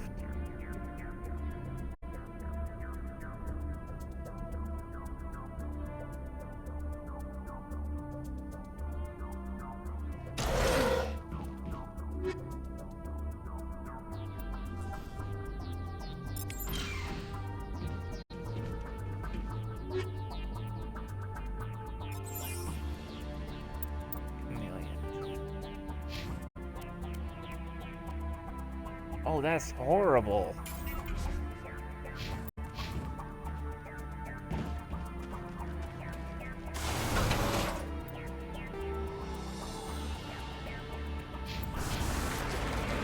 I'm guessing that mining facility is where it is.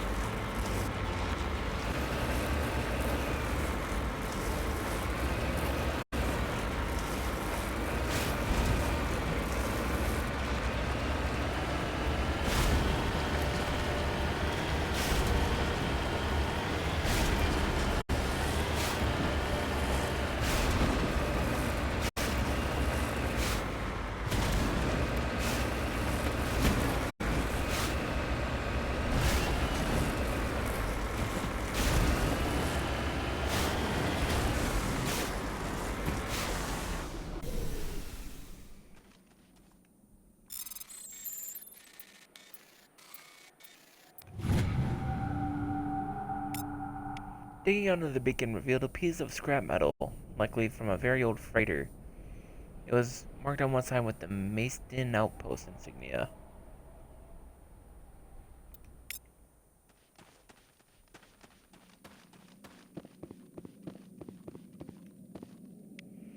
The front of the rover is crumpled the front of the rover is crumpled in from impact. A glance inside tells you the occupants, probably a team of illegal wildcat miners, are dead. Debris is still sliding down the furrows left by its tires, silent in the near vacuum atmosphere.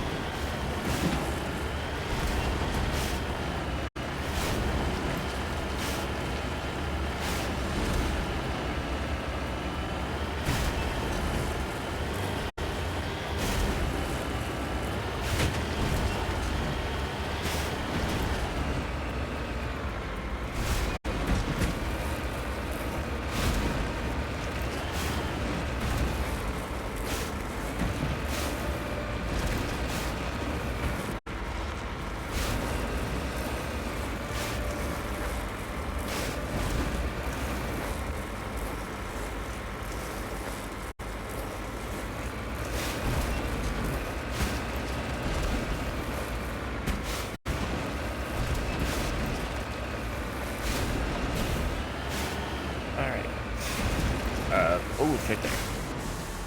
Oh, that's the very bottom. Lots of uranium.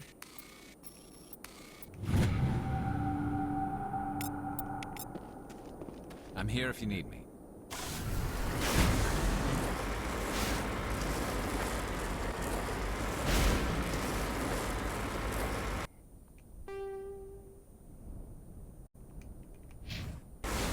We're not going for the other mercenary group over that way.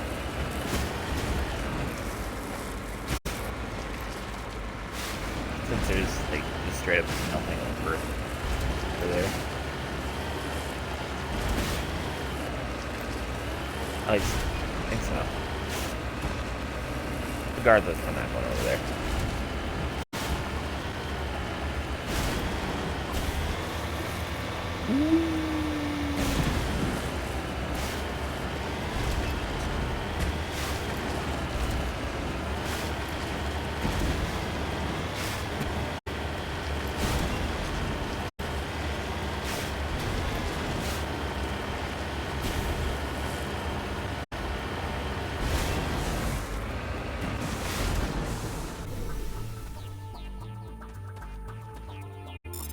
Gold. Oh fuck, we rich.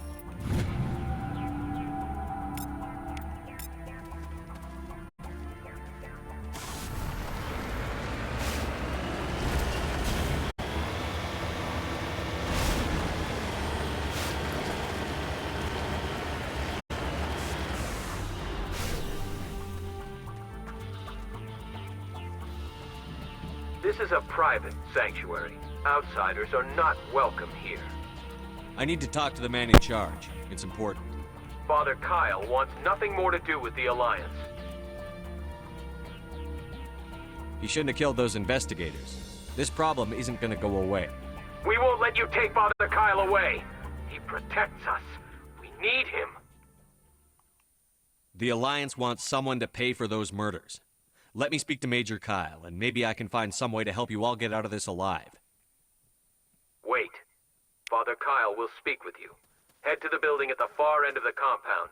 He'll meet you there.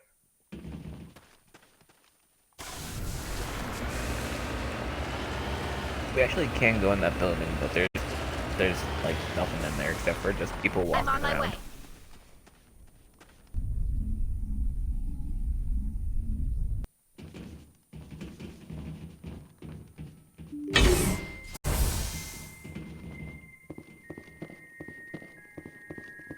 Father Kyle says other humans are scared of us because they know we're better than them. We can't trust the Alliance. We can't trust the Alliance. Biotics can feel safe here. If you try to take Father Kyle away from us, you'll end up like those other Alliance soldiers. If you try to take Father Kyle away from us, you'll end up like those other Alliance.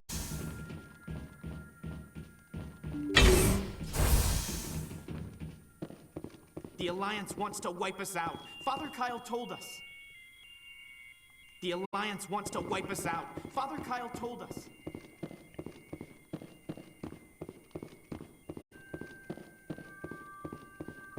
Those other men from the Alliance tried to kill Father Kyle. That seems highly unlikely, but The Alliance sent assassins to kill Father Kyle, but we stopped them. Nobody cares about us biotics. We have to look out for each other.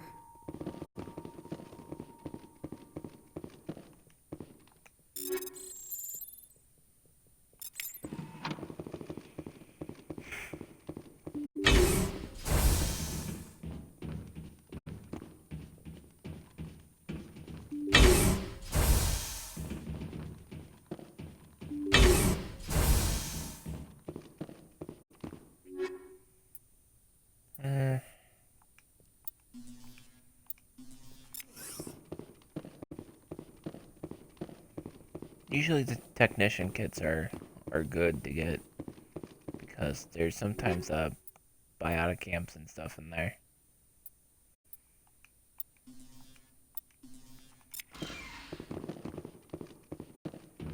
Sometimes Omni duels.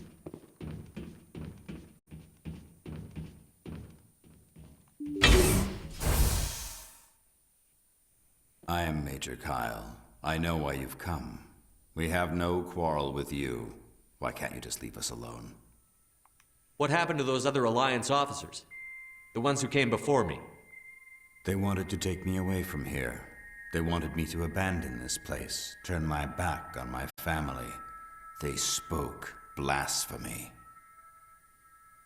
I did what I could to make their end quick and painless. I had no other choice. It was necessary to protect my children. Only I can keep them safe. The Alliance sent me to bring you in, Major. Can't you see this has gotten out of hand? Don't you understand you're endangering your followers? I respect that you have come under a banner of peace, but I cannot do as you ask. If you take away their father, my children will be helpless. You ordered your followers to kill those Alliance investigators. You must face the consequences of your actions. Do you really want your children to suffer for your sins too? No. This was my fault. My children are innocent. Pure. Please. I never meant for this to happen. I'm sorry.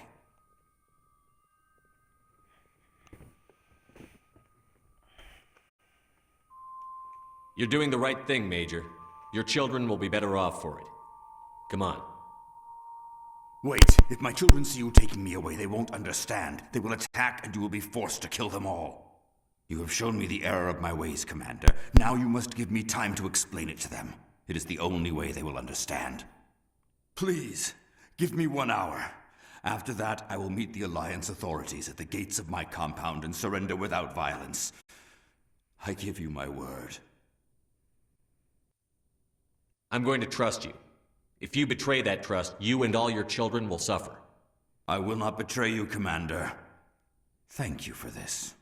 Your pilot can have an Alliance command patrol pick Major Kyle up. I just hope you know what you're doing, Shepard. Well, I mean... You should return to Normandy and notify the Alliance of Kyle's surrender. They want to dispatch his ship to take him into custody. Well, the thing is that highly trained Alliance officials are going to be, coming to get this dude. So if they try anything, well, they're all gonna, die.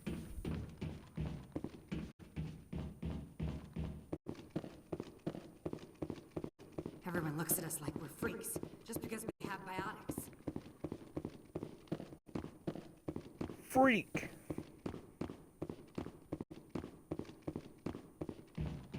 Hold on.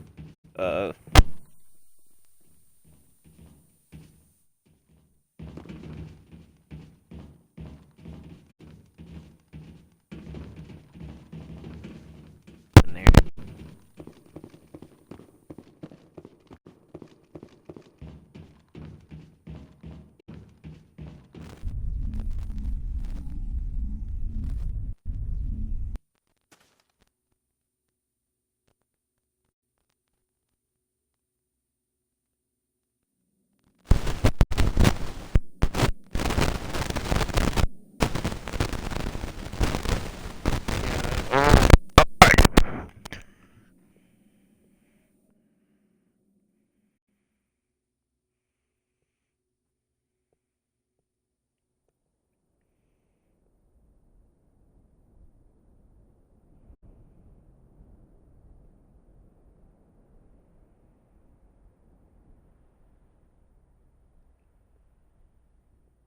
No. Nope.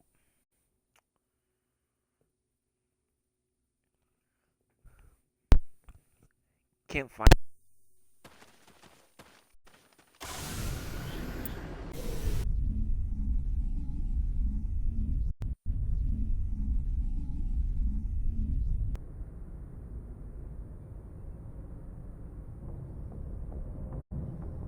Message coming in. Patching it through. Admiral Hackett here, Commander. Your helmsman just forwarded your report on Major Kyle.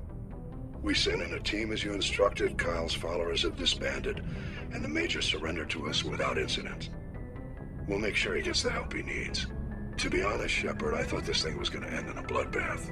I don't know how you did it, but you saved a lot of lives. Congratulations.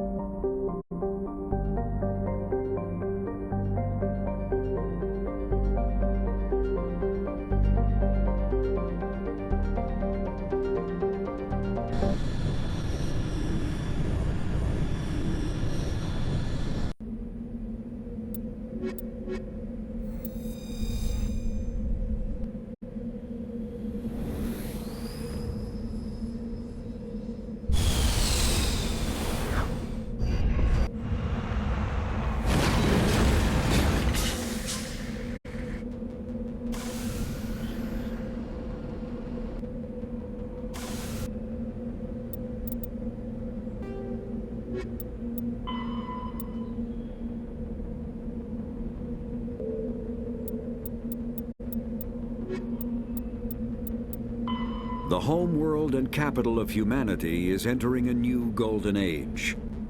The resource wealth of a dozen settled colonies and 100 industrial outposts flows back to Earth, fueling great works of industry, commerce, and art. The great cities are greening as arcology skyscrapers and telecommuting allow more efficient use of land. Earth is still divided among nation-states, though all are affiliated beneath the overarching banner of the Systems Alliance. While every human enjoys a longer and better life than ever, the gap between rich and poor widens daily.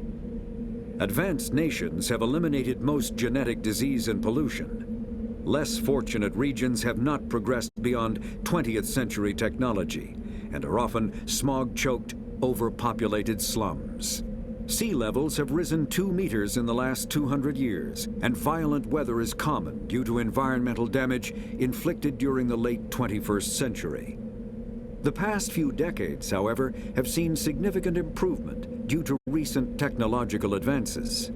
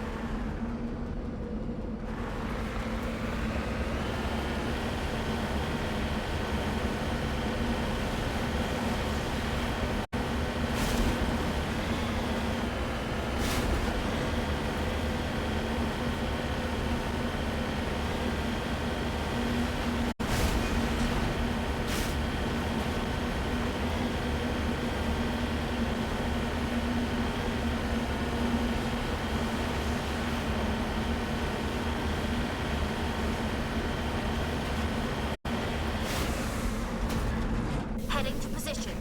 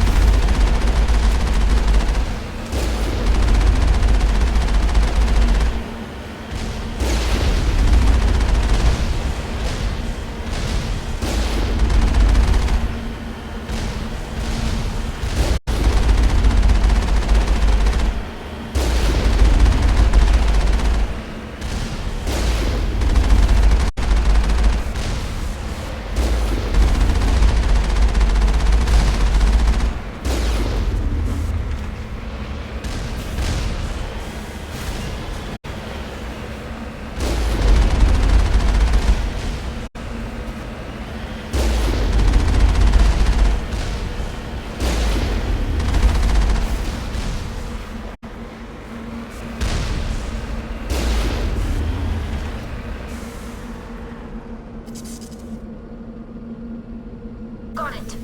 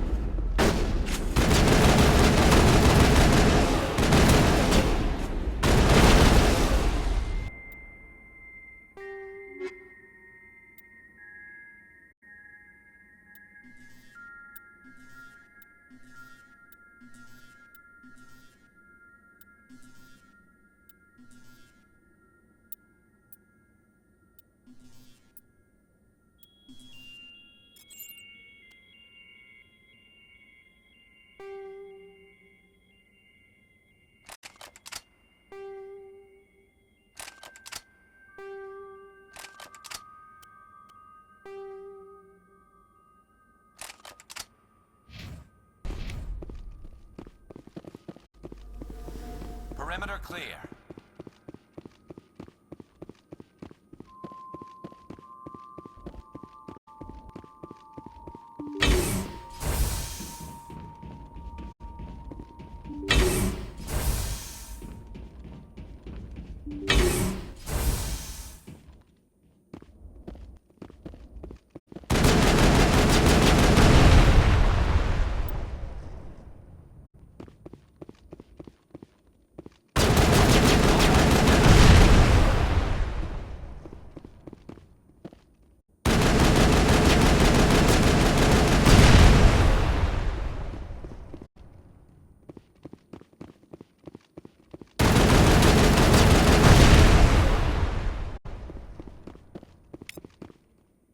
All clear.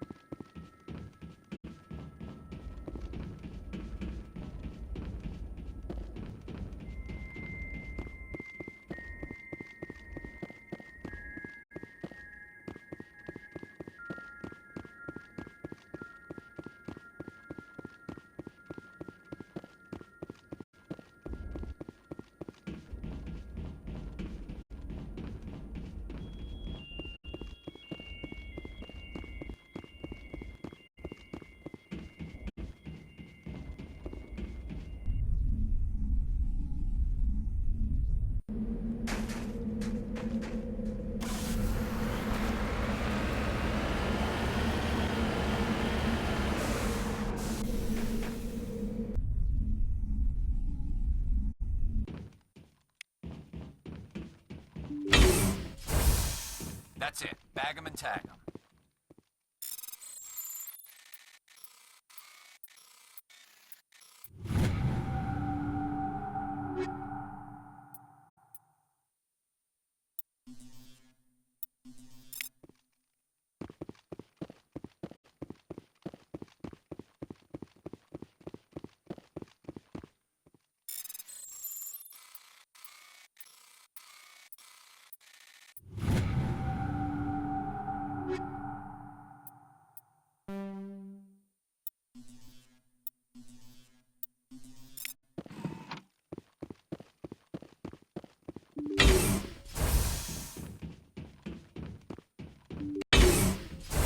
Kill 'em all!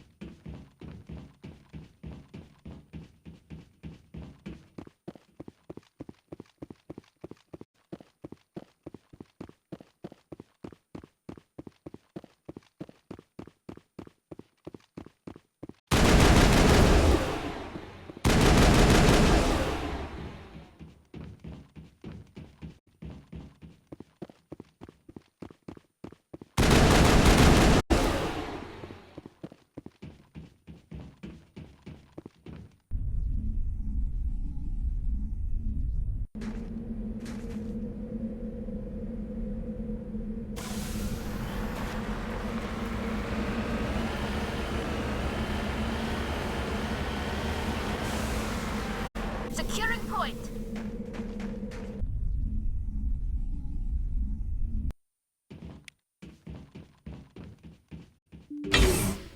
Area secure.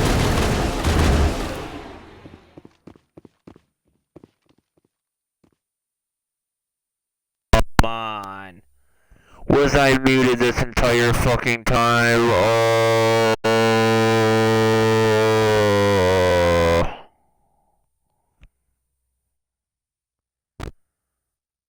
Good God.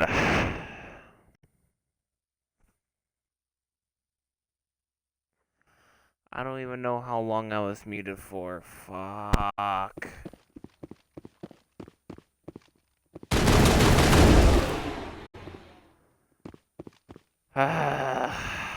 Well, that's okay. I don't think I was even adding all that much either, so.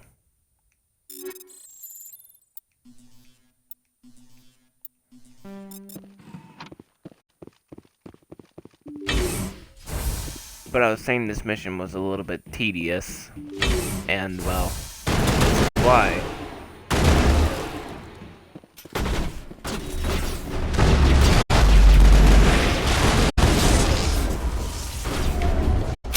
Why are they blocking? Don't shoot that one. Back.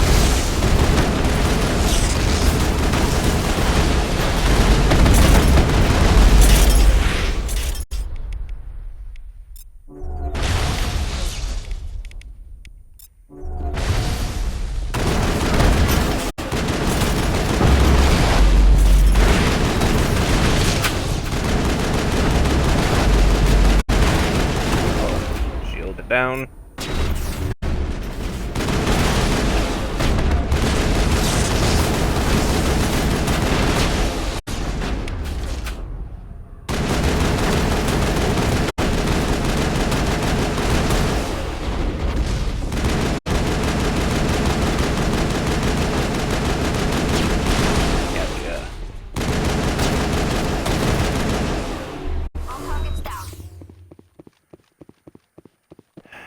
Alright.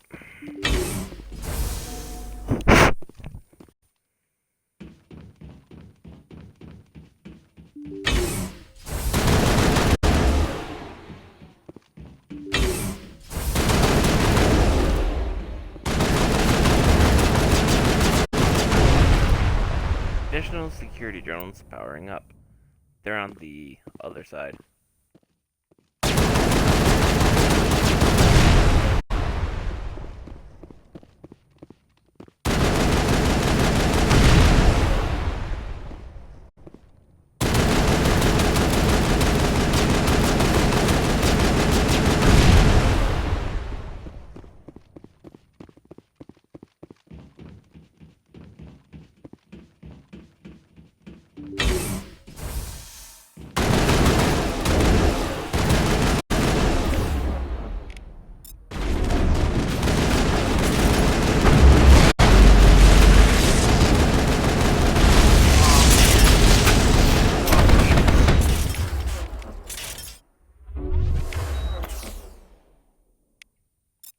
Thought that one had my name on it.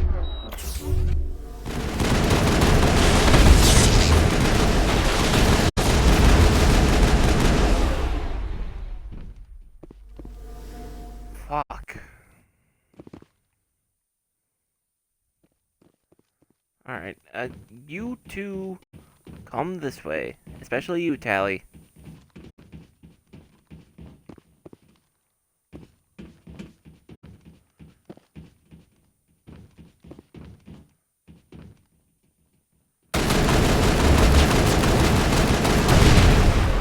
Don't want to get him poisoned on top of seriously injured.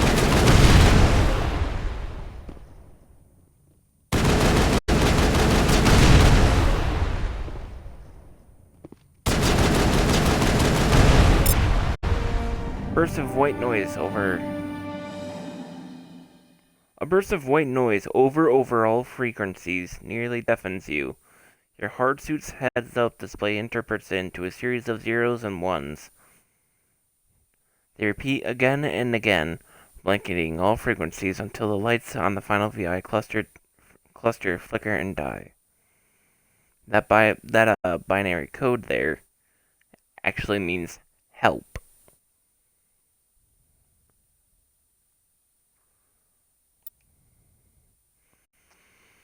And this is where you get your specialization class. It will replace your base class in the talents on the squad screen. Talent ranks in your base class transfer over to your specialization class. Go to your squad screen to view the bonuses you gain with each rank in your specialization class. Which I believe we should have already had it. I went with Shock Trooper.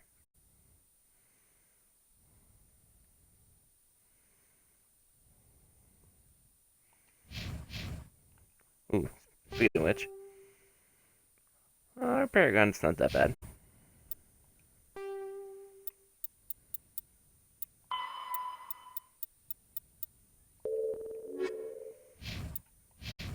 Alright, and that should be it. So we're gonna return to Normandy, wait for Admiral Hackett to say what he's gonna say, and maybe check up on the requisitions officer, and then that'll be a stream, because I didn't expect to be doing this for 5.5 hours, but here we are.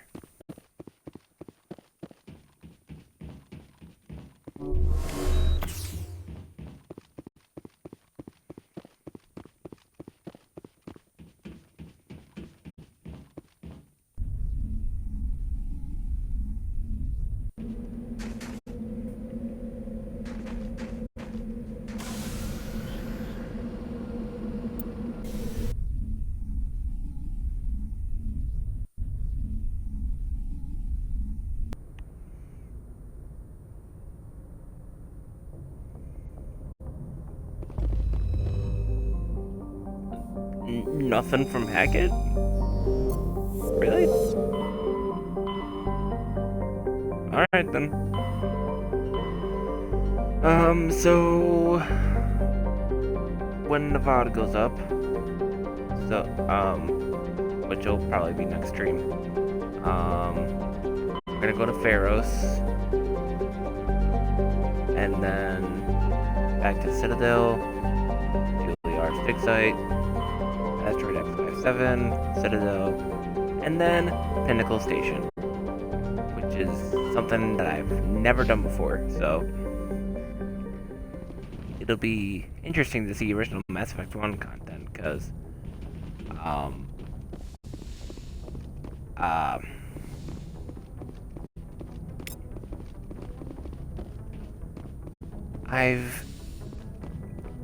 Mass Effect 1 has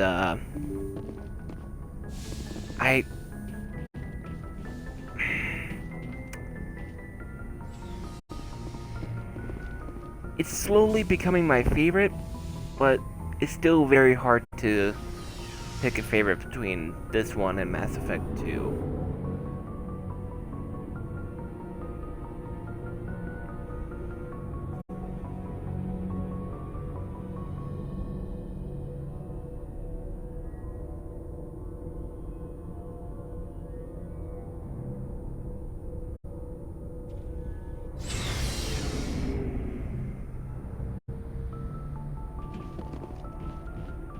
Looking for supplies? Kinda. Let's see what you've got. You bet, Commander. Ooh, we can buy another set. But do you have Colossus armor? No, you don't.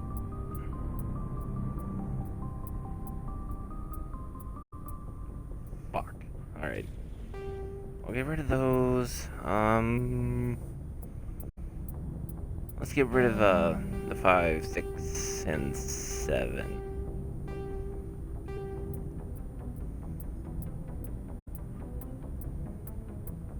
We can get rid of the combat optics.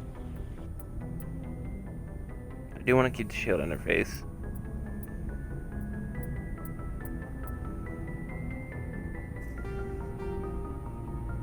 I don't know how many of the big boy weapons I got, and that's just what I'm gonna call them. Garrison Tally and Shepard have a full set. Does Rex have a full set?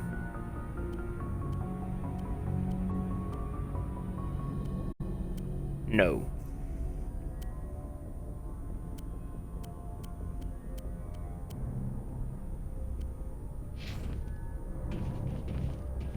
Caden. He has the 7 versions of those.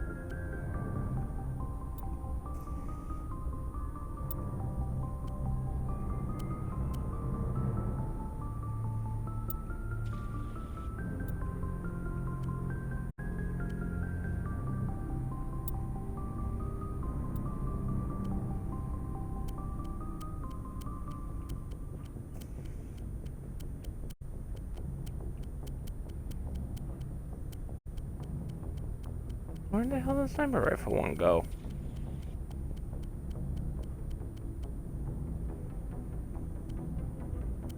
Alright then. Does Ashley have it? Probably doesn't. Only has 7 versions of those.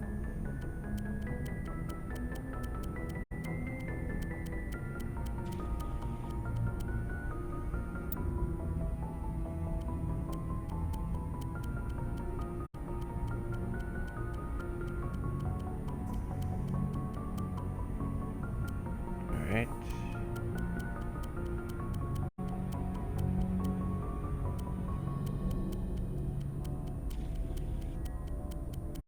Weird.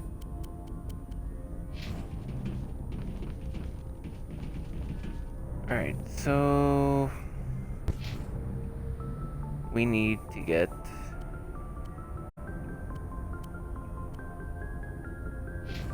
three snipers, or 3 of those snipers. 1 assault rifle, 2 shotguns, 2 pistols, and 2 sniper rifles. Or 3 sniper rifles. Which is gonna be looking for supplies? Very taxing on my... Let's see what you've got. You bet, Commander.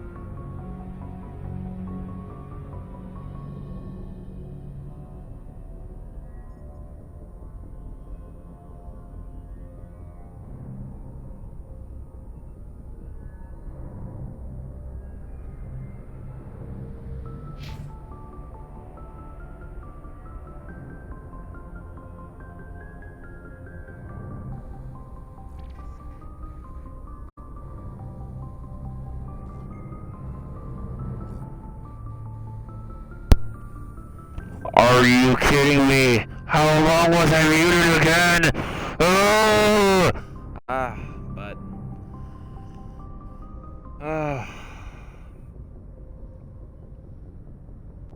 I'm ending the stream now because, one, my mic's being a piece of shit, and two, I've been streaming for nearly 6 hours, but, in next stream we're gonna be going to Pharos and all that lovely stuff. But anyways, Good night, everyone. Thank you all for your support.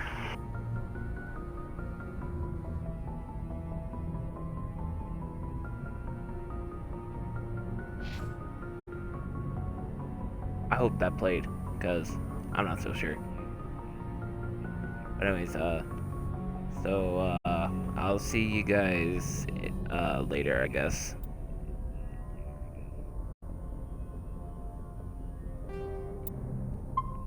Let's see, and